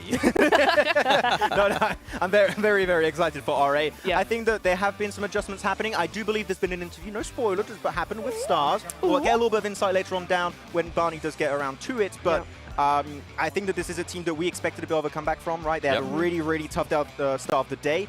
I don't think that should have happened to begin with, because again, they're very hyped when it comes to entering the prelims of PMGO, but they're starting to come back. That makes me happy.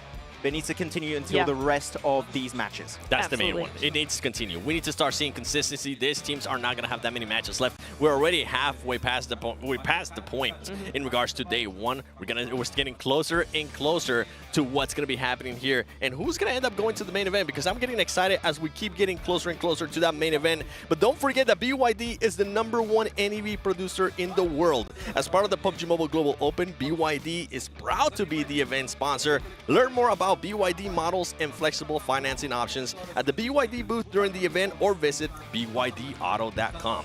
And if you do ever get a chance, you know, if a taxi driver ever picks you up on it, check it out, because it's awesome. We got a chance to ride it today. We talked about it earlier. I want to talk about it today.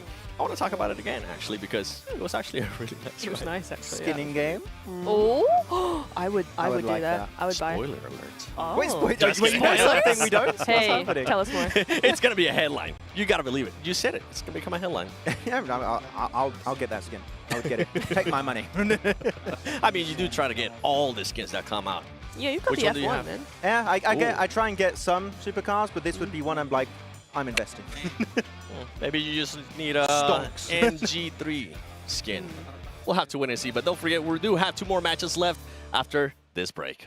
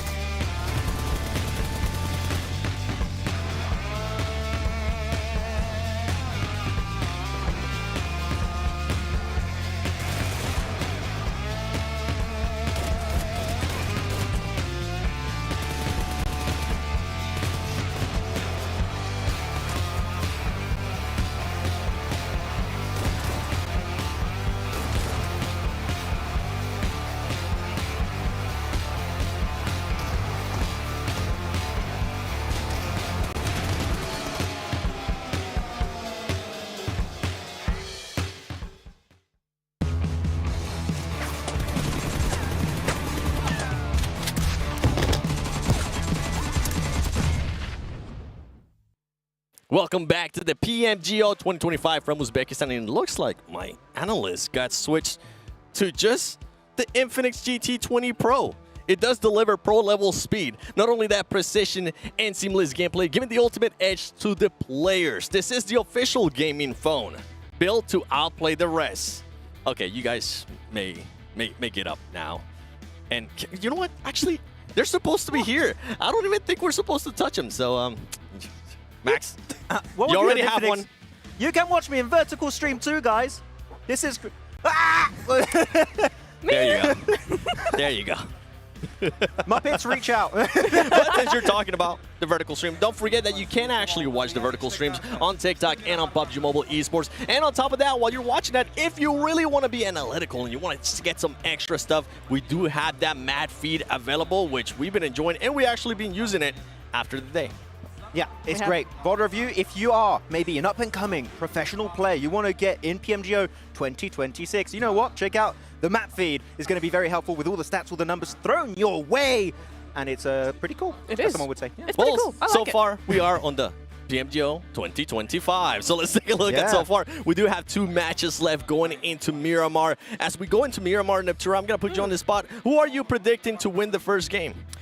I don't want to say GOAT because I don't want to curse them. Same with Ake, even though those are my secret picks. I don't know. You know what? I'm going to go R8, Nep, and you know what? Exotics. I would love to see something out of Exotics now. Not 3 games, just not 3 teams, just one team. Exotics. Exotics, okay. Max, okay. Max, I have a few options when it comes to... Yeah, sorry, just no predicting from them. You know what? I'm here and the game is ready. Let's send it over to the commentators, John Allen and Blank. Sometimes you got to do it, you know. When Max starts cursing, you got to pull out all the stops. To be fair, he properly glazed rules earlier on today. True. And you've seen what's happened to Train to Kill. He's looking like a bit of a donut. Yeah. So people like to say the Max Man curse isn't real. I think it's time to start believing. He looks like Harry Potter, like I do, and now he's pulling out the magic. I don't really think you have any right yeah, to call no, that's anyone like, Harry Potter. no, that's like, that's my, that's our. Yeah, that's... He's shouting spells at me now. We are going to be heading into our first Miramar, and you know what? They wouldn't have brought him up, but I will, and I'm continuing to put the screws to R8 because they just haven't been able to turn up in the way that we've expected from them so far. They have got world-class players, but they have not had world-class performances at this stage. They sure got into a late-game circle, but it just wasn't enough in terms of point scoring to jump up to be in contest for the top 7 just yet. No, not at all. I think for R8, it's a disappointing performance between them and Train to Kill. I think we expect a little bit more out of both of these teams. Could be nerves, could be anything, honestly, at this point in time. And I think we're just waiting for that pop-off to come through. And I think for Go, as well as Aki Cyber, they're running on pure confidence at the moment. And it's working out. It's working out in a very, very good way for both teams.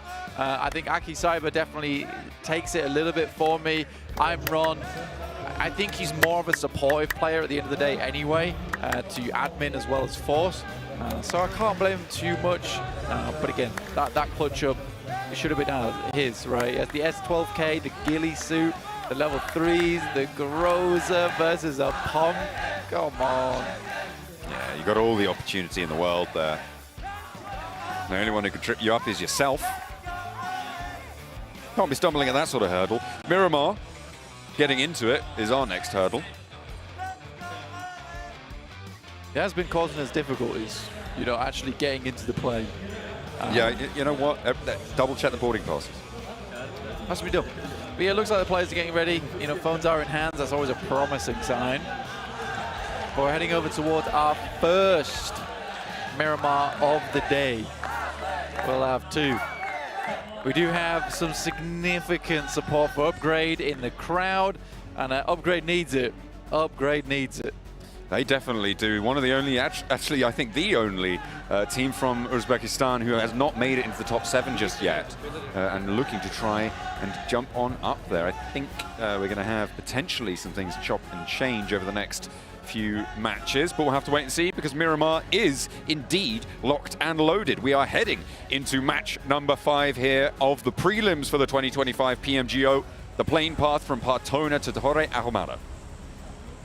So nice and easily here. So getting over towards that eastern road, that eastern coast, very, very simple, towards Impala, Puerto Paraíso, El Azahar, all nice, easy locations to drop into. Los Leones also very open. Via de Mar, you know, we could head over there, but I think most teams looking towards Chumacera, Monte Nuevo in this case. But yeah, getting into Miramar now, a lot more space to work with. Now, I'm very interested to see how that does affect the dynamic within this lobby, considering there are so many edge teams at the moment. A lot of them very unwilling to play center at the moment, or at least up until very late in the game. That is, with so much more space to play here on Miramar, that will have a strange effect on it, where you can't really play on the edge the entirety of the game, because you're going to have to omit yourself from sending into some of the prime locations. So I'd expect here teams to be a little bit more aggressive, especially as we wind down in the day, where you just want to be trying to pump out as many points as possible. Understanding you need a buffer for tomorrow, desperately. Absolutely. It's about getting to the top 7, and that isn't the sort of position out of a lobby of 16 where you necessarily need to have massive pop-up performances, but it is all about consistency. And this is one of the ways to lack a little bit of consistency, getting the hot drops involved. But it seems like the 721 Aggressors have been all too happy to find themselves in these scenarios, although unfortunately for them, Aggressor may be biting the dust sooner than he would have liked otherwise. Roy, the one to fall in his place on the opposing team of Exotics, as they find themselves still in the scrap. Butcher up top. Yeah, I mean, to be honest with you, this is a very popular location around the map, in Picado, down towards Chumacera. Again, I just don't really think that properly sorted out all of the drop spots just yet, because that is a lot of teams all located around Chumacera right now. You've even got 2 teams towards Los Leones, so this is going to be an awkward exit for a lot of these squads up towards that northeast side, because they do all have to pass through that open ground around La Bendita. But first of all, we're going to get this fight concluded. Managed to get the flush, I think, onto nobody, but they've got the full surround now. You can see on the mini-map here that the 721 Aggressor have got players in the wings at this stage. Spidey standing up for his team, but it's not going to matter because Yonik's there as well on the outside this time, and Pretam falls next. The 721 Aggressors pick up 4 points, sorry, on the Elims, but they lose one of their players. However, that's a good result. That's a good start for them. They're in 5th place right now, and that's what I was talking about. It's not necessarily about 15, 16, 17-point games. Yeah. It's about 8-point games. Well, to be honest, if you want to talk about that, I think a great team to look at there would be Fenerbahce. You know, we've not had to talk about them at length too much today, honestly, because they have just been... They've not been magnificent, but they haven't been floundering either. Goodness me. Get that thing through the fence. And they're in 3rd place because of it, 35 points. We know Turkey is a pretty damn good region. Got Black Esports there, not doing so hot currently, 14th place. But yeah, Fenerbahce, I've been fairly happy with them. I think I talked about them earlier today as well, in terms of their performance, just pretty consistent rotates. But again, that will see you easily into the top 7, which is what you're looking for. Definitely. There are definitely teams who are much more volatile, and if you can just sort of stay the course, steady in the storm, you will see yourself to calmer waters. Although I'm not sure that's necessarily the best way to describe the finals. They are certainly treacherous. A lot of really strong teams waiting around the corner. You think this lobby's tough? Well, wait until you see the others. Yeah, when we get towards that main event, it's going to be a totally different playing field. Very excited to see that one come to pass, though. Nepex up towards El Azahar, currently in 10th place. And Dope as well at 17 points in 9th. T2K, 23 points at the moment. I think for them, they are still in, so Max's curse is not as potent as we thought it was going to be. No, I've still been paying attention to RA, as have our interviewers. We caught up with their coach during the break. Let's hear about everything going through their mind. I've got the coach from R8 Esports with me. It is, of course, Stars. Stars, we're talking about coach things. I want to know, what's your coaching style and what kind of unique thing do you bring to the table as a coach? So I used to be a player and I just became a coach not so long ago. One of the biggest things I hate as a player is coaches forcing their opinions on me. So the approach I take is I try to put all my tactics in a structure and align everyone's thoughts on the same page. I love that. And you know, all of the players when they come here, or when they come to a LAN event, there's the lights, there's the big stage, there's the cameras. A lot of them can seize up and get a bit worried. How do you keep your players calm and focused? So first of all, our players are very experienced in the game. And also during our daily training, this is when we prepare for the tournament. So right here, all we have to do is perform like how we have trained ourselves to. Stars, a brilliant interview, but I'm going to have to cut it there because we've got to get back into the action. Thank you so much. Best of luck to R8 Esports and the rest of the tournament. Thank you very much. And we'll head back into the action. Hey, you know what? Maybe he should be forcing some of his opinions onto his players, because right now it hasn't been as illustrious as maybe they would have liked, but maybe I just need a little bit of cooking time to be able to gather all of that information available to them to really deliver on what they want to find out. And if you guys want to gather all the information available to you, well, there is a perfect place for you to do it. That is right. You can head over to both the YouTube and TikTok channels, PUBG Mobile Esports, and you can find yourself the vertical stream, which contains not only this main broadcast, but also has the map going on the entirety of the game, has the player cameras, has the stats, has the tables are available to you, as well as the added advantage of not even having to rotate your phone sideways, so you can be flicking back and forth between your apps, making sure you're always up to date. Absolutely. And there's also our official map feed over on at PUBG Mobile Esports on YouTube, so make sure you check that one out to keep up to date with all the rotations that are going through and keep yourself nice and educated, because there is certainly a lot to be learned, especially as a player who likes to jump into PUBG Mobile, not just watching the esports scene on the side too. So very, very helpful stuff. And if you just want to keep up with the map feed on the side, if you've got 2 screens available to you, you can do that too. Now, you said about forcing your opinions on players. Let's put it this way, if I was making bread and I kept omitting the flour, I would hope at some point you didn't just allow me to keep doing that. So guys, what do we think's going wrong here? Yeah. We haven't put any flour. Yes, we haven't put any flour in. Yeah. What should we do about it? Don't know. Don't know. No idea. Very difficult. Yeah. It's I think there does come a point where a coach does need to put the foot down. This might be a valuable lesson. 2 players are knocked, but they have managed to pick up a point against Dope. Payne on the ridge line.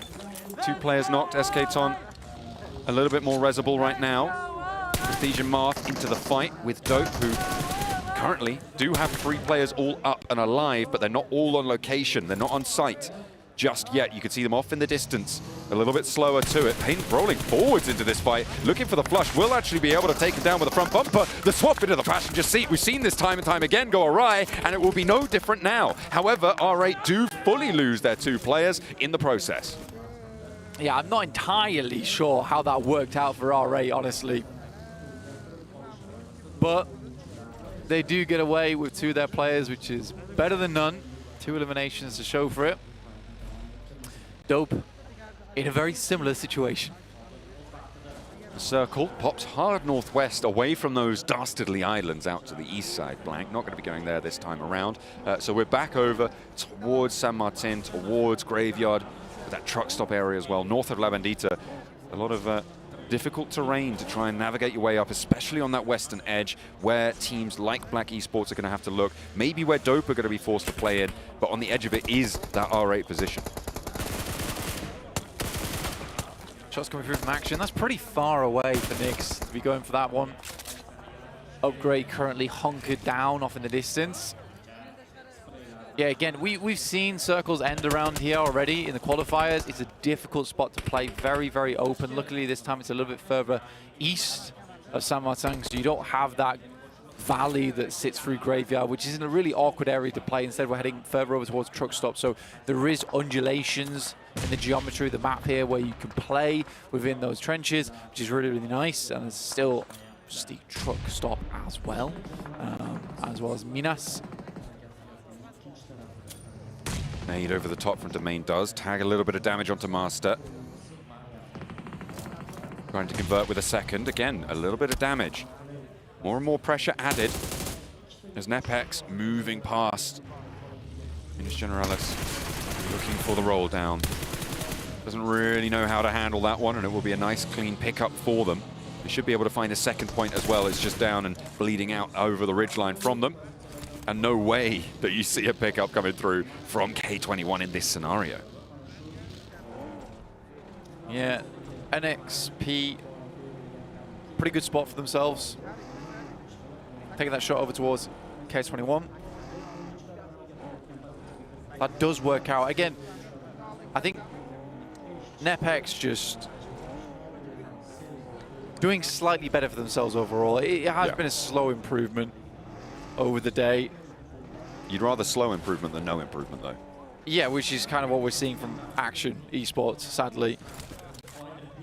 K21 in a similar scenario. I think that, yes, they've been getting eliminations here and there, but getting towards that end game is just not too much of a possibility at this point in time.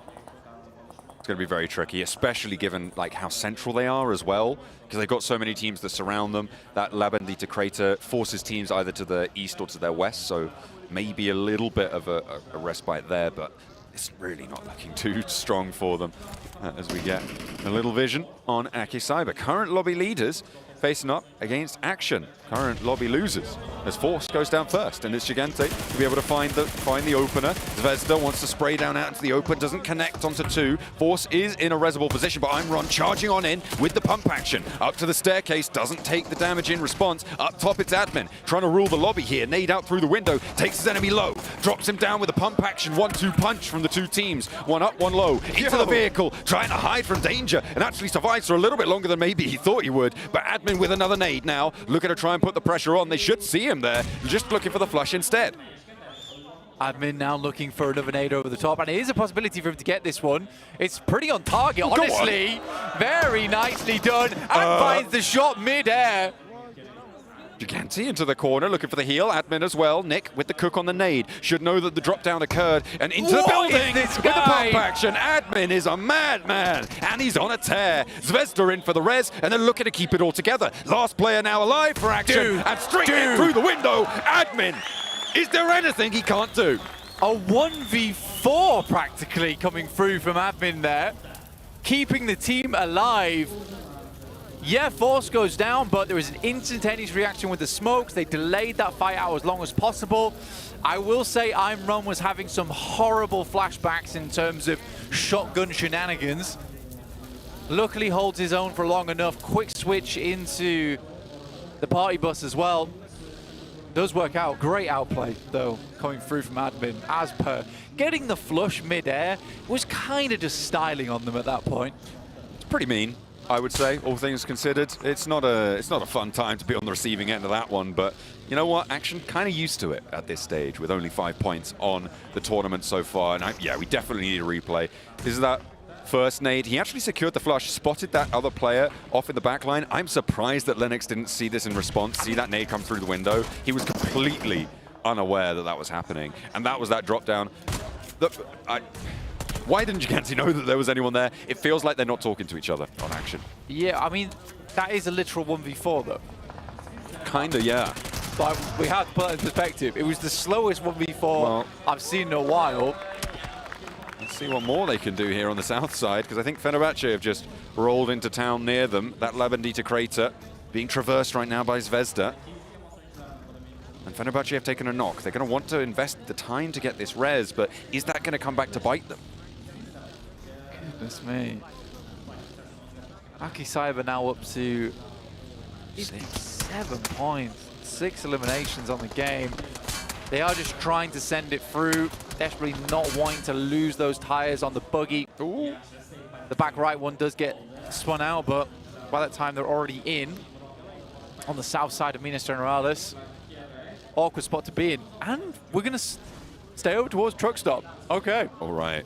There's a lot of teams already in the middle of this circle as well, so could be dangerous. Fenerbahce finally find a shot over towards Aki Cyber. They'll be playing on with 2. You can see they're already rolling away. Oh, no, Admin stopped. And that is an ominous threat being leveled towards them. Zvezda seemingly the bait for the bullets right now, because he's not going to be able to do too much from up there anymore.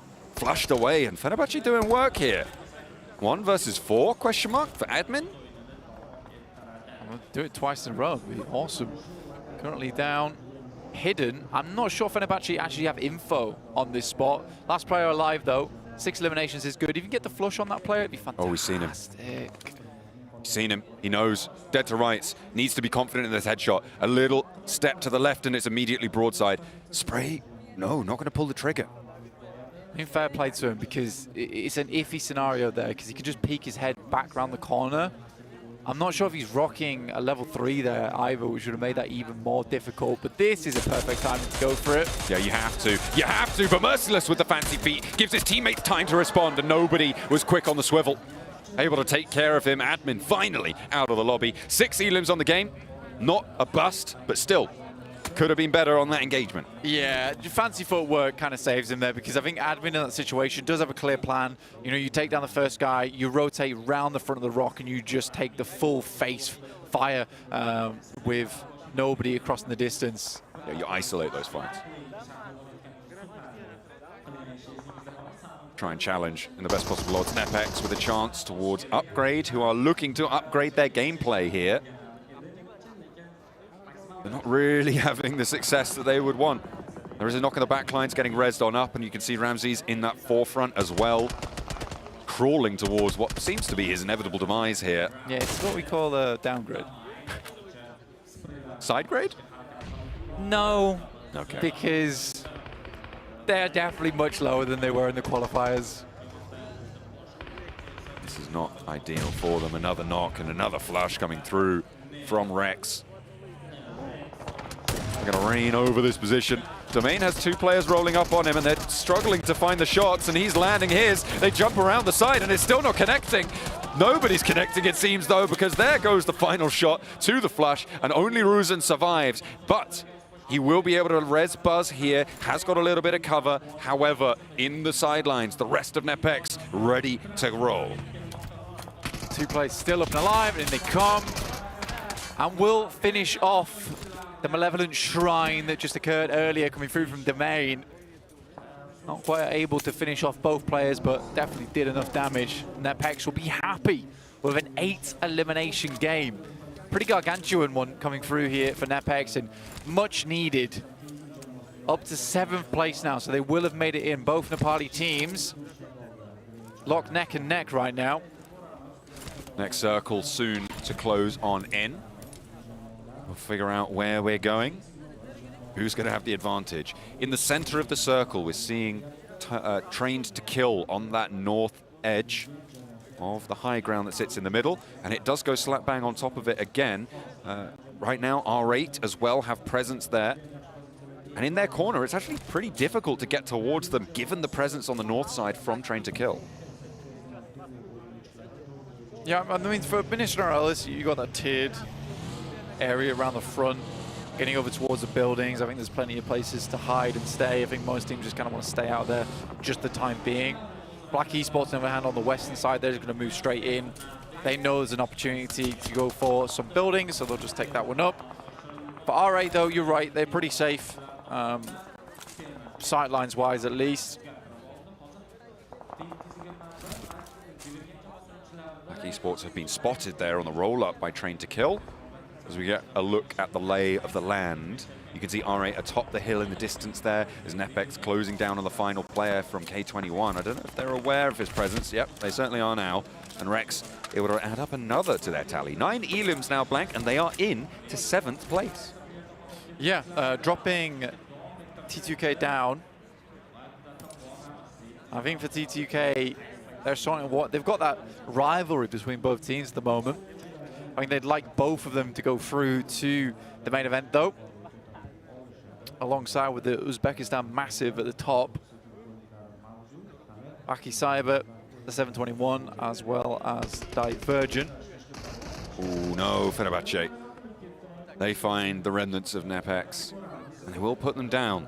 So, an opportunity for Trained to Kill to be able to maintain that top 7 position going into our final map of the day. And only, it looks like 3 points away from it. With 9 teams remaining, the placements will start to kick in soon. Nepex not going to be the beneficiary of any. And not only if they jump up towards 26, they wouldn't go up to just 7th, they go up to 6th as well, because of KZE. Sat there in 6th place on a tie with 26 26 as well.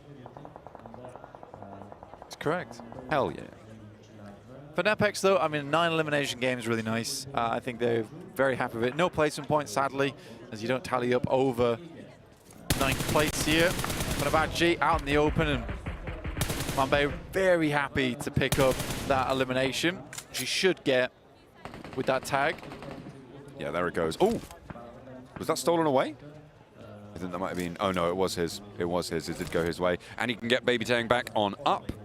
In the meantime, Divergent have moved in next door to Fenerbahce. You've got the 721 aggressors as well trying to push on through. This is a replay of the elimination onto Shroud that Rex was able to achieve, and then Nepex getting picked up. Long-range spray downs out in the open. It was a really nice angle, to be honest with you. To pick that one up in the process. Divergent down towards that south side. Now, this is a really difficult position to play, and I think GOAT team actually has a good read on this one, where they can play from up above on the high ground, down towards the south. Obviously, you would like to be in this area, but as you've already seen in Minas Gerais, there are so many open windows and open spaces where you get some nasty shots coming through to you. So with T2K and GOAT, they're both playing for endgame. When you head into Minas Gerais, it's not always the nicest thing to do. Realistically, most of the time, it's just like 1 or 2 teams that survive the brutal combat that happens in that location. And Black Esports have a massive amount of space set up in this locale. Look at the sightlines. Igneous. Oh, doesn't spot them leaving. Will do now. Surely, those vehicles rotate completely to a different hillside. Now it's up to Rulzog. Keep the suppression going, but GOAT quality into the next circle. Rules OG.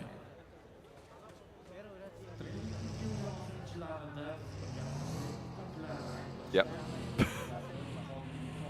It's not an alien. Could be. You don't know. Crazy. Divergent. Currently chilling. Again, this is what I'm talking about. You just take one team after another.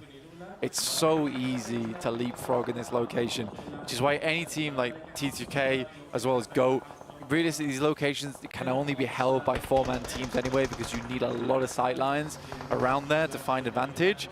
721 aggressors heading in, but again, there is no space at the end right now.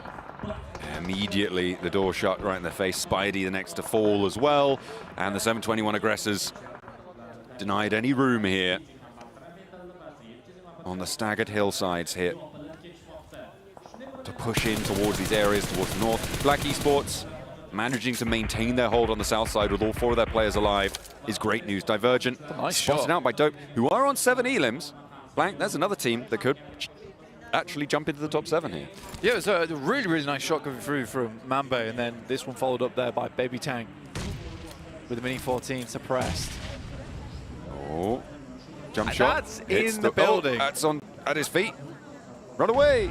Gets out of it. It is funny that people do have like such a habit of jump throwing in this game, especially in buildings. Yeah. Causes such issues. Oh, he gets spotted actually. I think that's from Black Esports. They managed to find a side swipe angle. Bit of a mad reposition. Forced by the nade, and now position is spotted. Mambe again having to put Baby Tang back up for the second time in this building. And he will be able to revive his teammate, but Black Esports carry on. That's big. You're right, it is. That's a pickup on the northern side, and GOAT quality are going straight for it. They're going for the high ground, Blank. I mean, taking that shot over towards T2K is nice. Now to at least get one knock over towards that location. Difficult to get up there with them, though. I mean, they're posted up on the mountainside. I mean, they would have to lift the vehicle up, but Varanik finding Igneous, like, what is happening up there? This actually is a moment in time where they could send the vehicles up. It's going to take a little while, but it's going to take even longer to get both those reses. This is a ridiculous push coming through from GOAT. Why would you peak the second time?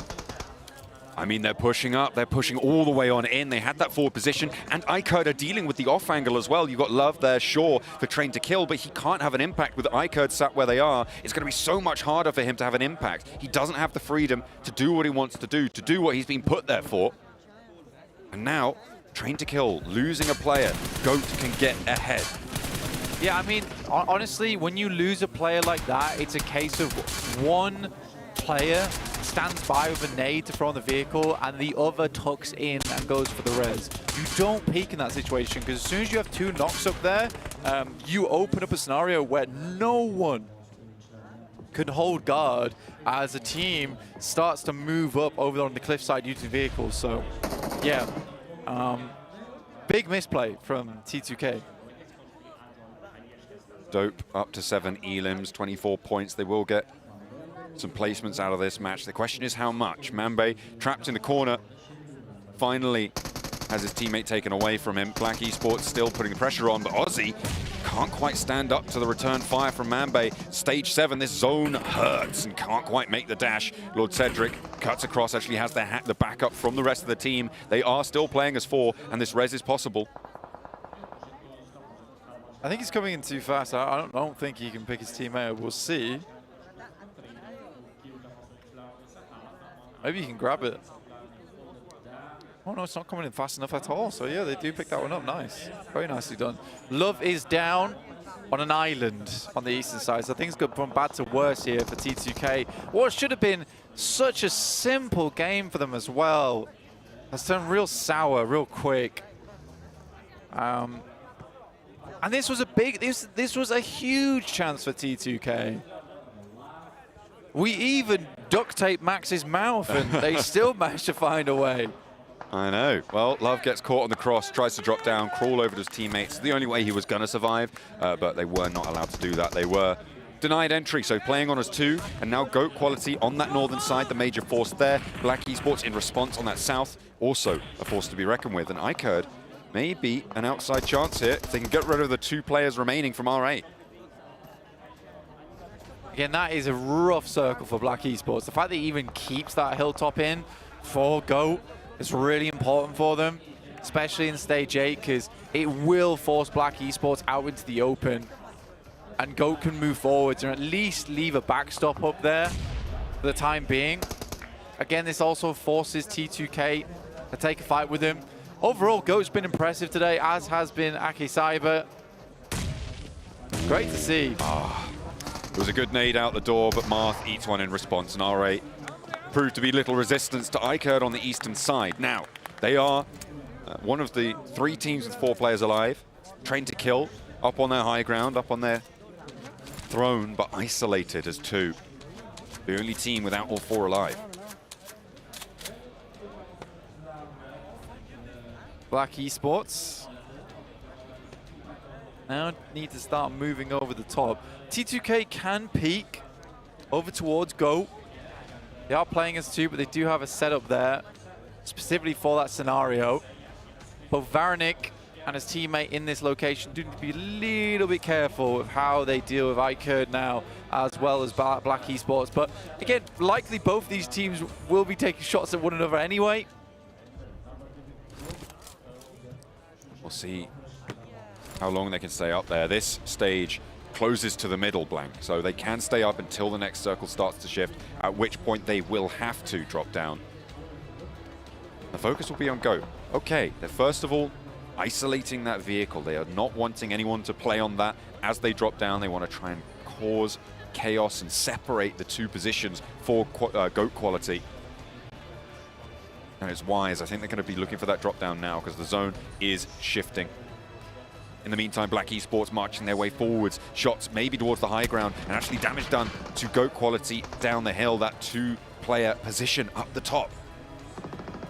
Yeah, they're just lobbing grenades down, keeping them at bay. But I think for T2K, this is a case of just trying to steal away as many limbs as possible from up on high.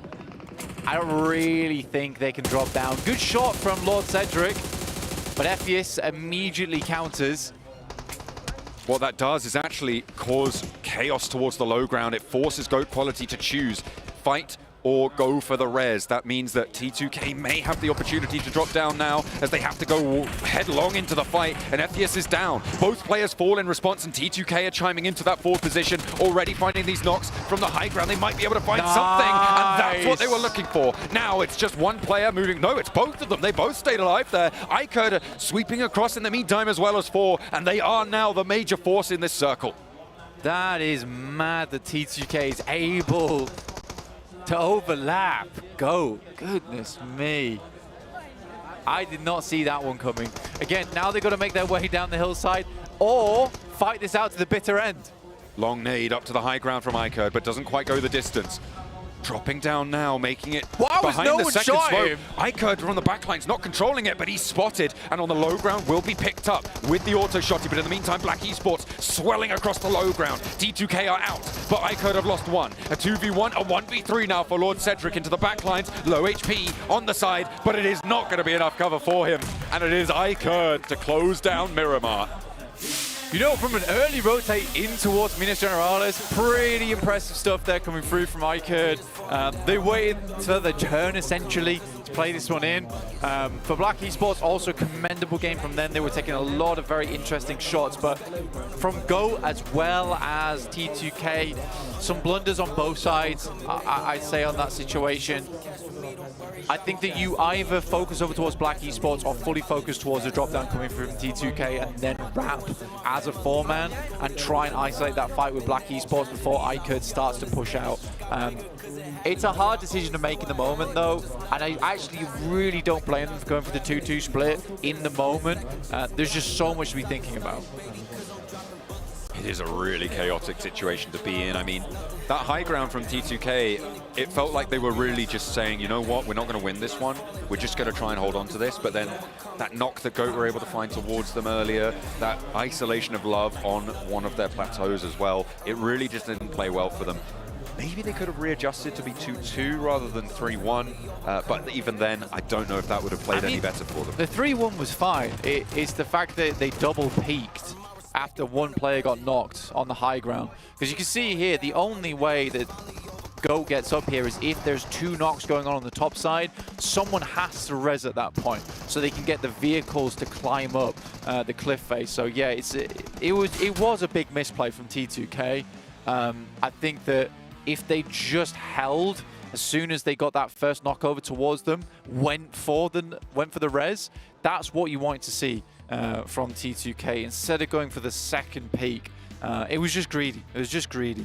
They did still manage to get a couple points on the board though, so a decent result, even if iCurd were able to take the chicken dinner away. I think it was a fairly low elim count for GOAT quality as well, so yeah, very low. Not a very profitable match for them, which is unfortunate given that they are the team chasing Akicyber towards the top of the tables, but Train to Kill, I think the major focus of that lobby, right? They had a lot of presence towards the top side, towards that oversight, so we'll see if T2K can pick it up a little bit further into the future. We have got an interview lined up with Train to Kill over on the stage with Barney.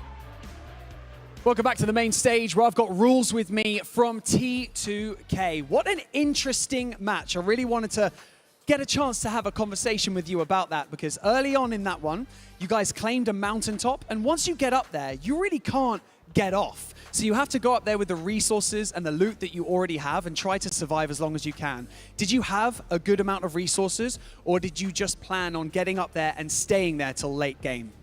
हामीले चाहिँ early अन high ground लिइरहेको थियो अनि high ground लिइसके पछाडि धेरै बडी लुट्न पनि पाइँदैन, जति रिसोर्सेस छ त्यतिमै खेल्नुपर्छ. सो हाई लिने बेलामा लुट थियो कि अलि डिफिकल्ट नै थियो लुट वाइज चाहिँ यो गेममा?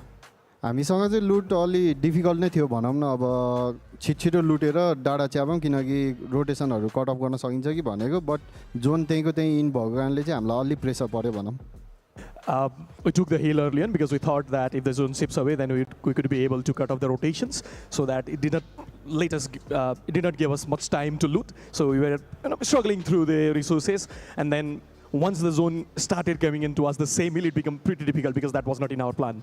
We also had like quite an important 3-1 split. Love was on like an east side mountain as well. Was that just, I want to talk about the plan behind that. Was that just because you wanted him to get additional information or a separate angle onto where all the other teams were? Lob चाहिँ 1-3 को स्प्लिटमा थियो हैन. Lob चाहिँ अलि साइडपट्टिको हिलमा hold गरिरहेको थियो. सो त्यो हाम्रो प्लान नै हो साइडपट्टिको हिलमा लबलाई एडिसनल इन्फर्मेसनको लागि राख्ने कि के थियो? हाम्रो प्लान नै हो. रोटेसन अब इन्फर्मेसन कलेक्ट गर्नको लागि चाहिँ हामीले छुट्टै खेलाएको थियौँ.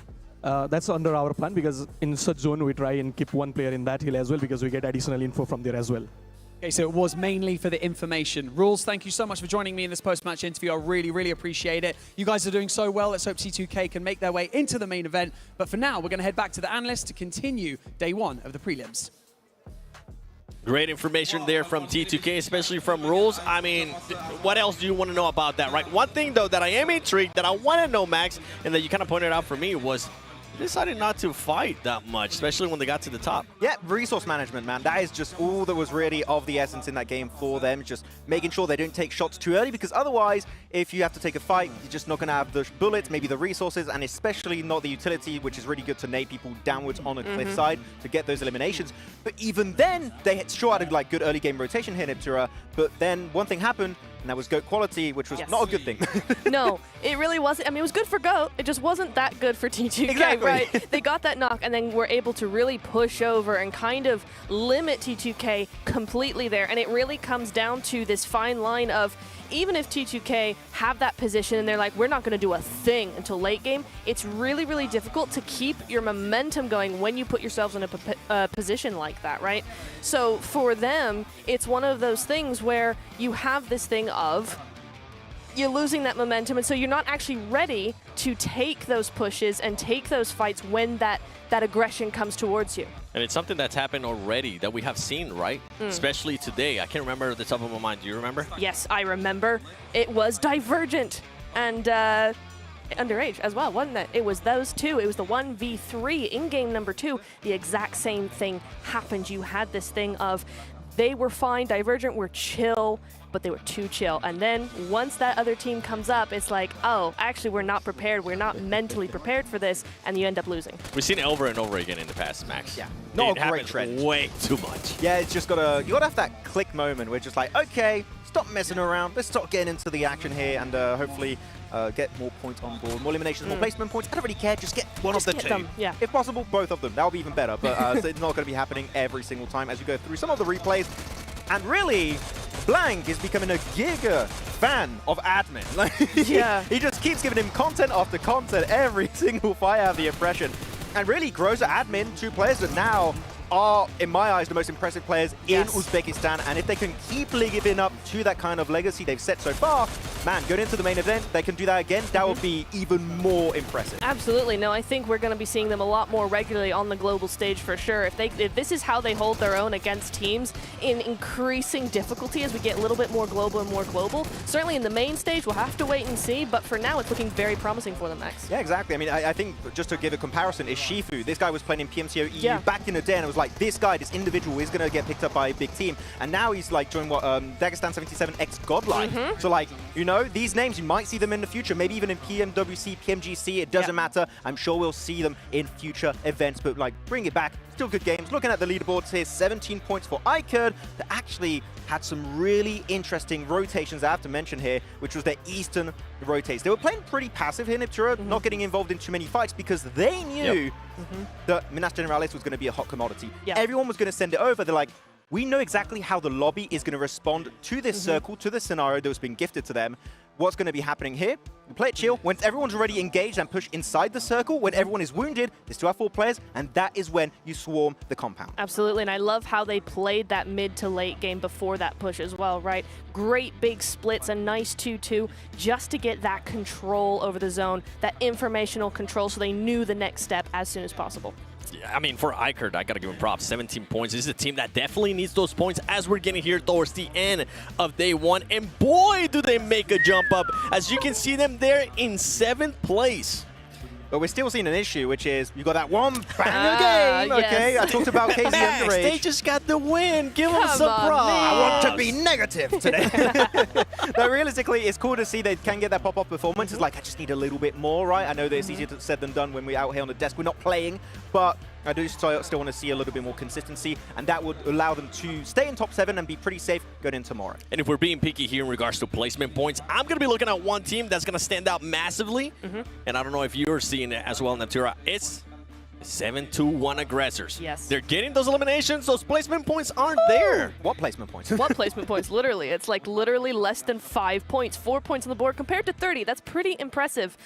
It's just we need to see kind of a little bit more even. But honestly, it seems to be kind of that way throughout the second half of the leaderboard, Max. Yeah, I mean, second half of the leaderboards, I'm seeing R8 that had quite a few green arrows in the leaderboards. Like, they were slowly climbing up. So, like, is this the comeback of R8? We've been asking, well, not since game 1. They're not going to do a comeback on game 1, but from game 2. Not been the case, and here they actually get a red arrow. They're going down in the leaderboards. R8, we're almost at the halfway point here. One more game before we get to that kind of critical moment for the prelims. You're not going to have a lot more time to initiate that comeback to make in top 7. R8 is starting to get those points. It feels like this might be one of those teams that might need the win. They might need that win to finally get... Yeah, like Iker. Because Iker, I mean, going into that last match, they were in 15th place. And now they're in a position where coming into tomorrow, especially, you're kind of setting yourself up for tomorrow, right? Yes, absolutely. I was just thinking that this is the final game. This is the final game of Miramar, final game of the day. This is really, really where you want to set up for tomorrow. It's no longer about today. You've got to put today out of your mind. This is the setup for tomorrow. How are you going to take away, what are you going to take away from this day, and how is that going to influence tomorrow's games as well? So this Miramar is all about getting the best you can, or at least just an improvement from the first 5 games. I'm just looking at this and I'm like, well, actually, we could have gotten 3 chicken dinners from GOAT. Like, we were that close to getting a 3rd win from GOAT. And again, teams that when you look at the entirety of this lobby, GOAT, I was like, no, might be able to make in top 7. No, they're like, we are going to be top 1. And right now, these results are making that possible so far.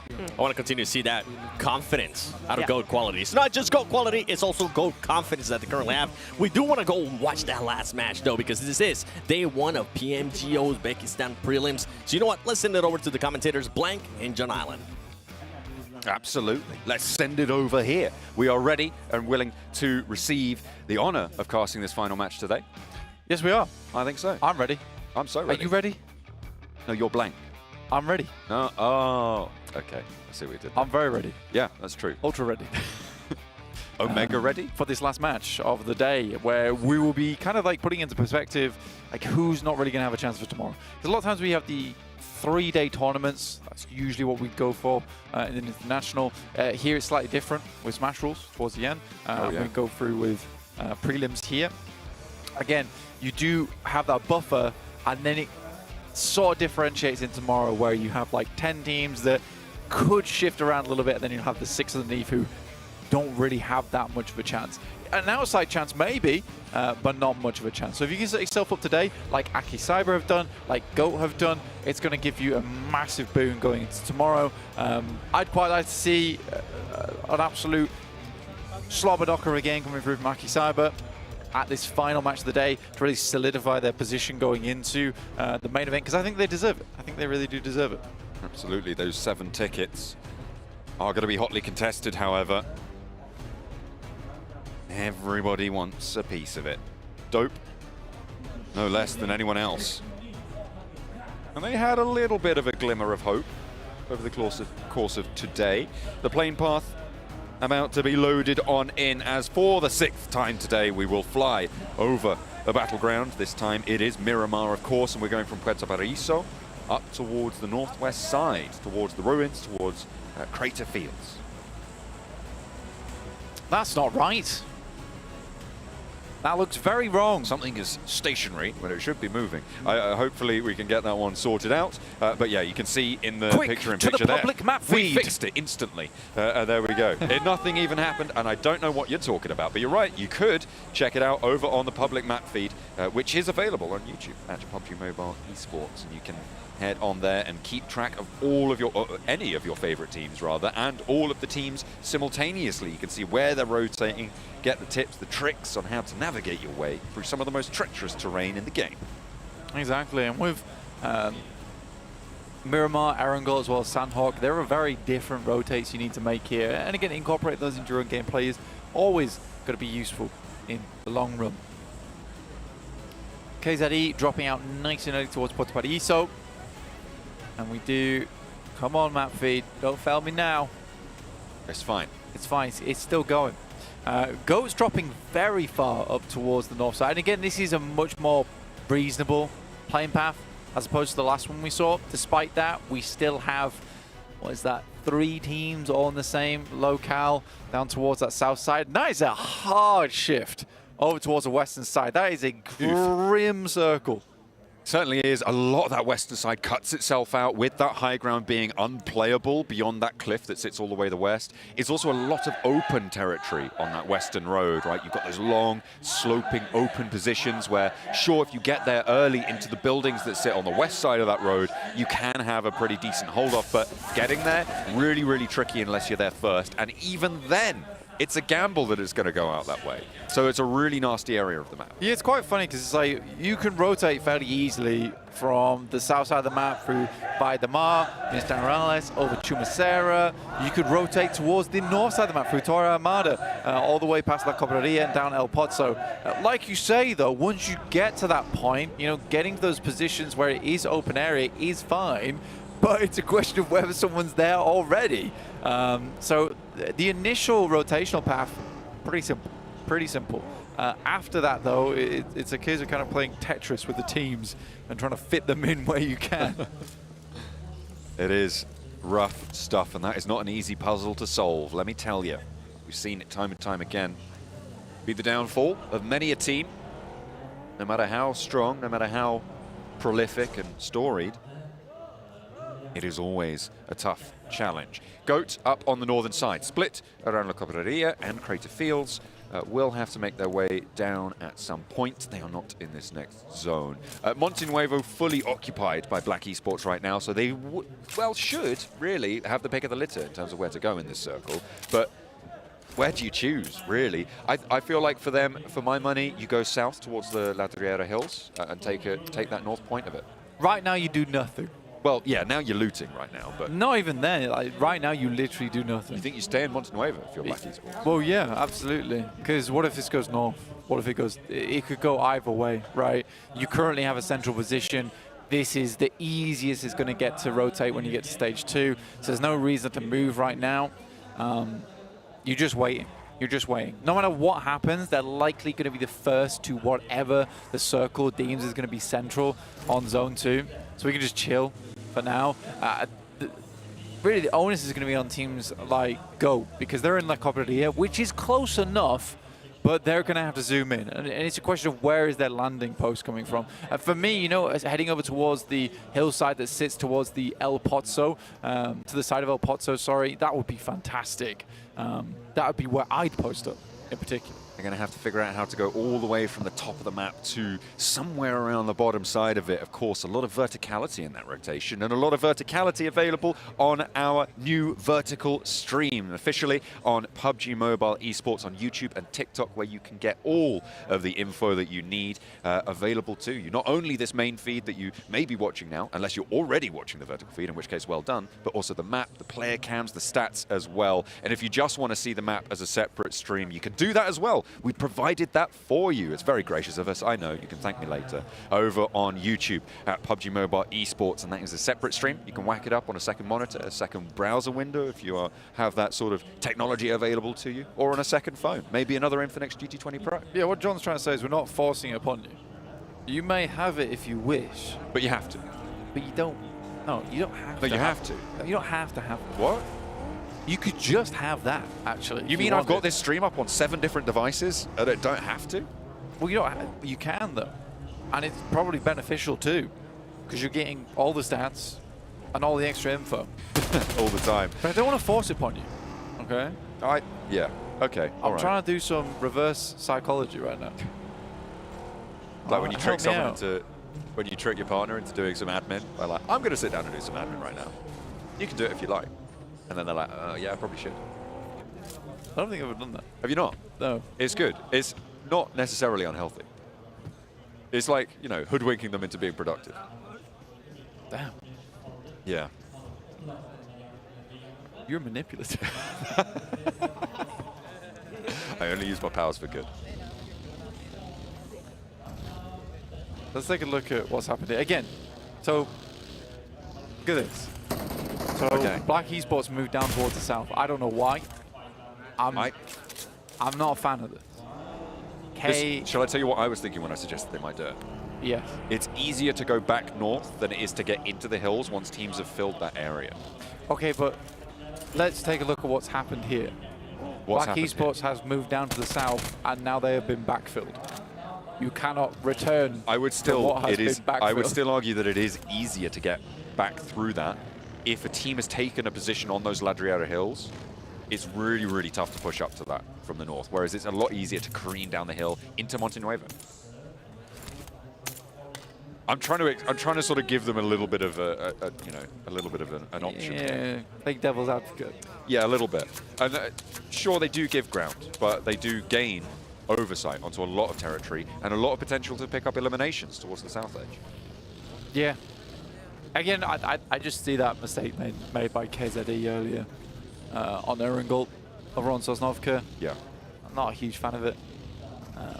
Like, for instance, here, it's strange to me that so many teams are confirming position this early. Like, we're in stage 1. Like, this is not where you want to confirm positions, because you're having massive traffic jam here, which is going to make rotating out horribly. I think typically what you'd have is you have a lot more teams trying to congregate around the edges to positions where it's going to be more simple to rotate through. They're digging graves right now. Yeah, no, we're opposite side of the map from Graveyard, and they're still doing it. We're digging graves right now. Absolutely. I mean, it's going to be difficult for everybody, and it is exacerbated, of course, by this west side shift, by the fact that we're essentially playing with the same amount of terrain as a stage 2 already on this Miramar. So perhaps that's what's contributed to these teams' decisions to try and come into conflict a little bit earlier. Maybe not into conflict, but rather into these central locations. We're looking right now on our screens at Upgrade versus Akicyber. This is on one of those spokes, those linear hilltops, those ridge lines that sit around Ladriera. This is a pretty nasty shift, all things considered. It has Montenuevo in, it has Ladriera in. It's really not confirmed to either side yet, though. Luckily, it does move away from that west edge, which is the one saving grace of this circle shift. Yeah, because that west edge is just unplayable zone. It's the cliff face. So getting away from them means that we do have playable space now over towards that eastern side. And already there is some huge fighting going on down towards the south. Akicyber and Upgrade still back and forth. This conversation along the hilltop is going the way of Upgrade, actually, as Akicyber have to recoalesce. Action may be chiming in here as admin. A fearsome force descends the hill. Doesn't take too much of a tumble there and gets to the buildings unscathed. Action can't pull up and go for this fight. They know they don't have the numbers right now. With Akicyber moving fast, they're actually going to have to turn this one around. A fight has broken out. But it's going to be easy for Svez to handle that one. Unfortunately, not so lucky for his teammate as their vehicle goes up in smoke. It's actually his own doing. Sets the vehicle on fire, plays too close to it, and force goes down. This should be resable, but what can people do with the time available to them now? Can Action come in for a refrag? Could Upgrade actually move in to the oversight and find something they were looking for? Yeah, Upgrade up towards that top side. Shots coming from the side as well towards Zvezda. Another player goes down for Akicyber. It's looking pretty bad right now. Again, tough rotate from that south side. Again, this is what I'm talking about. It's like they've left no one on the map any room to rotate. And I think for Akicyber, yeah, fair enough. You're trying to move through here. But I just don't think you expect all the teams to be here. Like, there's so much of the circle that is just unplayed right now, which is playable, by the way. It's a little bit unoccupied. But teams are still just trying to find any sliver of this they can. It is quite unfortunate. Well, they're not. Sorry? Well, they're not. Well, that's true. They've already found a lot of them. Look at this. Oh yeah, no. Look at this. Sorry, they're all trying to find a sliver. It just happens to be the same sliver. Yes. Which is the unfortunate part of it. I can respect that. For Akicyber, that was unfortunate that Force went down to the vehicle explosion. If they didn't have to stop, look for that res, they were out of there. They were through with 3 and maybe playing on this position that admin has right now. But this guy is nutso, right? He can go sicko mode out of the drop of a hat. Yeah. Okay, this sounds like I'm an Akicyber fanboy. Honestly, that's my only issue. Is that, like, I really don't feel like that rotates too much of their fault, because I just don't think you expect there to be literally 6 teams either side. And I feel very vindicated now as we head back up to Monte Nuevo. And we could have just sat there the whole time. That is true. Black Esports potentially going to have that opportunity to prove me right. And the fact that it may be more easy to head back up north than it would be to push south had it gone that way, though. But it is definitely treacherous for them. You're right. It's going to be difficult no matter which way they choose. It's just tragic. It's sad. It's just sad. I weep for them. Yeah, I think we're getting to that point, especially it's the last game of the day as well. Oh, yeah. So players are mentally boomed at this point because they were only having 2 days to go at this. Some teams have really suffered as they've gone through. I mean, take Action, for instance. I will. So yeah, overall, I think you're getting to the end of the day and you're trying your best to eke out as many points as possible. And I think that sort of leads us to this kind of play style where everyone's looking for the center as much as possible instead of taking some of the more easy options. Ooh. Fortunate pickup there. P2K losing another one. Nepex able to find 2 elim points for it. And Rex looks for more. Love the next to go, and only one player now stands for them in 6th place to end the day. I mean, it's not terrible, but there are teams behind them who will very happily push them aside. You've got Nepex, who are now only 2 points behind. You've got KZE, who are only 1 point behind. And it's very easy to slip out of these top 7. And this is something that happens in these shorter form tournaments, right? These bubble positions, especially being towards the middle of the tables, become so volatile. You are talking 1, 2, 3 points in it. Even then, it can be a tiebreaker as well. And it is so unfortunate to find yourself in that scenario. It's why every single point matters. It's why every single snake play matters. Why every single flush matters in those late game scenarios as well. Yeah, and it's partly because GOAT as well as Aki Cyber and Fenerbahce are all very consistent compared to the rest of the lobby at the moment. It has created like a very but noticeable point vacuum towards the top side, which leaves teams just leapfrogging over one another. I mean, between 7th place and 14th, what is that? 7 points differential. Very small. Very small. Up to 6th to 14th is just 8-point differential. Yeah, you can't take it. Super volatile.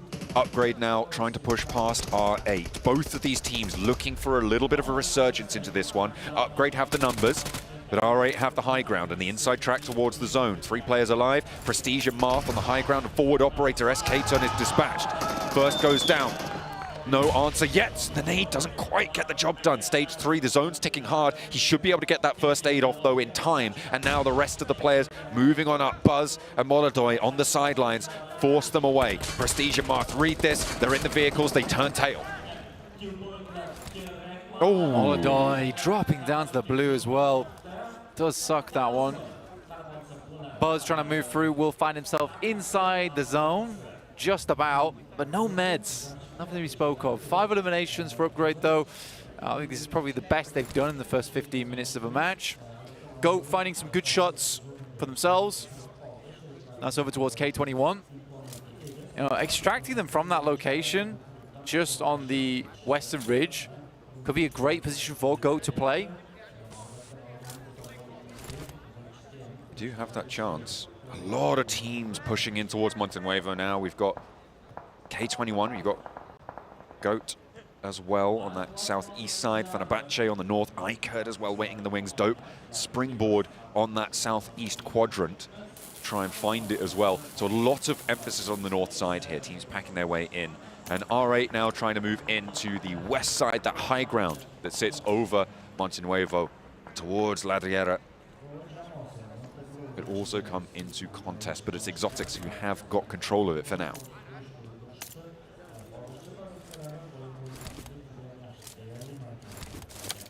Taking a look at a lot of these teams. I think there's going to be some waiting involved here just for the next circle. I think everyone's posted up in a fairly defensible position at this point in time.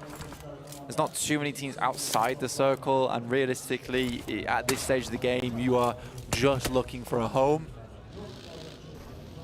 I don't mind R8's position over towards this western side. Keeps them out of danger, keeps them out of sight, and right now there is technically a 50% chance that this circle does head over their way. I think most teams would hate for that to happen because it is super open ground. And not only that, they would have to break this wall that sits in front of them. It is just slashed through the middle of the circle at the moment. The 721 aggressors, we're on board with them now. They did lose a player just then to Black Esports on that southeast side, trying to make their way through. For Elims, for the 721 aggressors, they are one of the teams that is looking to start to get safer and safer as time goes on. In 4th place right now, but they're on the south border of this. And do not really have a clear route forwards. Every option that they have is occupied. So they might have to just take the fight or bide their time and see if someone takes care of themselves.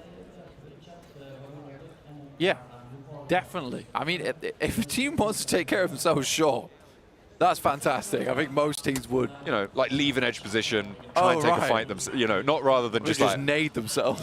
I fancy I need the loot, let's stop playing right now. Let's take care of Not that ourselves. situation. I'm talking about like if Black Esports, for instance, rotated and tried to fight Dope, and then they both sort of went down low. That would be an option if they had taken care of that for the 721 aggressors. Right, let's take care of ourselves. Try and move through. That's right. As should you all take care of yourselves. That's a self-care. That's important. A PMA. Hell yeah. That's a big PMA and a PSA. Hydration. At the same time. Hydration, self-care, achievement. Yeah. Results? I don't know. Profit. Absolutely. Money. That's what it's all about, Blank, in the end. Question mark, question mark, question mark. At the moment, right now, we do centralize over towards Ladriera Hills on the western side. R8 tucked away in a small little compound for themselves. I always like that position. A very little amount of influence you have from there, but it certainly keeps you safe, which is always nice. Black Esports cut out towards the southeast side. I do think they're going to struggle. You know? I think they're going to win. Okay. I mean, no, they are going to have a pretty rough time of it, but I would argue that a lot of these teams on the north side are going to take care of one another in a pretty unsalubrious fashion as they try and exit from Monte Nuevo. The main threat for me right now is Exotic's position, right up the top of that hill with Oversight over KZE, who hold that low ground area, and that is that 1-2 punch, right? That high ground, low ground, 2-team hold that you're going to really struggle against. Yeah, so that's Black Esports Aussie going down there. But not out. And as Bitmus going to go for the res. I imagine KZE might have an angle at some point. 721 aggressors actually sending more down there. I think that's pretty bold of them. Ooh, in the meantime, Goat Quality able to find some openers on towards Fenerbahce. This is this north side that we were talking about just then. Leaving from Monte Nuevo. And Goat Quality trying to keep their players alive here. But they have lost one and another is knocked. Ego on the back. Should be Rezable, is actually being pulled up right now by his teammates. But K21, look at this oversight from the high ground. It's just so difficult to run out against this. Yeah, absolutely. It's a very, very difficult position to push out towards. Goran's going to be dropping nades from up on high and penalty underneath. The hottest of spots, and they get double tags on them. The fact they didn't go down is insane. Shots from the off angle. Do need to be careful. R8 still in the game. And they find a player on iCode out on the north field. And R8's compound actually a primo location, Blank. I think that any team in Monte Nuevo would love to have it right now. Yeah. Again, like I said, it really is not influential, but it is safe. It's a place of safety that you can move out towards later on, playing up towards where Exotics is currently at. Upgrade making the dash to it, potentially. Yeah. Diverted by a hail of fire coming from the south. 721 aggressor, they actually moved over towards T2K, where Rules is currently playing. Left Black Esports to their devices down on that south side. We're almost into stage 6 now. And we'll see where this one heads. I'm feeling quite central on this circle. Okay. Yeah. I'm feeling hard southeast. All right. Goat, ooh, still in the scrap with Fenerbahce and still with the oversight from K21. This is just so difficult to make work. It's just Merciless remaining, and that Molotov may just spread, tickle his ankles. Low HP, but gets the first aid off, so will not be going down here. But that nade, though, that opens up a lot of opportunity to push on in. However, Ego is still down, and Goat with 2 can't afford to take another. That's what they were looking for, though. The nade in through the window, and they make it work. Yeah, really good job from Goat. Circle, dead center. Quite central so far. What was that? Exotics, though. I actually do quite like Exotics' position, but they do have a lot of teams around them who would also really love to have where they're currently playing. Black Esports definitely cut out on this south side. I think that was T2K. T2K. Out from the game, their rules going down. They do remain in the top 7, though, which is surprising at 30 points, but there's still KZE as well as iCurd, potentially even Dope to go between it. Yet the scoreline is so minuscule between these teams. Black Esports moving up over towards the 721 aggressors. It's a 2v4, but Lord Cedric is down on the back line. And all 3 of their players are forwards. Looks like they want to put more emphasis onto getting that flush, making sure they earn that point for themselves. And every point does matter. That's what we were saying earlier. 3 players from Black Esports, though, overwhelmed Jonix's position. Spidey, though, with an answer. However, there is Retribution. Up the top of the hill, though, it's Exotics still chiming into this fight. The smoke out towards them. They've lost Lord Cedric, but they can still pull Symphony back to his feet. Yeah, they can definitely get him back here, but you'd imagine Exotics wanting to take shots. Unfortunately for them, upgrades also getting good shots over towards that north side. Ozzy sends a grenade towards them. I mean, I think Ozzy's doing a fantastic job here. I actually really respect this. He is sending ordnance over the top just to keep them at bay, but Symphony's not pulled back up again. Daniel down. Ooh, and that is just the backline pulling out the stops now. Steps into the fire in the Molotov, unaware that it's burning him down. Could be another knock. They need to pull Symphony back up now, but Upgrade move in for a third party on the engagement. A nade around the side, and Buzz is trying to ruin the day for Black Esports. They have to hold this sideline and the top ground as well. There's a lovely nade from Ozzy, who's been devastating with them. Boss moves on in. Ruzen looks for the shot, but can't quite find it. Has the shotgun in tow, and that will be good for another. A nade from on the backlines, and Molodoi looks to put a stopper on the Black Esports swell around the edge. Ramses as well, and they are putting so much pressure towards Black, but in the meantime, Exotic are back up to 3. They have invested so much to the south, they've forgotten about the top of the mountain. Bitmus at 12k just annihilates him. Oh, no. Drops down. What is that? Molodoi now has to pick up the slack, but is that before Exotic gets down towards this location? Ozzy bites into him like a bat. Drawing blood.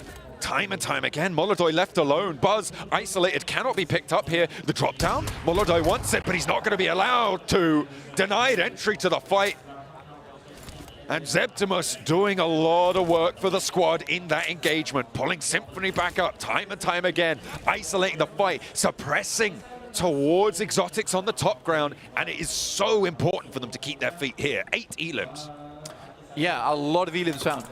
Again, this probably does go from bad to worse, though, for Black Esports. I think they get themselves out of the fire into the frying pan. But overall, very successful engagement from them.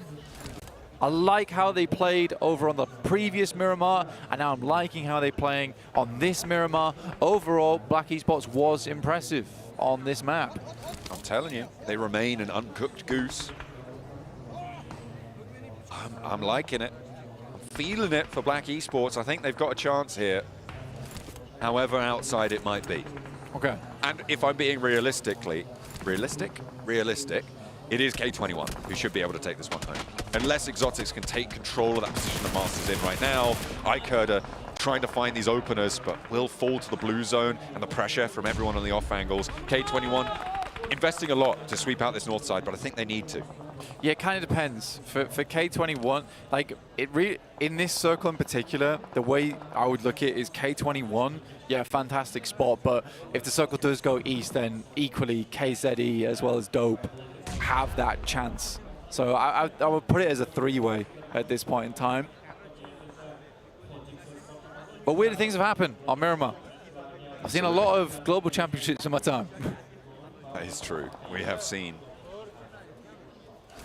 the wildest things. Will it be a repeat of that, or are we going to return to sanity? Pretam with the hold now. Needs Roy to come up big for him, but Pretam goes first, and this is going to be an easy flush to pick up. Roy actually just completely backs off the angle. Daniel tries to face off against it, but they aren't really going to be able to do too much here. 3 players from Black Esports survive. They're sweeping through, continuing their progress now.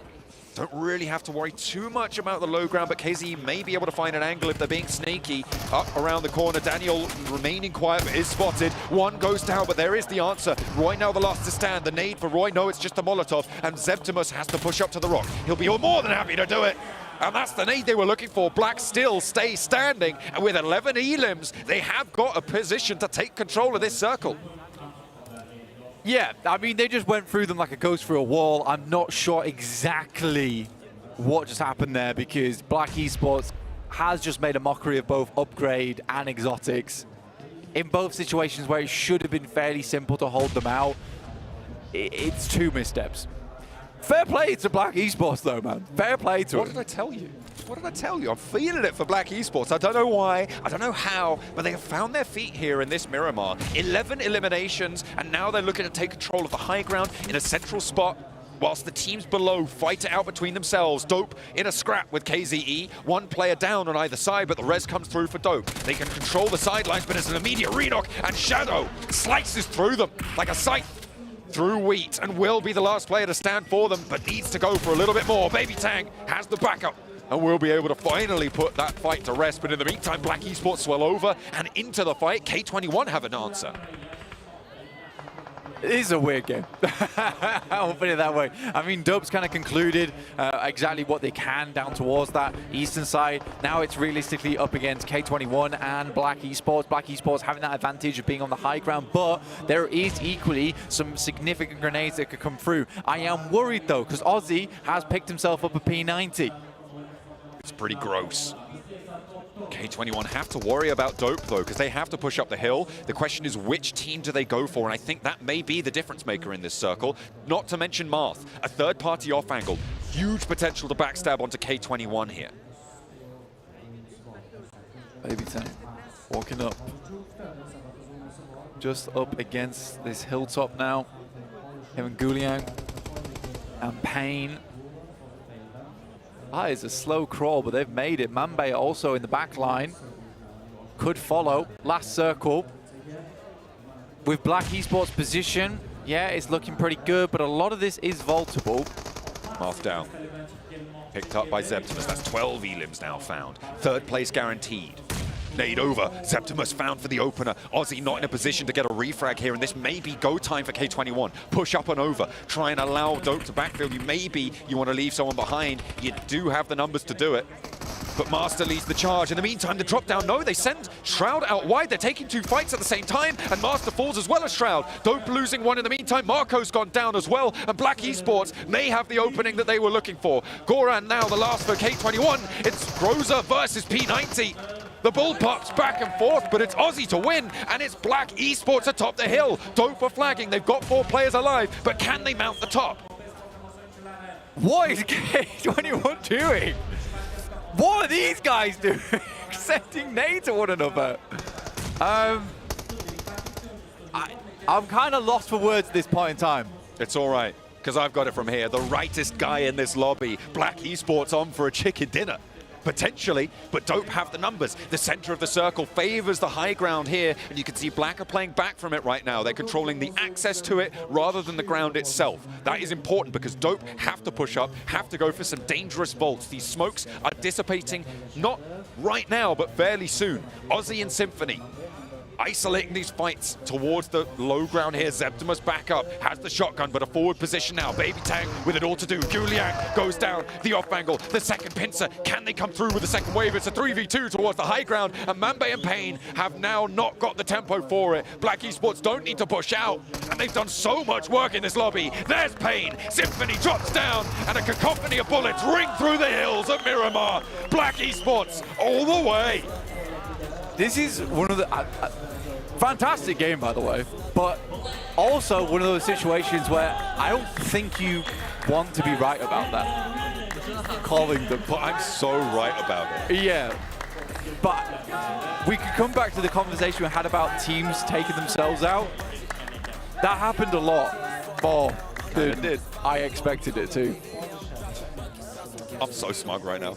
But again, not in the way you expected, because No. teams were literally taking themselves out. Yeah, absolutely. They kind of, well, specifically K21. What on earth was that? It was really, quite frankly, the worst I've seen that fight play out. Also exotics. Yeah. Also upgrade. All of these are true. Yeah. Again, like I said, it's just one of those games where I don't think you want to be right about it. But you were, Well, it's so too bad, 'cause I am congratulations. so right. No, congratulations. Yeah, thank you very much. I'm very happy for you. I'm the smartest idiot in this game. But yes. Yes. I applaud you. I applaud you. Let's take a look at some of the final moments of this game. I mean, it was very well handled. Once they got into this position, I would say that Black Esports played the end quite well. Against some misplays. Again, they went for a pincer. You're so angry. I'm not. I'm just saying they went You're fuming. They went for a pincer, and then one of the pincers just got left behind. So it just kind of nudged them from the high ground. There was no grip. You know what? Let's go to some saner minds, because we have been left completely exhausted by that comedy of errors. We saw one earlier. That was even further. Let's head over to the analyst desk. Thank you, Black Mustache, and thank you, the smartest idiot in the game, as you mentioned yourself there, John. Either way, what a match, especially for Black Esports. Is that, am I seeing that right? 2 players with over 1K damage? Ring the bell.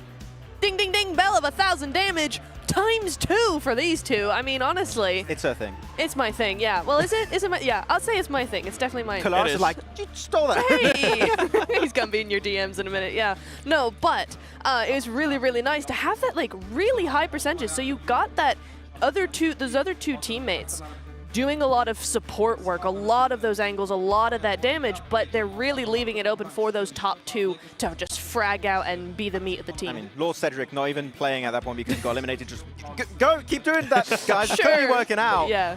And had a really good time supporting the team. But Zeptimos is going to be the MVP of this game then. And really, it's just a fragging duo of Aussie and then Zeptimos able to just carve their way through the mountains of Miramar over to the southern western side. And realistically, looking at how Black have played, not only in this game, but throughout the entirety of today, they're just so efficient at finding the path of least resistance in every single situation. No matter if they're not in the circle and the circle is horrible, moving thousands of meters away from them. They're like, we found a way, and they have the fragging power to back those plays. They really do. And you know what I noticed is that they really use their time. They take their time with this sort of stuff. They use these wide rapid rotations around that edge side, and they really focus in on that scouting, and they take their time. Often they don't even move until the zone actually pushes them into the next phase, right? So it is something where it's like, if you take your time and you know how to do that effectively, it really, really works. Yeah, I think that especially they're not only a proactive team, they're a very good reactive team, because we talked a little bit about that third party from Upgrade. They initially push onto Exotics. I think it's a really good push-up, but Upgrade like, oh, this is a great third party opportunity. Exotic moving back, but they're playing checkers. When here, Black are playing 4D bloody chess and have one of the biggest plays, which is we're just going to hug the ridge, stay relatively safe, wait for them to push us. We pick them off one by one every single time. And because of that, we claim the high ground. We claim that final chicken dinner for today. Max and Tyrell, let's take a step back, because I love what you guys are saying in regards to Black Esports, right? The way that they found a way to work and they just narrowed that down and kept going at it. I feel like one team that's starting to do that a little bit here, especially the last 2 matches. All right, back-to-back 4th place finishes. Yes, yes, indeed. I mean, it's something that we were hoping for. And Max is a little stroppy, but I'm going to finish my point before you go. No, it's something that we wanted to see from them, and it's something, like, again, like I mentioned earlier, you want to see teams actually use these last 2 matches to kind of shape their mentality for tomorrow, and so that is really something that you're starting to see R8 really do. And set themselves up, too, because it is going to be 6 matches. We finished day 1. They need to make sure they go back to that VOD review, Max, because, I mean, I'm pretty sure we're going to get a chance to see it whenever we end up going to the overall. It's going to be tight. Yeah, it's going to be real tight going into tomorrow. And I'm still looking for more. I wanted to be critical, but we're going to be looking at the match rankings here. 29 points on the board for Black Esports. They are... they're going to be in top 7. Easy. That game alone is just like you're pretty much securing a spot in the main event. They have to really mess up tomorrow. You want to be critical. We can be critical in regards to Dope because they were using the utility, but they ended up using it against themselves. Hey, listen, we've all had the bad nade that bounces off the cliff. We've all had that. I ain't going to blame that one A on knock them. is a knock. If it's a teammate or not, I'm like, True. I don't get it. Like when I knock them during our games, I'm like, hey, it counts. So I'll take what I can get. Okay, we'll see how it's going to be going. Though going on forward, we mentioned a team earlier, right? There was Iker, sure they get that win. We wanted to see a follow-up. They only got 1 elimination, 0 placement points. I hope that going into tomorrow we can see just a little bit more of that consistency as we go in the overall rankings. Go there with the 61 points, and I want you guys to start focusing on this. Remember, it is going to be the top 7 that are going to be moving on towards main event. The top 3, they're starting to create a bit of a buffer there, but everybody else is so close. If you theorize here and just double the points straight up of our 7th place team, you're looking at about 70 points, right? Yep. 60, 70 points, you're going to be looking good. So if we have that as our expectation for the cutoff point-wise, GOAT should be fine. X-Cyber, with the amount of eliminations they have, they should be looking really comfortable into tomorrow. So 60, 70 points should be what you're aiming for. And Neptura, one thing is that if they have a good performance like Black Esports just did, look how high up you can just launch yourself on the leaderboard. Absolutely. I mean, they've gone so far, even dethroning Fenerbahce, right, from that top 3 position. So a really, really good performance. That, honestly, Miramar, I think, is probably their best map. And I wouldn't be surprised if we saw it again. But actually, was that like 2/3 of their points in one game out of those like 50+ points they got? Let me go to the math person, Neptura. Yes. Huh? Yes. She confirms. Yes. I don't know, I might be wrong. Sure. It's quick math, okay? Quick math, not my thing. But for this team's right here on the second page, I mean, if you're Action, you're just going to have to go for broke. You're going to need at least back-to-back wins, I feel like. Honestly, I'm going to go super insane here. They need to hot drop Sanhok. They need to just go for it. Yeah, they need to go all out completely because 5 points in 6 matches is kind of insane. And yeah, they need to do something quick. All right, so we got a hot drop. Yep. Now, Max, if you're Action, what are you going to be doing?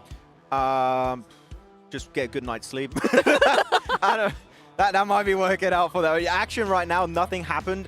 I think that you got to just switch up your entire game plan for tomorrow because right now, if you get 5 points again tomorrow, like. Sure, you reach double digits, but you're not going anywhere with that. So change your game plan completely and do that VOD review. Yeah. Well, GOAT quality with the performance they had today. Guess what? We do have the MVP of the day. Is none other than FS being able to put up those 12 eliminations and the damage too, 2,394. That's crazy. I mean, the reason why he's MVP here, of course, the damage, the knocks, everything adds up pretty nicely for him. But the 22.2 average survival time, that means he's always getting to the late game. They got 2 chicken dinners and I believe a podium finish on top of that, so the survival time is important. These are the top players. These are the elimination leaders that I wanted to see because even though FS is the MVP, he's not the one leading in regards to just the eliminations. And if we take a look as well, we've been talking about this, Uzbekistan, am I seeing that right?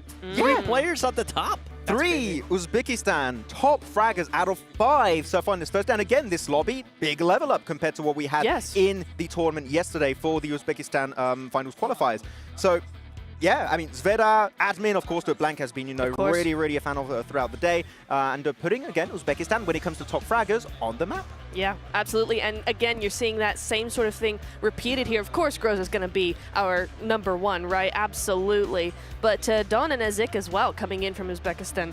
I mean, that's a huge amount of damage coming in here. But Groza with 3,000 is slightly insane. 197. I mean, the guy, if he can res his teammates, maybe it will be even higher, which he was not doing yesterday, unfortunately. But looking at all the chicken dinners, of course, we talked about GOAT getting 2 wins. Could have been a 3rd. Could have been a 3rd. Otherwise, we are looking also at KZE Underage and Icod Esports. We know now, Neptura, they can get wins, but we mentioned it. Consistency is the name of the game. Out of those wins, what else can you bring to the table heading into tomorrow's match? Talk about consistency. I'm seeing here a team, especially on the day summary for today, GOAT quality, being able to get those chicken dinners too. It wasn't back-to-back, but it is consistency that they're currently showing. It is indeed, but the other thing I'm also seeing here, 7, is that we've only had double-digit elims for the first and the second games, and 19 is a huge thing. I mean, they must be feeling so good right now. When you're coming into that second day, you're looking pretty darn good anyway, and then you get that win is very, very nice for them. I feel like for some of this team, especially here towards the end, they kind of gave themselves a bit of a release. Pressure off your shoulders with the performances. I mean, we just saw it right there too with Black Esports at the end, Max. I feel like we have some teams getting very comfortable in this lobby, especially with yesterday's matches. Like, okay, we're in the zone. We're just going to play our own game plan. It was clearly successful so far. If you had a good day today, keep it up tomorrow, and top 7 should definitely be in the cards for you. I can't wait to see what's going to happen tomorrow. Everything is so close. We just got a chance to see that Under Oval. Just a quick reminder, the 7WG, Neptura, and the great Maxman. I know it doesn't say that there, but it should. Ooh. You know what? Maybe tomorrow. Maybe we'll switch it for tomorrow. Yeah. Make sure you guys tune in for the day 2 of the 2025 PMGO Uzbekistan Prelims. But before we let you go, we're going to be sending it over to Barney.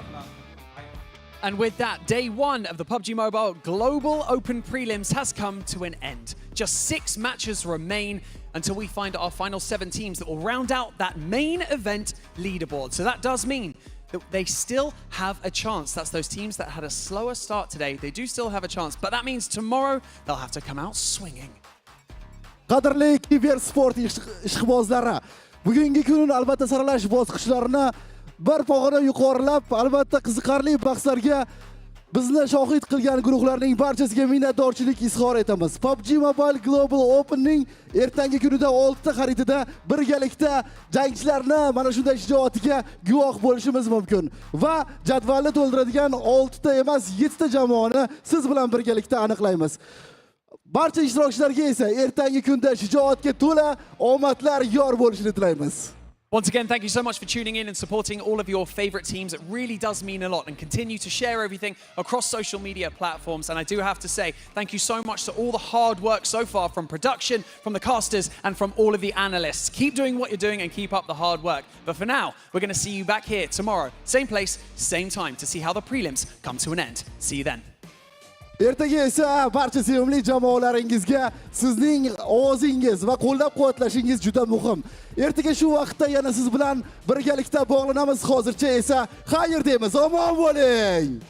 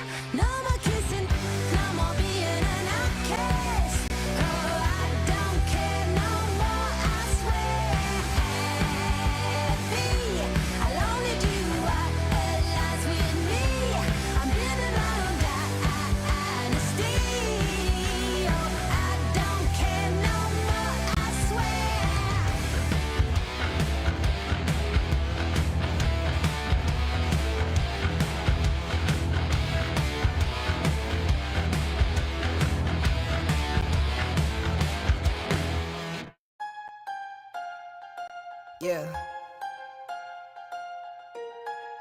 I'm gonna buy that one and that one. All of it. I need it all. Do you want it though? Where do I begin? I see the hate, they don't wanna see me win. Bank deposits, I got more coming in. Top down, throw the money in the wind. I don't want it all. Heard this scammer had to switch up the accounts. Moving paper, gotta call it my account. It's all in, I can have it coming out. Been through the struggle, I can see another drought. Yeah, it's not a purse, it's a merch. 6 figures was a goal, now it's 9 or a hearse. Put it work. Used to pull up, not swerve. No time for the snakes, time to put them in the dirt. That's word. I gotta get it, it's in my DNA. You only see the highlights, don't know what it takes. Last year stressing, got no sleep. Now I'm right between the courts, out of nosebleeds. Yeah. I see the hate, they don't wanna see me win. Bank deposits, I got more coming in. Top down, throw the money in the wind. I don't want it all. Heard these scammer had to switch up the accounts. Moving paper, gotta call it my account. It's all in, I can have it coming out. And through the struggle, I can see another drought. Yeah, same circle, still the same gang. We just get to it, we don't gangbang. Lost some friends, to the same thing. Keep a low pro when we maintain. Find us in a lost somewhere, kicking back. Find you on computers, type it Twitter facts. You lose a follow, throw a Twitter rant. I lose $1, bet I get it back. Like a boomerang, my girl likes diamonds, big. Got 3 daughters, you could bet that they gon' get the same. But they got morals, I'll be damned if they sell up for change. They won't sell out a thing. I lose it all, you bet I get it back by any means. I trust in God.